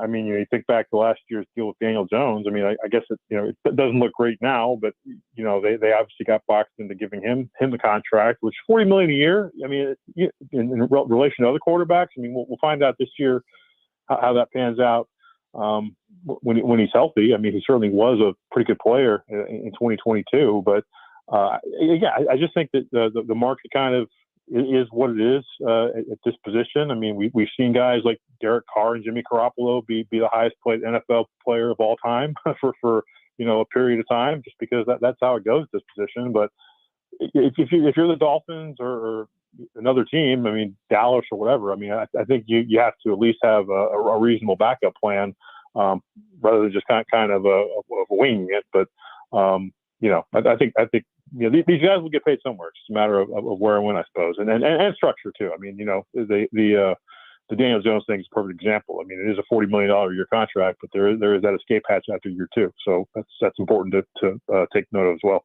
Nate, great NFL insight. We actually wanted to have you on today, though, so that Danny could try to ruin House of the Dragon for you. I have not seen an episode yet. I knew you guys were going to ask me about that, but I actually got the Game of Thrones Super DVD pack a couple of years ago and rewatched it. So actually, Game of Thrones has spoiled the entire House of the Dragon for me before the series even started. So I've been spoiled already. Isn't that weird? And yeah, so I can't even do it to you. Isn't it so weird that if you actually watched super close attention to Game of Thrones, they already told you all the events? You know what I mean? I've forgotten because it's been long enough. But then how are you going to ruin everything for him? Then I can't ruin it because it's already been ruined. I just didn't know how many seasons they were going to get out of it. But yeah, I got they spoiled it for me before episode 9 last year is when I happened to see how the whole thing plays out. But yeah. I'm watching nonetheless eventually. Nate, thank you, buddy. Good catching up. See you, pal. See you guys. All right, be good. There's Nate Davis, USA Today. Next on Grant and Danny, I want to look at the number 2 picks in DC sports this calendar year. Dylan Cruz, Jaden Daniels, Alex Sarr, and do some comparing, contrasting here on the Fan.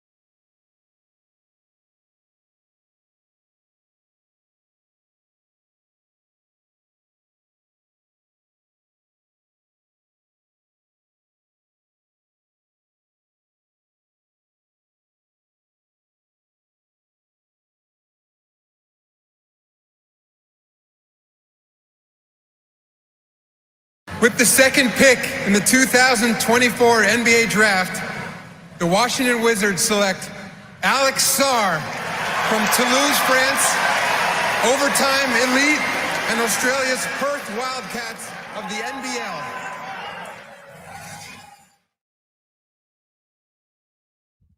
Welcome to the nation's capital, Alex Sarr. For Grant and Danny, this is The Fan. Thank you for making the show part of your day.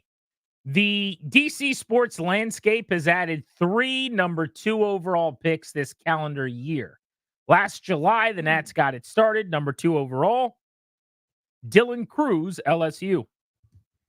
In April, it was the Commanders' turn to pick second, and they stuck with the LSU theme. Jaden Daniels was the choice. Last night, the Wizards couldn't find a Tiger from Baton Rouge. I was going to say, no one from LSU? That they liked a whole lot. So they settled for Alex Sarr, the 7'1" teenage Frenchman who's going to be a center in the NBA. Danny, 3 picks to choose from here. I want to pose the question and open up the phones on this at 800-636-1067. 800-636-1067. Rank them in the order of who you would buy stock in. 1, 2, and 3. This is for a career over, let's say, 15 years. Mm-hmm. Over the next 15 years of their careers, who are you buying stock in 1 through 3? I'll give you my rankings, and I want to see how yours compare. All right. Number 1, I'm going with Dylan Cruz. I find Cruz to be the safest of the 3. And maybe this will be a reflection on our investing styles. I was going to say in our investment portfolio. I play the long game. I'm not necessarily trying to get rich quick, and I'm not swinging for the fences very often. I'll make a little bit less than my guy, Danny Rouillet, but I'd like to make sure I don't lose very often. Dylan Cruz is a safe bet to be a very good major leaguer, to play every day in the outfield for the Nationals, hit 275 to 285 with some, 15 to 20 home run power, and whether it's center field or a corner outfield, to be a very solid defender. That's kind of the floor for me. Worst case scenario. He's just a good player. The ceiling is he's an annual all-star. The ceiling is he has a year where, we're talking right now in the midway point of the season going, this guy is in the MVP conversation because he's going to steal 20 bags and he's going to hit 20 homers and he's going to hit 315 and the Nationals are really good and his OPS is 950 or whatever. I think that's the upside. So he has the star potential of a Jaden Daniels, maybe not to the same extent of the electricity of the fun in watching him. I think he has the star potential, which you want out of Alex Sarr as well, but it's really the floor that I'm betting on with him. Number 2 would be Daniels because of the ceiling. It's the opposite. But I think if everyone becomes like the best version of themselves, Daniels is the guy I want to have stock in. And Daniels is the guy that I think will return my investment the best. I think Sarr's probably just going to end up being pretty good. There's nothing wrong with that. Right. I think he's going to end up being a very, very legitimate NBA player, but I don't see superstardom. Like Jaden Daniels could become the best quarterback in a season in terms of dual threat, like winning an MVP Lamar style. Dylan Cruz could be a 7-time All-Star. Is Alex Sarr going to be that? I doubt it. So I would put Sarr 3rd, although it's close because I do have my nerves still, my anxieties about Jaden Daniels from a health standpoint, a frame standpoint, an injury history standpoint, or I guess injury projection standpoint. Kato June was just sitting in studio with us, the former All-Pro linebacker, saying if you take shots, and he's on the Colts coaching staff with Anthony Richardson, he knows the guy missed 3/4 of last year. Eventually, you're going to get hurt at that size in the NFL if you can't recalibrate. So here's my order. Dylan Cruz, buying stock in you first. Jaden Daniels, 2nd. Alex Sarr, 3rd.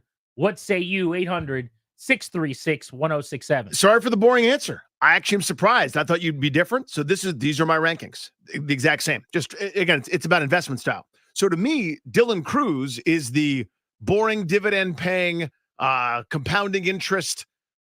To me, he's a upper middle class man's Lane Thomas, right? Like meaning really good player, certain years could be an all-star, but at a floor, a good defender, helpful, useful Major League Baseball player who'll be here for a long time. That to me is you're right. It's kind of that boring, ETF growth fund where you're just, investing in the S&P 500 and you just count your money after 20, 30 years. Daniels easily has the highest ceiling. No disrespect to the other two guys. I mean, to me, this is a guy that could be in the mold of a Lamar Jackson, a multiple time MVP. My fears about him leading up to the draft weren't about work ethic or ability or, the journey he'd been on. It's the frame. I don't know how much fixing you can do for that. The amount of shots that he takes, the amount of hits that he's taken, even, guys that do everything right still end up getting hurt from the pocket, whether it's Brady or otherwise, right? It just happens. You're in a violent 100% attrition rate, injury-riddled sport. That could change everything. It's just too damn hard. The league turns over too fast. Coaching staffs change. Offensive coordinators change. One guy's, 1 year you're a darling. The next year you're a pariah. A guy on their staff and Brian Johnson. He was walking on water 2 seasons ago. Now he was run out of Philadelphia. Stuff happens. It's too damn hard to be good at that spot. And 3 is Sarr, just because I think, you're going to a place where you're going to get a chance to play. I don't know how good this team's going to be. I trust that this group has a good head on their shoulders and they have a thoughtful plan, but it's hard to be great. I don't think that's his role. We're going to say the number 2 overall pick and he wasn't that good. Well, in this draft, if he's a NBA starting center or a 4.5, depending on matchups, whatever you want to call it, for, half a decade or more, I think it's a win for this draft, right? For what Washington was trying to do with that pick. If he's an asset that somebody else wants, that could be the win. I just think it's a lower ceiling potential for him. We'll take your calls on this at 800-636-1067. If you're just jumping in the car, just joining the show here. 3 number 2 overall picks in DC this calendar year, which is rarity. And we're asking you to buy stock in one of them. In fact, rank the 3, 1, 2, 3, in the order of who you'd most want to buy stock in. I don't think we're sleeping on Alex Sarr. But because you get drafted second, I mean, obviously there's a pretty big ceiling there. I still think there is a small chance that he could become a dude. The chance just gets smaller as you go down your board, right? But you don't go 2 overall if you don't have that kind of potential. Like, fast forward 5 years, the percentage chance that Dylan Cruz is a top 15 player in baseball, whatever it is, let's say it's 15%. Mm-hmm. The percentage chance that Jaden Daniels is a top 5 quarterback in the league, let's say it's 12%. Maybe it's only 7 or 8% for Alex Sarr. Like, if you close your eyes and really imagine the offensive game develops, he's able to shoot. Now you're just a 7'1" center who's an elite defender with that length who can knock down some shots. That's a pretty quick path to being you'd like that a perennial all-star talent in the NBA. And I don't know if they envision that. Like, that's the other thing. What does Will Dawkins think he's going to be? Just because they drafted him too does not mean that they think he ends up being that guy. They might just look at the rest of the class and go, we think he is a guy that could maybe win a DPOY award. We think he's going to be one of the top 5 defenders in the league for a few years. And probably he could be like a 14.7 rebound guy who's an awesome defender, whatever it is. Like, maybe that's their breakdown. I have no idea. I'd be curious with some truth serum if they see the upside of when you really turn your head and squint and you try to, what does it look like? No, he's an all NBA caliber talent one day. Exactly. Or is it, there's not much in this draft and we think he's the best of a mediocre bunch. Because I think the Nats really, truly believe, or did when they drafted him, and I don't know why it would be any different now. Dylan Cruz is going to be like the best or one of the 2 best players on a team that could win a World Series. I think that's how they view him.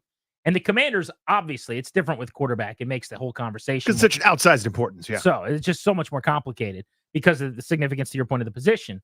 But I do think the Commanders, when they drafted Jaden Daniels and the way that they're selling him and talking to everybody, I think they view it as if they just drafted a guy who could ultimately be an MVP type player.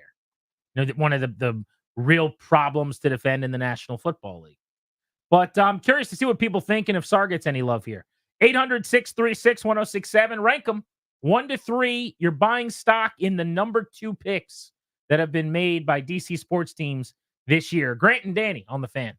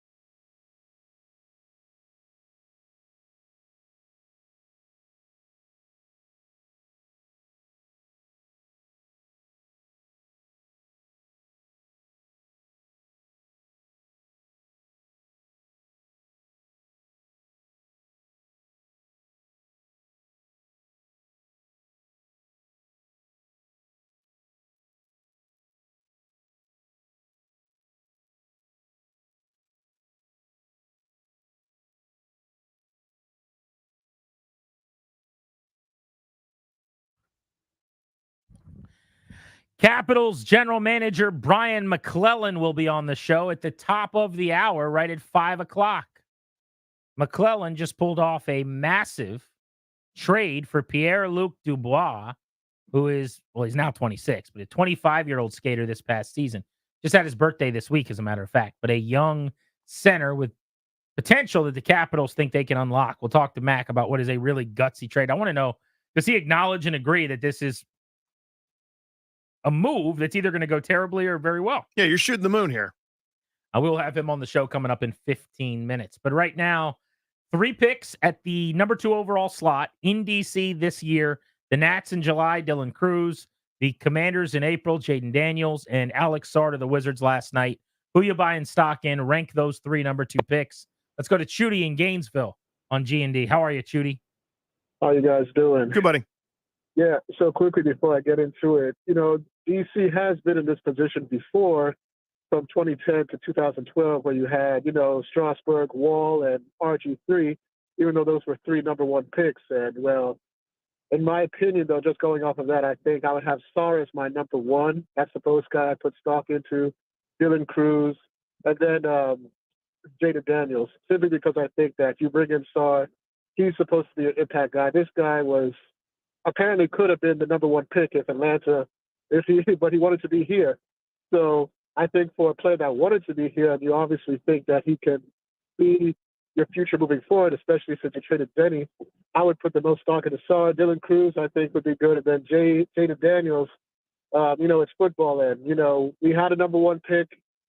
And, knock on wood, nothing will happen to Jaden, but things have happened. So, yeah, Sarr.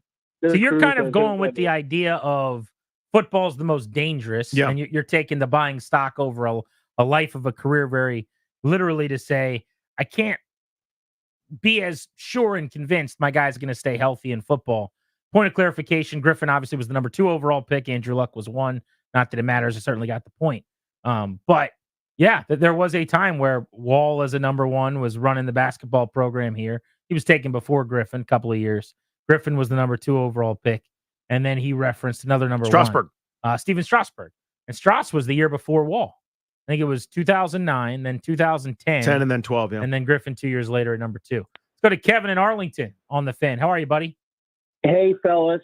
It got me to thinking, has a sports town with 4 teams ever had 3 of its teams, or 4, drafting as high as 2 or 1 in the same year? I mean, you guys should take a bow on sports radio for making it interesting and fun with as horrible as those 3 teams were. Yeah, usually you get one team rebuilding, and it's like the one kid that's having problems at school, but everyone else is achieving. Yeah. This is all coming together at the same time, pretty much. And the other thing is, if you believe Pittsburgh fans and all the writers in Canada, they would have thought we were picking 2 tomorrow with the Caps. Instead, Matt gets into the postseason, so give him an attaboy from me.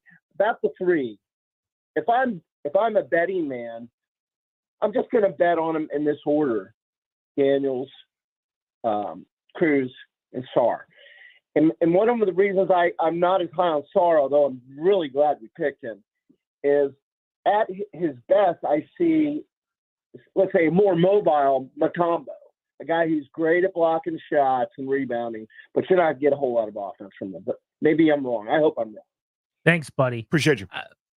We had Sarr go first off the board to the first caller, Chudy there.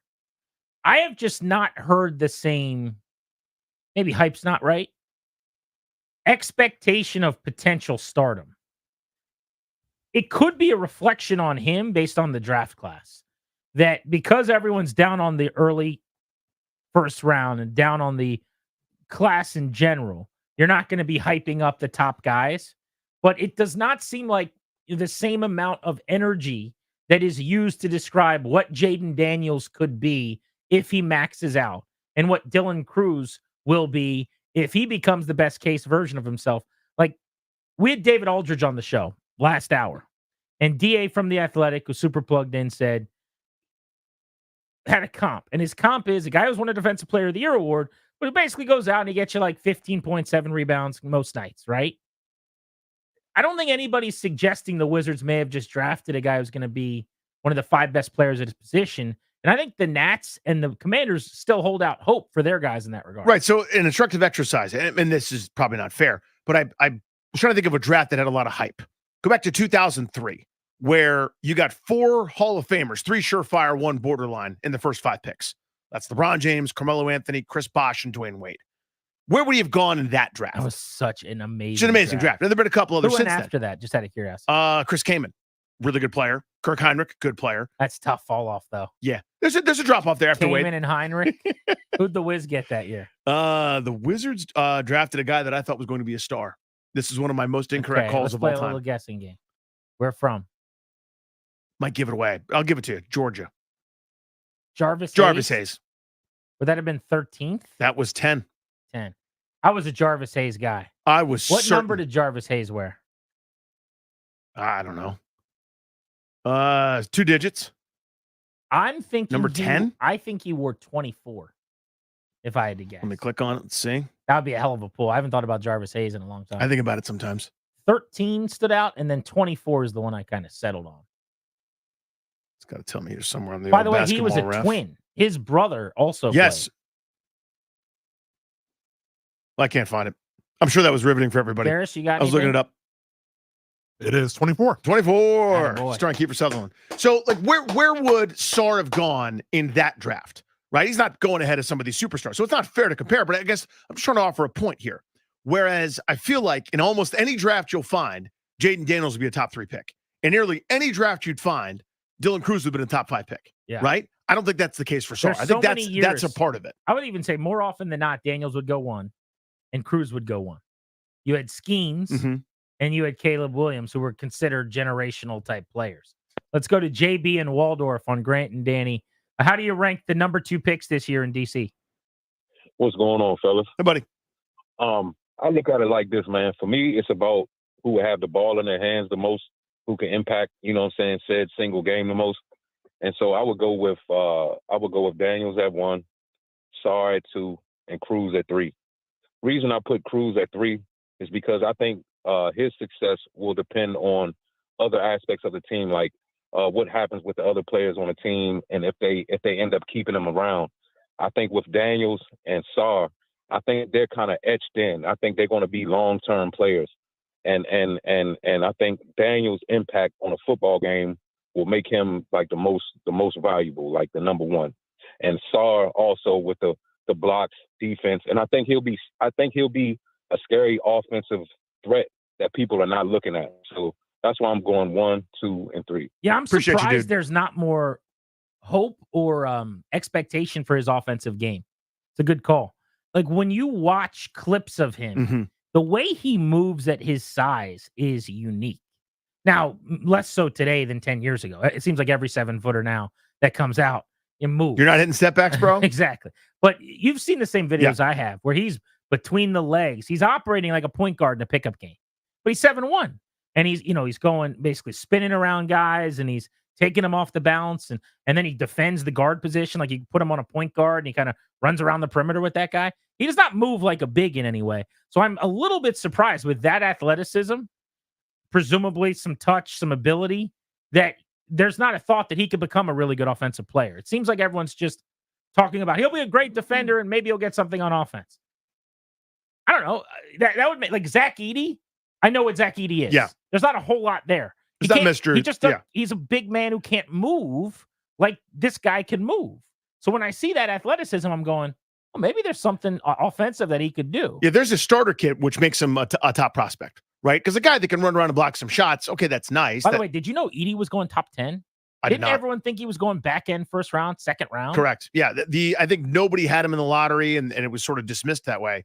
I'm always kind of amazed at that, right? Where a guy that's that productive, I understand it's not what everyone else is doing. Why are you trying to do what everyone else is doing? I bet you could find a use for a guy that can fill it up like that draws a ton of fouls. Again, he's not the best defender and teams will exploit that, but you get to exploit some stuff too. So you didn't have a problem or you didn't think it was a reach? No, well, not in this draft. Ninth you know what overall. I mean? Yeah. And it depends on the year. It depends on who's available, who's around, and what teams want. I'm kind of going, there's always so much focus on guys that have more tape, right? With college. I mean, you can see the trend of the NBA, the way these drafts are going. It's like Dalton Knecht. Oh, he's 23. Disgusting. Go away. Whereas like a team that's actually, he could probably come help us win now. But if you're not a teenager, are you even part of this draft? And I'm always kind of going, why is everyone trying to play copycat? I get that there are certainly rim defenders in the league on some teams that it's going to make his life really difficult. But I also think there's going to be plenty of matchups where you could just kind of put him down in the block and say, do the thing you did at Purdue. Where you kind of back someone down. He's got the little touch, the little baby hook and the little kind of fall away shots he hits. Yeah, some team that wants to go play small ball against you, make him, post him right out of it. Exactly. Let's do that. I'm stunned he went 9th, but I was actually kind of glad to see it because I thought, despite all of his exploits in college, it was going to be round 2 for him. Big story today as round 2's underway is Bronny James. Is it the Lakers? Is it someone else? Does he get drafted? And that'll happen while we're on the air, so we'll certainly pass that along here on Grant and Danny. The GM of the Capitals joins us next. Let's make sure we are on time for Brian MacLellan right here on the Fan.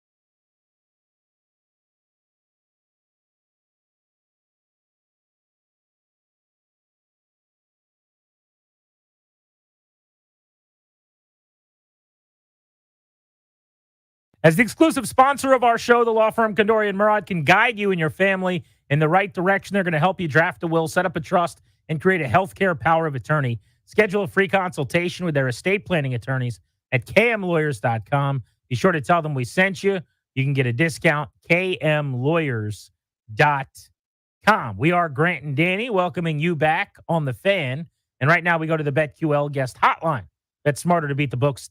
Download the BetQL app. Visit BetQL.com. We told you that we'd be joined by the general manager of the Washington Capitals, Brian MacLellan, who's been very busy. He's got the NHL draft coming up this weekend. But before that, he was wheeling and dealing. The Caps pulled off a blockbuster, sent Darcy Kemper out west, and got Pierre-Luc Dubois, the 26-year-old centerman, back. So, Brian, let's just start with how long you were working on this trade and how it came about. This was a deal that took the entire hockey world by storm last week. I think it was, probably a couple weeks before it happened. We had talked at the Combine, Rob Blake from LA and I, and, continued to have conversations and then ended up closing the deal probably 2 weeks after the Combine. What does you bring to the club? What are you guys getting? We get a young guy. Well, he's played 8 years in the NHL. He's 26 years old. He has good size, good physicality, has a good skill level, plays center, can play against good players. And I think we're going to give him a good opportunity here. Maybe the fit wasn't the best thing for him in LA, but I think the fit for us, should fit well. My only hesitation, because I like the player and the skill, is how many teams he's been on. Last year was a bad fit in LA, but to be his age and to have played with Columbus, Winnipeg, LA, now Washington, feels telling. What do you make of why he hasn't really found a home? Yeah, I mean, it's probably a combination of a lot of things. I guess in his mind, long term, he'd preferred to play in a different place other than Winnipeg, which, I don't think he's the only guy that's done that. And then whatever happened at the end in Columbus, I think that's a question for him to ask. But he did have good years in Columbus, and he did have good years in Winnipeg. And I do believe, consistency is the key for him. And hopefully we can push the right buttons there to get him to play at his level consistently. Pierre-Luc Dubois, 26 as of just a couple of days ago. He's young, and the former third overall pick is now a Capital. Their GM that pulled off the deal is Brian MacLellan. How do you envision him being used? I know Carberry kind of fills out the lines, but do you view him as a first-line center you pair with Ovi, or how do you envision that? Yeah, I think it'll give the coaches opportunities to try that. I think Strome's played well with Ovi. We could try Pierre-Luc there. I think there's a number of combinations, and then we'll see where the chemistry comes. I don't think it's tough to project. Hey, this line is going to work, but somewhere in that top six, I can envision him being successful. Brian MacLellan with us here on Grant and Danny. You mentioned, Brian, that he wasn't a great fit in LA, but you do think he'll be a good fit here. What made it not a good fit in LA, and what will make it a good fit here in Washington? Well, I think he's going to play higher up in the lineup. He's going to get a bigger role. What made it? He's going to be, relied upon to provide, he's going to get more ice time to play against good players. He's going to have to provide offense, good defense. I think in LA, when you're playing behind Danault and Kopitar, it's a lesser role. You're playing with lesser line mates on the wing, and maybe the power play time isn't quite there for you to produce at the level you'd like to produce at. So I just see him being a bigger part of our team than he was in LA. Brian MacLellan on Grant and Danny. It stands to reason. You look at the next few years and you go, he's going to help us a lot. But that's a big contract. I'm curious about taking that into the equation, willing to take on, the 7 years of $8+ million. And, as a GM, this is a huge swing, right? Are there nerves? Like, you could have just stood pat and you could have just not made a big move and swung for the fences. This isn't a single. Like, one way or the other, this is going to go really well or really badly. No, I agree. And it's, I think we wrestle. We talked about it for a long time. Talked to Spencer about it too. It's a commitment, but also free agency is a risk too. I mean, we could find a guy. I don't know that we'd find a center in free agency, but we could find a player that we like, and we'd have to sign him to an 8-year contract. We felt the gamble was worth it. We believe the player can reach his ceiling. And it is a gamble if it doesn't work. I agree. It's a big misstep, but I fairly confident it's going to work. Well, Brian, the reason I'm confident is you guys have a track record of welcoming guys into the organization who then perform better. That's happened multiple times over, whether it's Anthony Mantha, Brett Connolly, Dylan Strome. That's a thing that you guys are known for, and it's one of the I think it's a hallmark of the culture and what you guys have built there. So what looks risky, which I see the risk like everyone else does, but I think you guys have established something there. Does that go into the discussion? Yeah, I think, yes, I do. I think, we've done a pretty decent job of finding guys and putting them slotting them in a good role, and coaches do a good job with players. They seem to be happy, and their careers, get a little better as they play here more. So we're looking for opportunities to do that. I think for us, it's, usually we're picking down the lower part of the first round, and we're looking for opportunities to find talent in other ways and, to supplement your roster. And Dubois was a way we tried to do it with. Brian, how much work can you put in when you're working a deal compared to when you're drafting or signing a player and you're able to call, every high school and college coach they ever had and every former teammate, talk to the player, have Spencer sit down or make a phone call? Like, is all that on the table, and does all that research go into this, or is there a little more guesswork because you can't talk to a guy or there are certain rules? How does that work? Yeah, you can't talk to the player. But I think I think there's a lot of different connections that go through different people and organizations. And so you try and do your homework that way. Who knows who and who's had him before, who's played with him. There's all kinds of connections you can find throughout your organization, and to get opinions on the player, and to find out what he's like as a person, what he's like as a teammate. What are the possible reasons for the inconsistent play? Why would he want out of certain organizations? I think we did a lot of homework through different people in our organization, and at some point we felt comfortable bringing him on. Brian MacLellan on G&D. So tell me if I'm wrong about this. When you talked about being aggressive, adding playmaking, goal scoring, your top 6 presence, and you told us on the show just a couple of months ago that was something going into the offseason that you were hoping to do, it seemed to me like you weren't looking to just go get someone for a year or two that could do that, but rather you have a type, whether it's Dylan Strome, these guys entering their prime at an age where it's both short-term, long-term. How much of that was this, where you go, this isn't just about right now, but this is a guy on the next iteration of the Capitals that if we guess right here, could be a real building block? Yeah, no, I agree. It's an age. I mean, at 26 years old, I mean, that's our sweet spot for us. Anywhere around that age group, players approaching their prime or in their prime, I think that's attractive to us. It's a lot harder to find those guys, and sometimes you creep up an age when you're trying to fill a roster spot. But this is an ideal age and ability level that suits what we're trying to do moving forward. Mac, there was an AHL postseason, which means the Hershey Bears won the Calder Cup. It just seems to happen now annually, which is a lot of fun. But a lot of guys that we saw in the NHL playing for you guys some minutes here and there were contributors there. What did you make of that young group hoisting another trophy? Yeah, I thought it was a great experience. I mean, it's fun to watch Lapierre win a cup and be the MVP. Miro Shevchenko made some strides. A few other guys too. You see improvement in your players. That's a high level they're playing at in the minor leagues, and it's fun to watch, and it's great for their development. To have them go through a playoff grind that goes a long time, that's physical, that produce and end up winning, I think is a huge key for their development going forward. It's obviously such a cool experience, but is there any part of you that wishes they got some more rest and maybe were able to get in the gym a little bit, maybe work with some strength guys and improve some of the skills? Or is it just, no, we don't even think about that. We like that they won?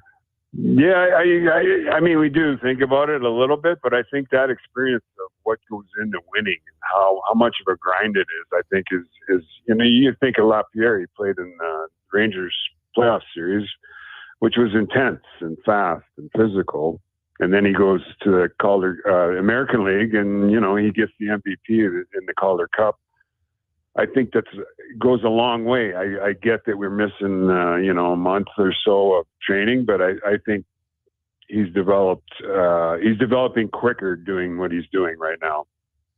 It was fun to watch, no doubt about that. Now you can get them off their feet, little rest, maybe get them with some skill coaches and working going into the season to get them where you need to be. Brian MacLellan on G&D. I want to go back, if we could, to the other part of the Pierre-Luc Dubois trade, which was Darcy Kuemper. A thought from you on him leaving the organization after being replaced as the number one by Chucky last year. Yeah, I think that, I think Darcy's going to play well going forward here. I think it was a tough year for him. He's been a good goalie for a long time. So I anticipate him having a good year. I just think last season got away from him a little bit. I think, the combination of, us trying to find it at the beginning of the year, defensively, kind of hurt his performance. And then Chuck played really well and ended up taking the net away because he was winning games. And it was tough for Darcy to get back on track, get back in the net, and reestablish himself. So I think, a lot of factors went into his performance during the last season.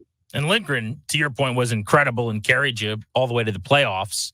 So a few-parter then moving forward, Mac, on the goalie situation. The same reason I'm sure that you feel like Kuemper could bounce back and have a really good year. There's that volatility to goaltending, and it's almost like relief pitching in baseball. They'll come and they'll go and they'll get hot. How confident are you that Lindgren can repeat last year? And then what would be the plan at the other goaltending spot? Is Hunter Shepard, in your opinion, NHL ready? How do you feel about him as a prospect? He's won everywhere, but he's a little undersized. And then the other of the guys down there, Clay Stevenson, who had a hell of a year in the AHL. Is the answer internal, in your opinion?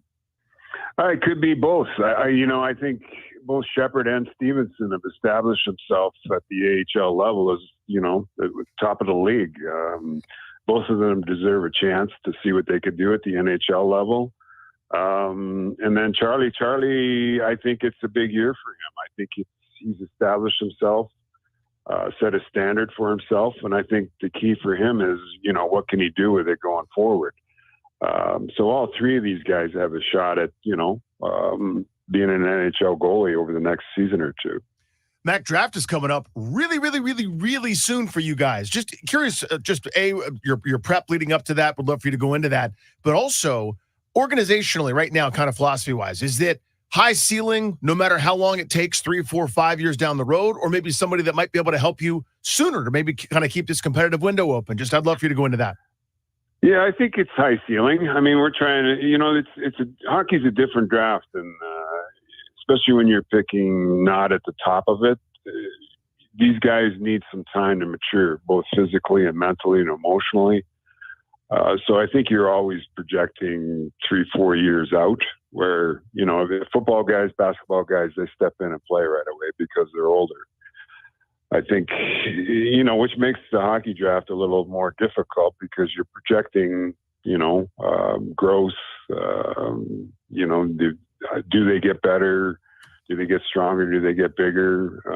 So 3-4 years of growth is a big time. You're not getting 23-year-olds, you're drafting 18-year-olds. So, we're looking for, can we get top 6 players? Can we get top 4 defensemen? Can we get a number 1 goalie? Those would be our priorities. Weird question off the beaten path. This is not about players, but you guys bought Cap Friendly. That's my website. I'm a big Cap Friendly guy. Yeah. Can I still go to Cap Friendly like next year and get what I need, or is that yours now? No, that's ours. That's tough. Yeah. No, I think it's,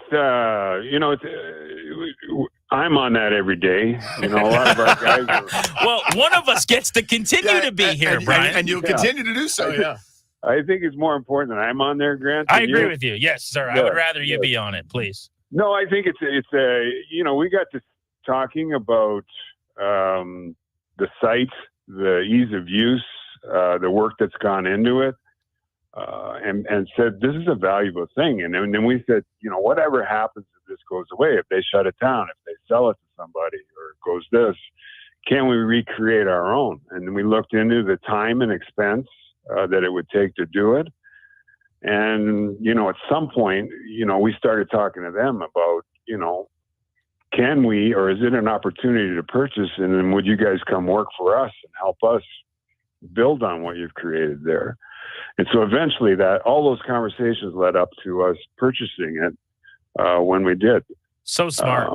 Can you explain to people what you like? I use it for contracts essentially, or just, what's this guy's AAV, or, just curious, could Mac be looking at this player because he'd fit the salary? Like, what else do you guys use it for as the 400 level version of that? Yeah, I mean, there's you're looking at specific contracts, cash versus AAV.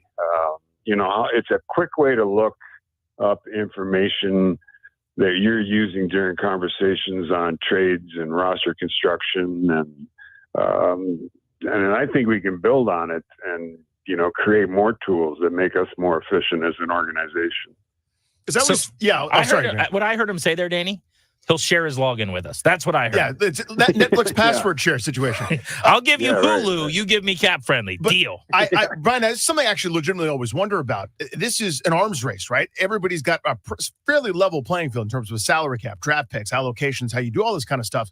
So any kind of proprietary tool can be such a huge advantage. And I'd love you to go into what you guys are always sort of working on. Obviously, this is a manifestation of that, getting this website with and some of the minds behind it. But that's got to be a huge part of what you guys are doing on a daily basis, right? Is finding the slightest advantage you can over your really competitive field. Yeah, I think it's looking for opportunities and doing comparables and trying to find guys in bad situations that you think you can make better, and cost-efficient ways of looking at players. I think we're going to incorporate we have analytical stuff that we look at. And we'll try and incorporate that with the Cap Friendly in a user format that, makes us more efficient as a scouting staff, as an organization. We could do stuff player development wise too, how we track our guys and how we track guys throughout the league. I mean, there's all kinds of efficiencies that we can do where right now sometimes it's a little scrambled and you have different things in different sections within your organization. You got to work to figure it out. So I think we can become more efficient as an organization when we build this out. Always candid, Brian MacLellan on G&D. We'll let you go on this. Anything else down the pike here? Or kind of just rearranging some deck chairs, so to speak. What else do we have happening? Yeah, I mean, we're looking for ways to improve still. I mean, I think, we want to participate in the free agent market. We're going to continue to talk trades with teams here. And then hopefully make some good draft picks. So it'll be an intense week here now coming up. Mac, thank you as always, man. Good luck in the process. Okay, thanks for having me on, guys. There's Brian MacLellan on Grant and Danny, GM of the Capitals, here on The Fan. A Bronny James update. The second round is ongoing. Everybody's wondering where he's going to end up. Wait till you hear what his agent, Rich Paul, is telling teams right now. That's next.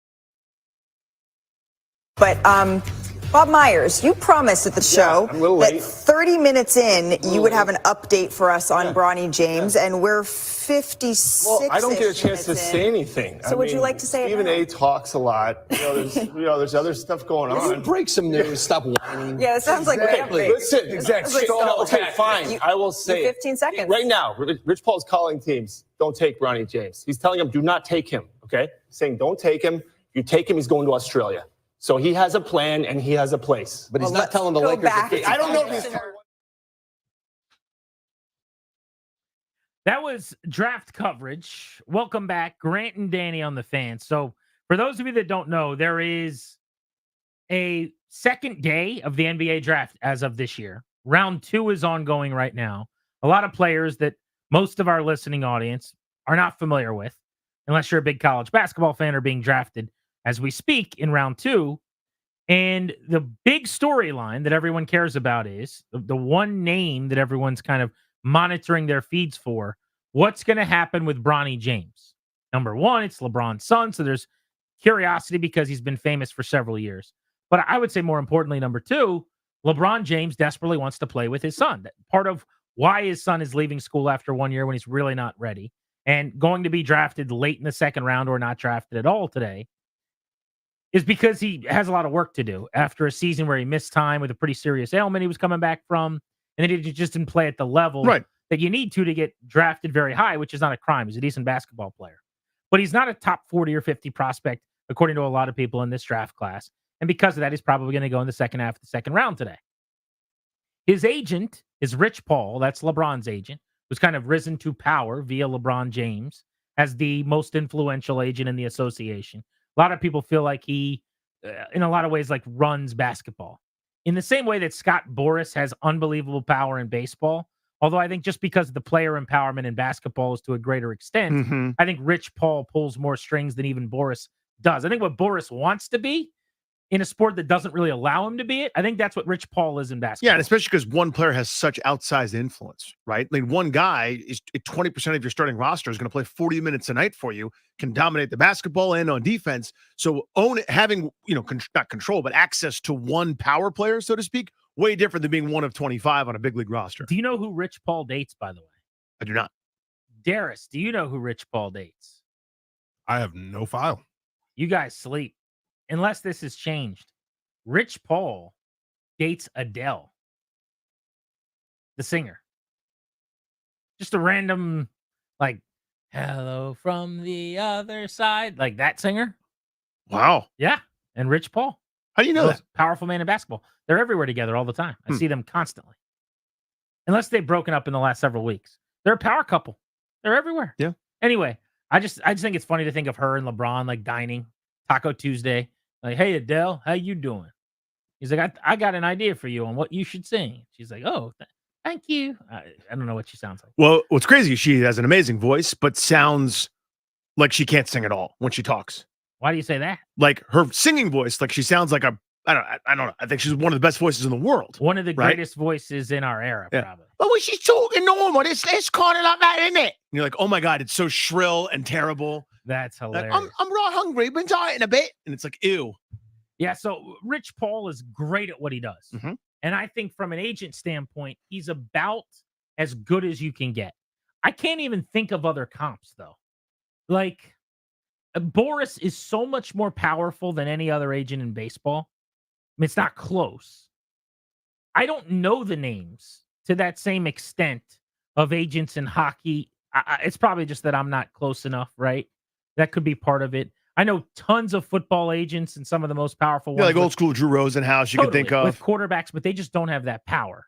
So really, Boras is so dominant when it comes to pushing players around a draft board. He can be really talented and good at that. Or we've seen it here when you can't get guys signed.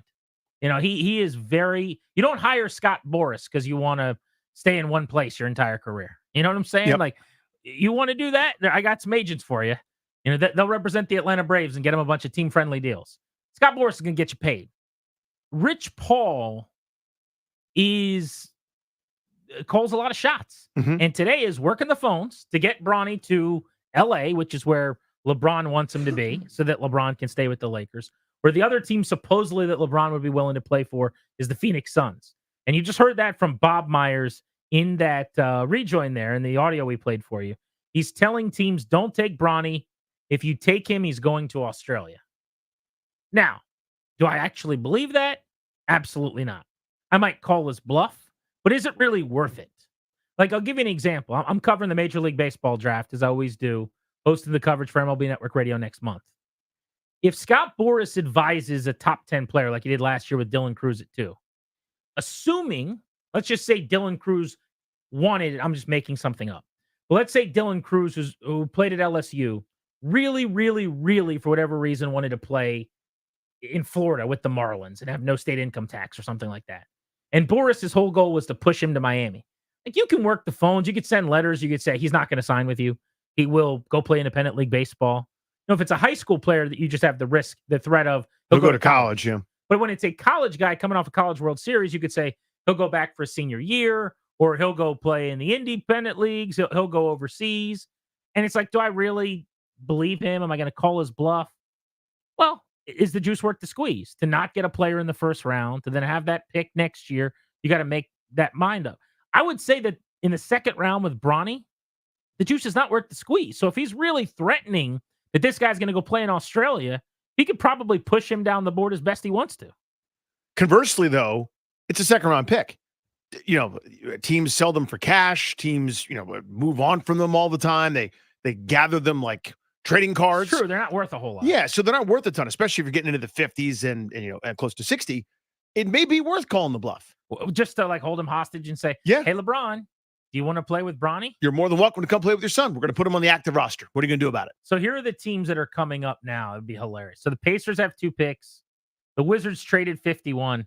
Oh, that would have been so great. Yeah. If the Wizards drafted Bronny and then told LeBron, there's only one way, LeBron. We've got his rights and we're not giving him up. The Warriors at 52.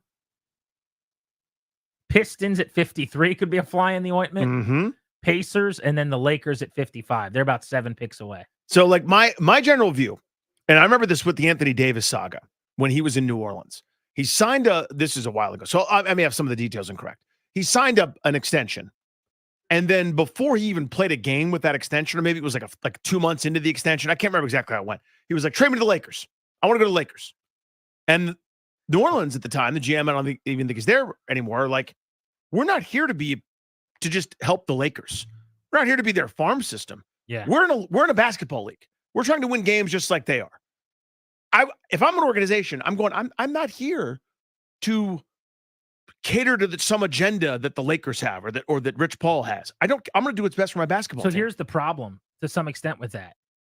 And again, my experiences with this are more in the sports that I cover more closely. Like, I'm not as plugged in on the Paul relationship, but I can kind of assume most of the time, agents are really good about, like, a good example, going back to Scott Boras. If you, like, him and the Nationals have been at odds over Strasburg for over a year. Mm-hmm. Tooth and nail, screaming matches, I'm sure. Like, not good, right? Not fun. Right. We read the story in the Post about the letters and everything else being sent between the agent, the team, the player. He represents James Wood. It's not like you can just hate them in perpetuity. Like, you got business to do. You know what I'm saying? Totally. He's got Dylan Cruz, who they just drafted. And so in the case of Rich Paul, like, let's just say the Pistons wanted to take Bronny so that they can get one over, like, force LeBron to come or just because it'd be funny, basically. Yeah. Rich Paul has all the players. It's like Boras. He's got a star every year. So is he really going to never allow a player to go to the Detroit Pistons I don't think forever? so. Like, right? Boras doesn't work that way, but I don't think you want these agents who are powerful and help to kind of dictate terms in the game to not want to do business with you. And I'd imagine there are teams that they prefer to do business with and those that they don't. For sure.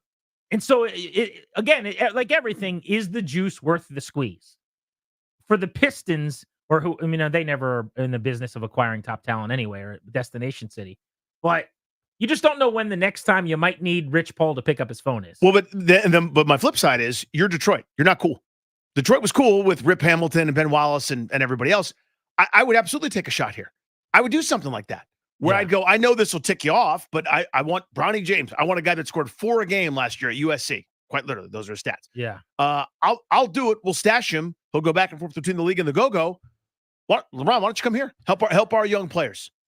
It's a good point. You I know? also think that if the agent doesn't have some issue with you, you're not doing a good job as a team. And what I mean by that is when I was on the beat, I would butt heads with Tony Wiley constantly. He was the PR director with the then Redskins. Yep. And I always kind of felt, because I'm a people pleaser and I like, you want to be liked. Sure. And I would always feel bad if Tony and I were at odds or he was angry or something.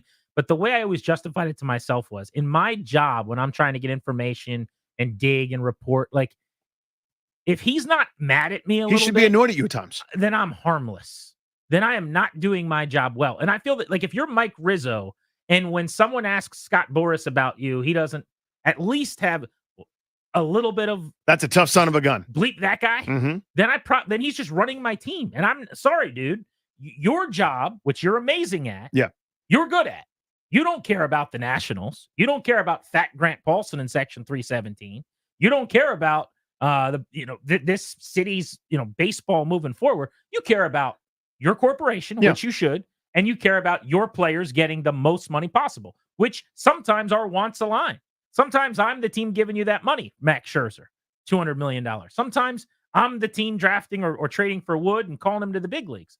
But I think you probably, there's a healthy medium of like him being like, knowing that he's going to get pushback sometimes when he calls the front office, because you're not just going to run the show. Hey, I want that guy called up. Hey, let's, and you're like, or hey, let's extend Strauss and handshake deal. If you shut him down for the World Series, Right. we'll do a little cheaper deal. We'll stick around, or whatever it is. I'm joking about. Yeah, making that, this. Yeah. You can do some of those, but every time you want to pitch something, I can't say yes. Totally. And again, the Rich Paul, just to drill down on this one example, he is not out for the best interest of the Pistons, the Magic, the Hornets, the Trailblazers, or you could pick your other team that isn't at the cool kids table right now. That's not a destination city. I got to fight for something if I'm in charge of one of these organizations. Again, it may not make practical sense because he may go to Australia. You may not get LeBron James, but for me, a second round pick that I'm not really planning on using anyway, or I don't really care about, I would absolutely call somebody's bluff on this thing. You would? Like, again, not if I'm a team that is always, if I'm Miami, New York, Boston, an LA team, or even Phoenix, I probably wouldn't do this. You know what happens sometimes? Josh Bell, you remember him? Mm-hmm. I remember this when I covered that draft, and I don't. It's been a long time, so I may not have all the details. Josh Bell's parents are educators. We've now seen him here. Super smart. Had the whole reading program. Yeah, had the book club. Like really, really high educated. I think he was committed to go to Stanford. Was it Stanford or Texas? He's from Texas. I want to say it was Stanford, but regardless, he was locked in to going to school. I think he was a Boris guy as well, now that I think about it. And a letter was sent to every team basically saying, do not draft this guy. He's going to college. And the Pirates were like, oh, that's That's adorable, isn't it? That's really funny. We're going to pay you. So we'll see. We'll see. And they drafted him and they paid him and he signed. And he ended up being an all-star for the Pirates. Mm-hmm. So to your point, like sometimes you might have a nice plan and then I dangle that money in front of you and let's rock and roll and figure it out. But I'm curious, I would not do what you're suggesting where people come in on this. Would you draft Bronny and be a fly in the ointment and just see where it got you? See if there was any chance all of a sudden LeBron might be interested in talking with your GM. 800-636-1067 is the number on Grant and Danny here on The Fan.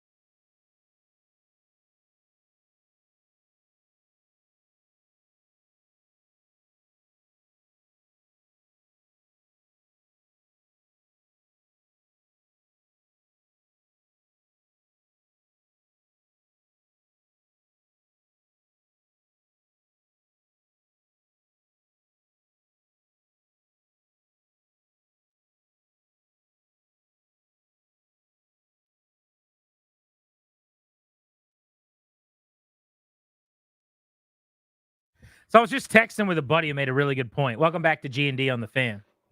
We're talking about Bronny and asking if anybody should pounce on him here in the second round, even though Rich Paul, his agent, is trying to push him down the board. And there are agents. This is not new, by the way. Like, everyone will make this out to be some unprecedented thing. Agents in every sport are trying to dictate terms as best they can for their clients. Scott Boras writes the book on this and kind of is pretty clinical in his execution at times in the draft to get his guys to places where they can actually get paid good money from big market teams. Or just places where they want to go. But Bronny probably isn't good enough. No. For like the team, for any of this to matter. In other words, teams are probably looking at it and going, well, we like Tristan Newton, who just went 49th from UConn, more than Bronny anyway. He's not even the top guy on our board. And in the case of the Pacers, like, LeBron's not coming to Indiana, so why would we consider this? Like, if Bronny was actually a really good prospect, or if he was even like Kyle Filipowski from Duke or something, right? The power forward who went 32nd overall. Now it's a really interesting discussion, because now you're going, he's the top guy on our board. We really want to take him, but Rich Paul's telling us he's not going to sign. And now you have this internal debate. What do we do? Would LeBron be willing to sign here? Were the Utah Jazz or whatever? The fact is, he is not a good enough prospect for this to really even play out to the extent that you and I are talking about it, where the agent calls and says, don't take my guy, and you don't even like the guy that much anyway. Okay, then it's over. You know what I'm saying? I do, but I'm not drafting him because I want Bronny James. He's a 6'2" guard that isn't ready to play in the NBA and may never be. But there's no path to actually getting LeBron in a random city, do you think? That's what I'm going to find out.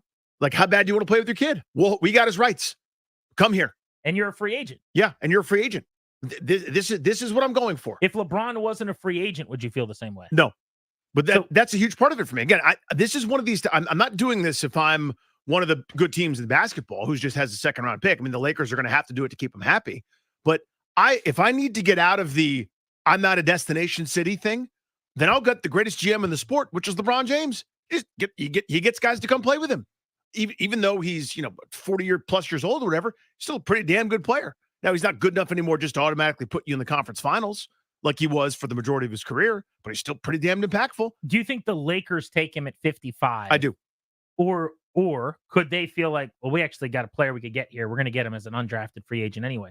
Because after the Lakers at 55, there's only 3 more picks. Yeah. Nuggets, Grizzlies, Mavericks. I think the Lakers, his whole career, if you'd like to be in business with LeBron James, you must be in business with LeBron James and all that entails. That means employing his friends. That means when you go to a young Lakers team and you're totally fine with a rebuild, 14 seconds later, you're not fine with the rebuild anymore, and all the kids must be traded. You got to bring in Rajon Rondo and Deshaun Stevenson and a bunch of other guys. Or Lance Stevenson, rather. Deshaun Stevenson played here. But you know what I mean? You got to do what he wants. So this is what he wants. To keep him happy, you do it. Because he's probably worth, $500 million a year in franchise value to you. You can't pay him that because the salary cap. So you do this. I definitely think they're taking him, and that you have to do whatever you can to make him happy.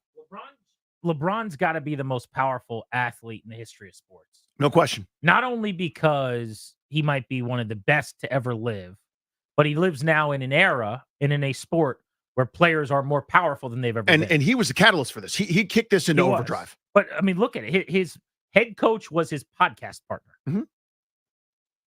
Whatever you think about the hire of J.J. Redick, is he going to be great? Is he not? I think he might actually be a really good head coach. We'll find out. The guy that did a podcast with him a few weeks ago is now his head coach. Largely because he did a podcast with him. Mm-hmm. And now he's telling you, draft my kid. Like, this is a new level of a lot to deal with. Yeah, whether it's turning Brian Windhorst into a household name because you covered him at a certain point, whether it's making Rich Paul kind of the guy that's now the godfather behind the scenes, pulling all the strings like a puppeteer. He is the most powerful figure in modern sports. Who's the best player in another sport? Mookie Betts or Shohei Ohtani? They can't nowhere dictate, near. They can't dictate anything in baseball. Football, a quarterback, a little bit maybe, kind of. But how'd that work out for Aaron Rodgers, who's basically a Hall of Famer? Grant and Danny with you on the Fan. Let's go to Val, who's in D.C. on G&D. What's up, Val? Hey, how you fellas doing? Thank you so much for taking my call. Definitely taking Bronny. Not so much with the prospect of trying to get LeBron to my city, but if I'm a team like Detroit, then I'm not a destination city anyway. It's going to be hell or high water to make it that. And I need draft picks and I need trade options to bring better talent to my city. And I want to make the Lakers negotiate with me. That's a smarter point than I made. That I didn't even think of is a that. Good argument. Look at you. But can you really get much for the 54th pick? You can get something because it's not just the regular 54th pick. Is it better than the 54th pick? I bet you it would be. So you're saying give me a 1 in like 2028. Because you know that the Lakers need to keep LeBron happy. So keep him happy. You want Bronny James? I actually have bought that.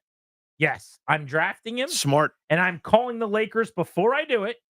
And I'm saying, I got your guy. Meet me at the corner of 4th and Clark at 11:50. Come alone.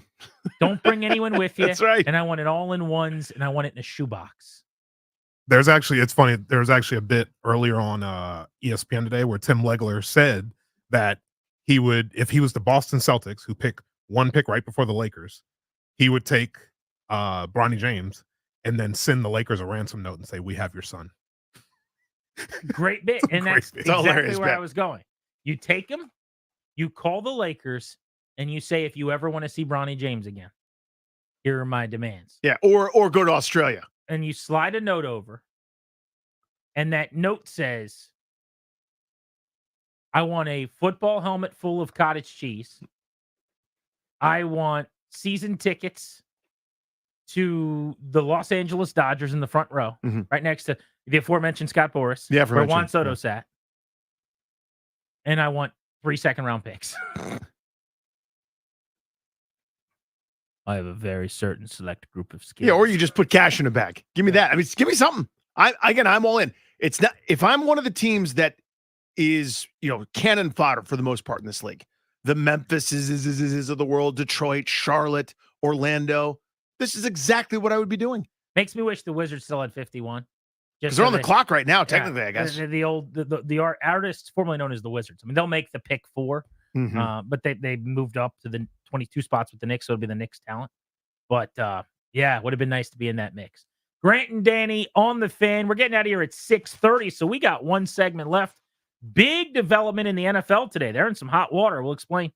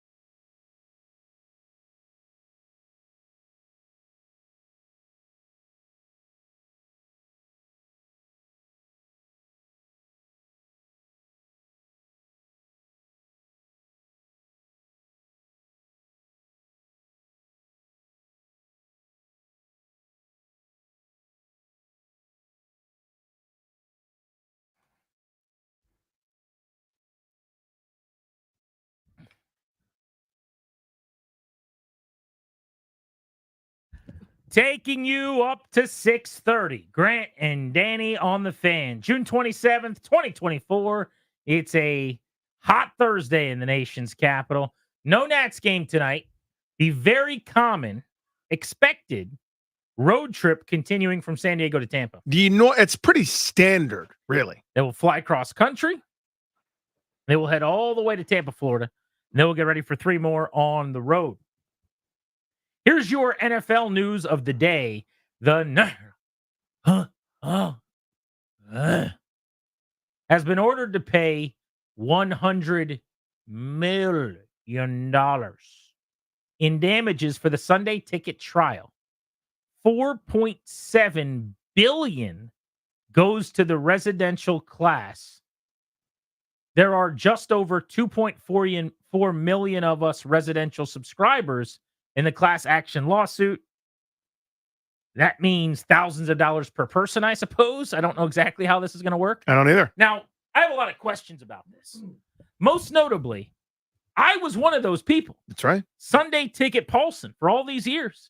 I got a bunch of things mailed to me about, do you want to join a class action lawsuit against the NFL? And I just didn't care and just said, leave me alone. Oh. Trash mail. Did I miss my chance to get money? I think so. There's no way people are going to get a lot of money out of this. Yeah, there's going to be appeals and more fights, and maybe it'll go to a different court. Who knows?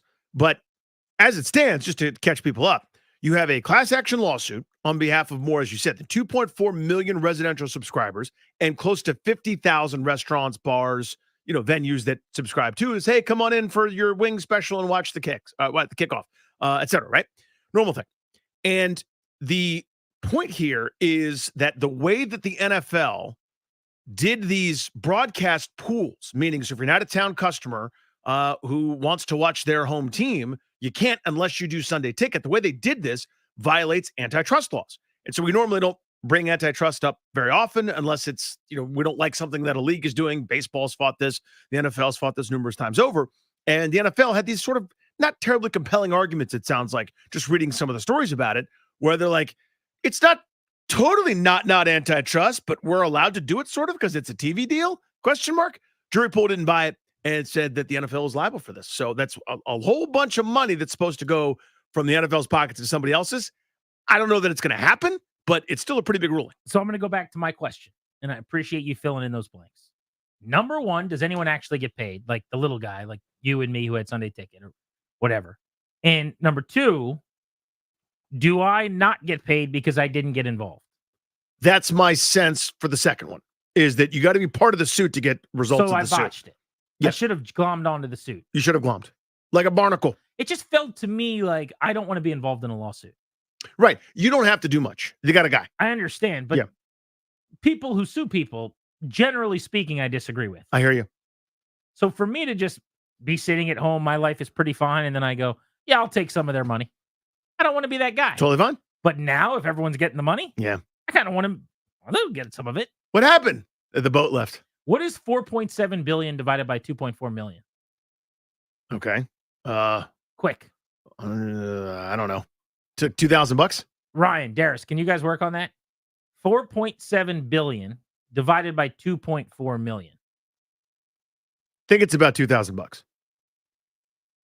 So I am to believe that I missed out on $2,000. I think so. I feel like I should be livid about that. Me too. I should have done something. I agree.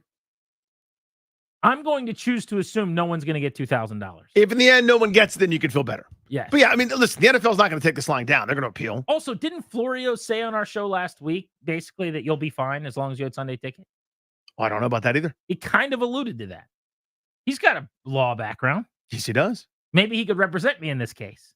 Now I'm going to hire him to get involved, to get with the NFL on my behalf, to get my restitution. I think that money would end up going right to your attorney if you're hiring a guy individually to get you $2K. That's a good point. The attorney costs a little bit of money in his own right. I want $2K so bad. You should get it. And I don't mean the basketball game on Xbox. Like, I want $2,000. Yeah, that's a reasonable thing to want. So my kids call, what do your kids call money? Do they have a word for it? No. My kids call dollar bills $bucks. I think it's very great. That's so great. They're like, Dad, can I have $5 bucks? That's awesome. Little kid names for stuff rule. I agree. So here's the big picture. What this means potentially, and the NFL is going to fight it. It's going to, they may appeal somewhere else. Who knows where they can go to kind of escalate this thing? They're not going to take this line down. They're not in the business of giving out $4.7 billion for their business practices. Yeah. But they're going to settle, right? You think they Tim? No. Well, I think they're not going to pay out all that money, and they're going to pay way less, and then it's going to be a nominal fee for everyone. But I think after you go to trial and lose, you don't get to settle anymore. I think there's an appeal. That's a good So point. I'm saying the settle usually comes before the It trial. would not make sense if now they timmed. If they're like, hey, you guys, what if we settled? But here's the guy in the 1067, the YouTube chat. Okay. And I want him to be right, so I'm going to assume that he is. I like it. He says, you will not be paid because you didn't fill out what you needed to. But if you had, the amount you'd receive would not equal the value of the time it took to fill out those forms. So his speculation is that nobody's getting $2,000. People will get a lot less. I'm saying that I don't think they're going to end up paying the amount to everyone. I can we're see that. assuming. You know what I'm saying? Yeah, I get what you mean. Like maybe we're saying everyone gets $2,000, and somehow after fees and after this and after that, everyone's actually going to get like $43. And don't get me wrong, I also won $43, and I should have filled it out. I will get a speeding ticket from a camera in the next 3 days for more than $43. So I would like to have that money. But it's very different than $2,000. It's very different than $2,000. Bobby is in Owings. I don't know what Owings is. Is that Owings Mills? Owings Mills? Yes. That's where the Ravens Owings, play. Maryland. Owings, Maryland. How you doing today? Is that the Ravens practice facility? No, not Owings Mills. It's Owing near Dunkirk. It's on Pennsylvania Avenue. Oh. Okay. Okay. I'll take your Anyway, word for it. Yep. I was calling to let you know that most class actions lawsuits, they include you in the class unless you opt out. Oh, beautiful. So the people that didn't want to be involved had to do work, and by doing nothing, I get money. Absolutely. You're telling me Excellent. there's a chance. Excellent, Bobby. My guy. So now you're mad at me because I get $2,000. I'm not mad at you at all. I think it's good. Thank you. Yeah, I hope you get it. But here's the thing I care about. It basically used to be if you wanted to do Sunday Ticket, because for the most part, it's not for the Grant Paulson sitting at home with 4 different TVs. It's for people like me when I lived out of town and I couldn't get Washington games unless they were playing New York. But you just went to Hill Country Barbecue So and I- didn't even bother getting Sunday Ticket. I couldn't, because in my apartment building, I could not get it. They were like, I was like, can I get DirecTV? And they said, no, it literally does not happen. It will not work here. That's when right? you fell in love with Hill Country.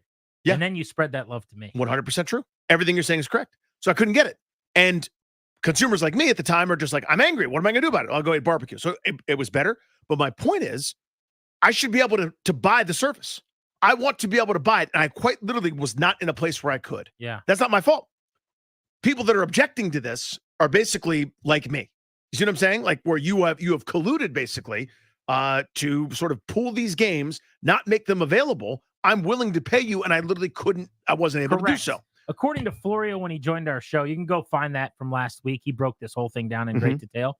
But it also sounded like the price point was a major issue. Totally. Whereas they drove up the price Because they could. They allegedly basically when it should have cost X, they made it cost Y, which was like astronomical because no one would do anything Yeah, about there's it. no competition. They signed this exclusive deal where it's like if it was DirecTV everywhere, but also, for sake of argument, with Spectrum Cable or also with Comcast or also with whatever, then I could have added on to my cable package and I could have gotten it, but they didn't let it happen. I don't understand though how that would be illegal. I understand like monopolies and think, if you're driving out competition, but the idea that you charge too much for something, there's an opt-in for the purchase. No one made me get Sunday Ticket. I call, I find out, like right now, I literally at the end of or start of every football season, end of every summer, I have to cancel whatever I currently have to watch the Nationals. Currently, that's DirecTV. So I freeze that or get rid of it. Then I have to get YouTube TV for Sunday Ticket. And I think with YouTube TV and Sunday Ticket, it cost me like $470 some for the year or whatever. Too much, crazy, but that's what I do. $470 some for Sunday Ticket.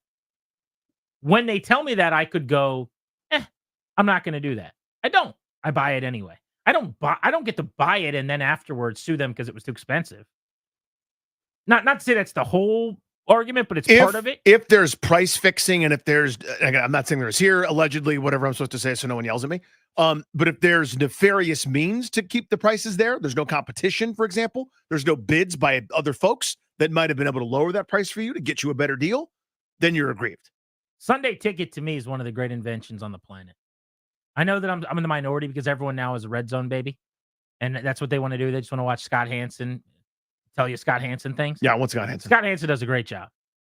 He loves doing what he does. I will give him that. And he's very good at it. You got a funny way of showing it by disrespecting Scott Hansen by not watching him. I watch Scott Hansen. Sometimes. No, all the time. No. That's why I have multiple television screens. You're DirecTV Donnie. That's who you are. Yeah, well, that's true. I am DirecTV for your Sunday ticket. You can still get Scott Hansen on DirecTV. Yeah. But you like can, Sunday Ticket. Admit it. Yeah, of course I do. Mm-hmm. I think you should be able to so there's a great game going on. Let me watch it. Also, I got to watch the Minnesota Vikings. Although not anymore. Am I right? Might have to figure out what channel the Falcons are on these days, if you know what I mean. Darius, you got any breaking news over there?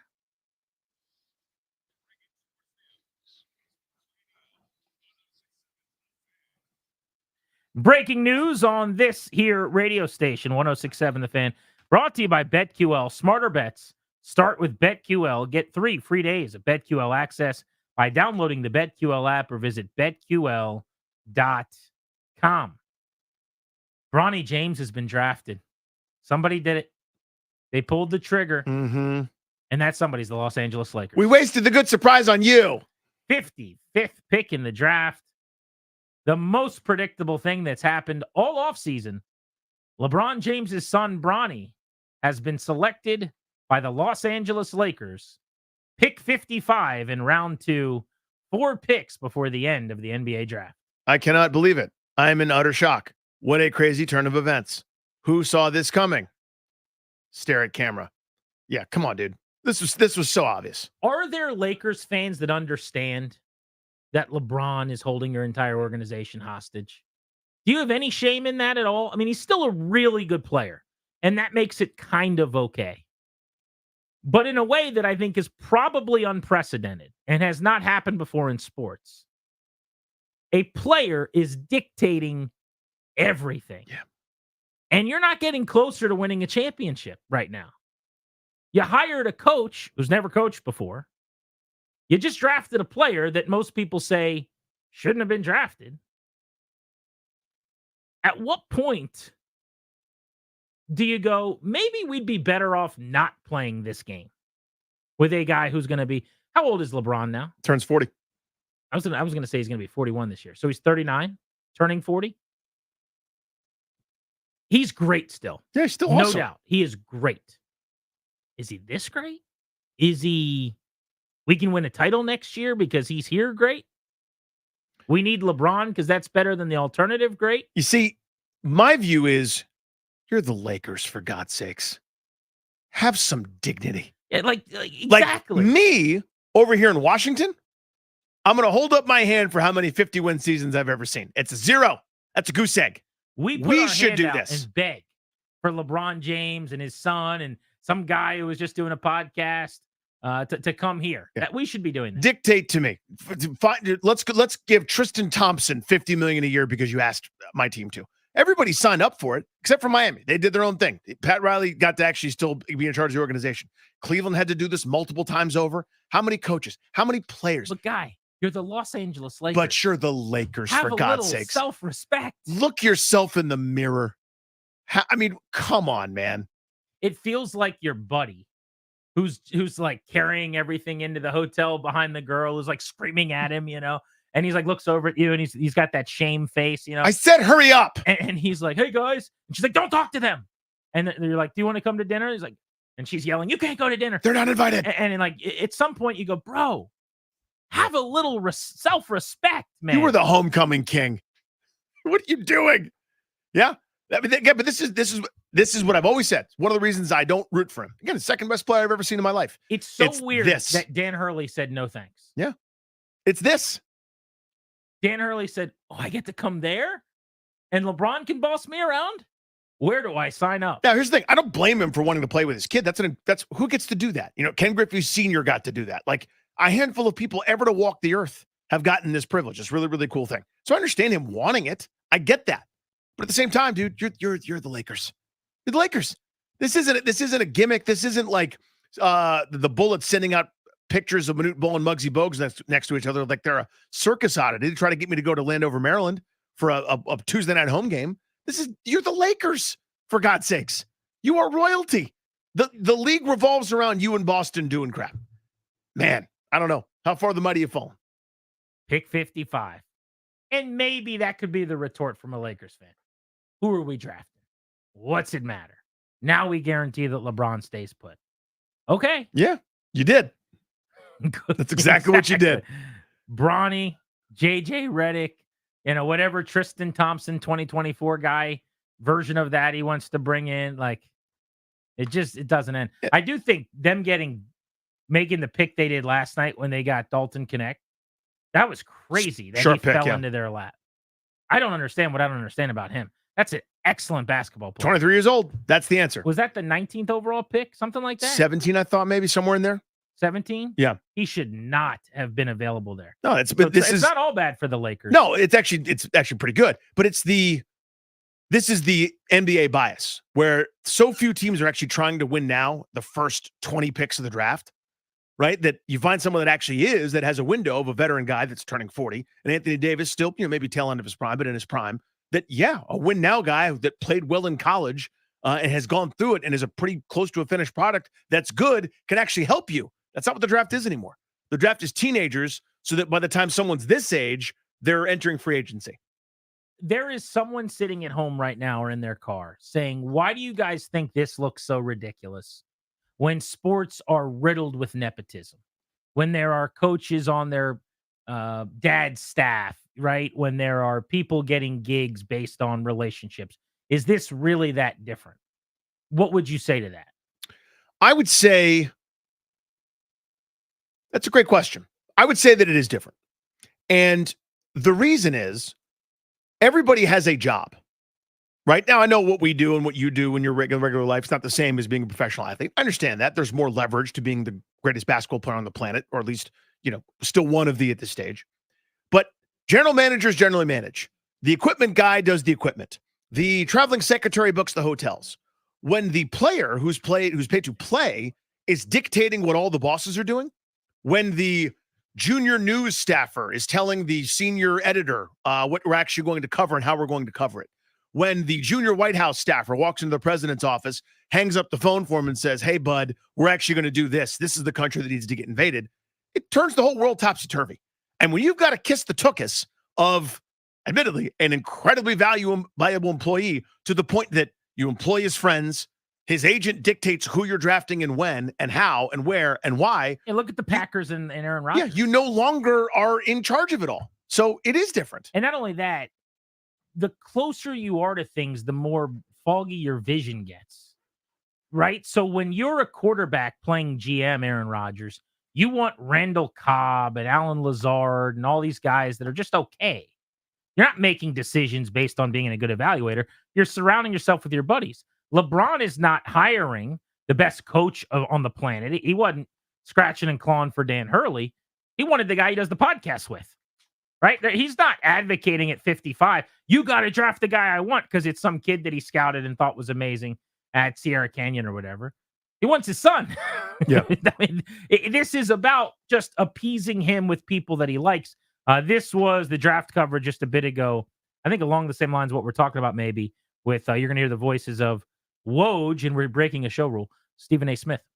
I don't want to hear these charges, people talking about nepotism. No, the NBA is full of nepotism. Full of it. The ownership level, front offices, coaching. Yep. I don't want to hear it all of a sudden because of Bronny James' father plays for the Lakers. Right. It is rampant in this league. That is which is true.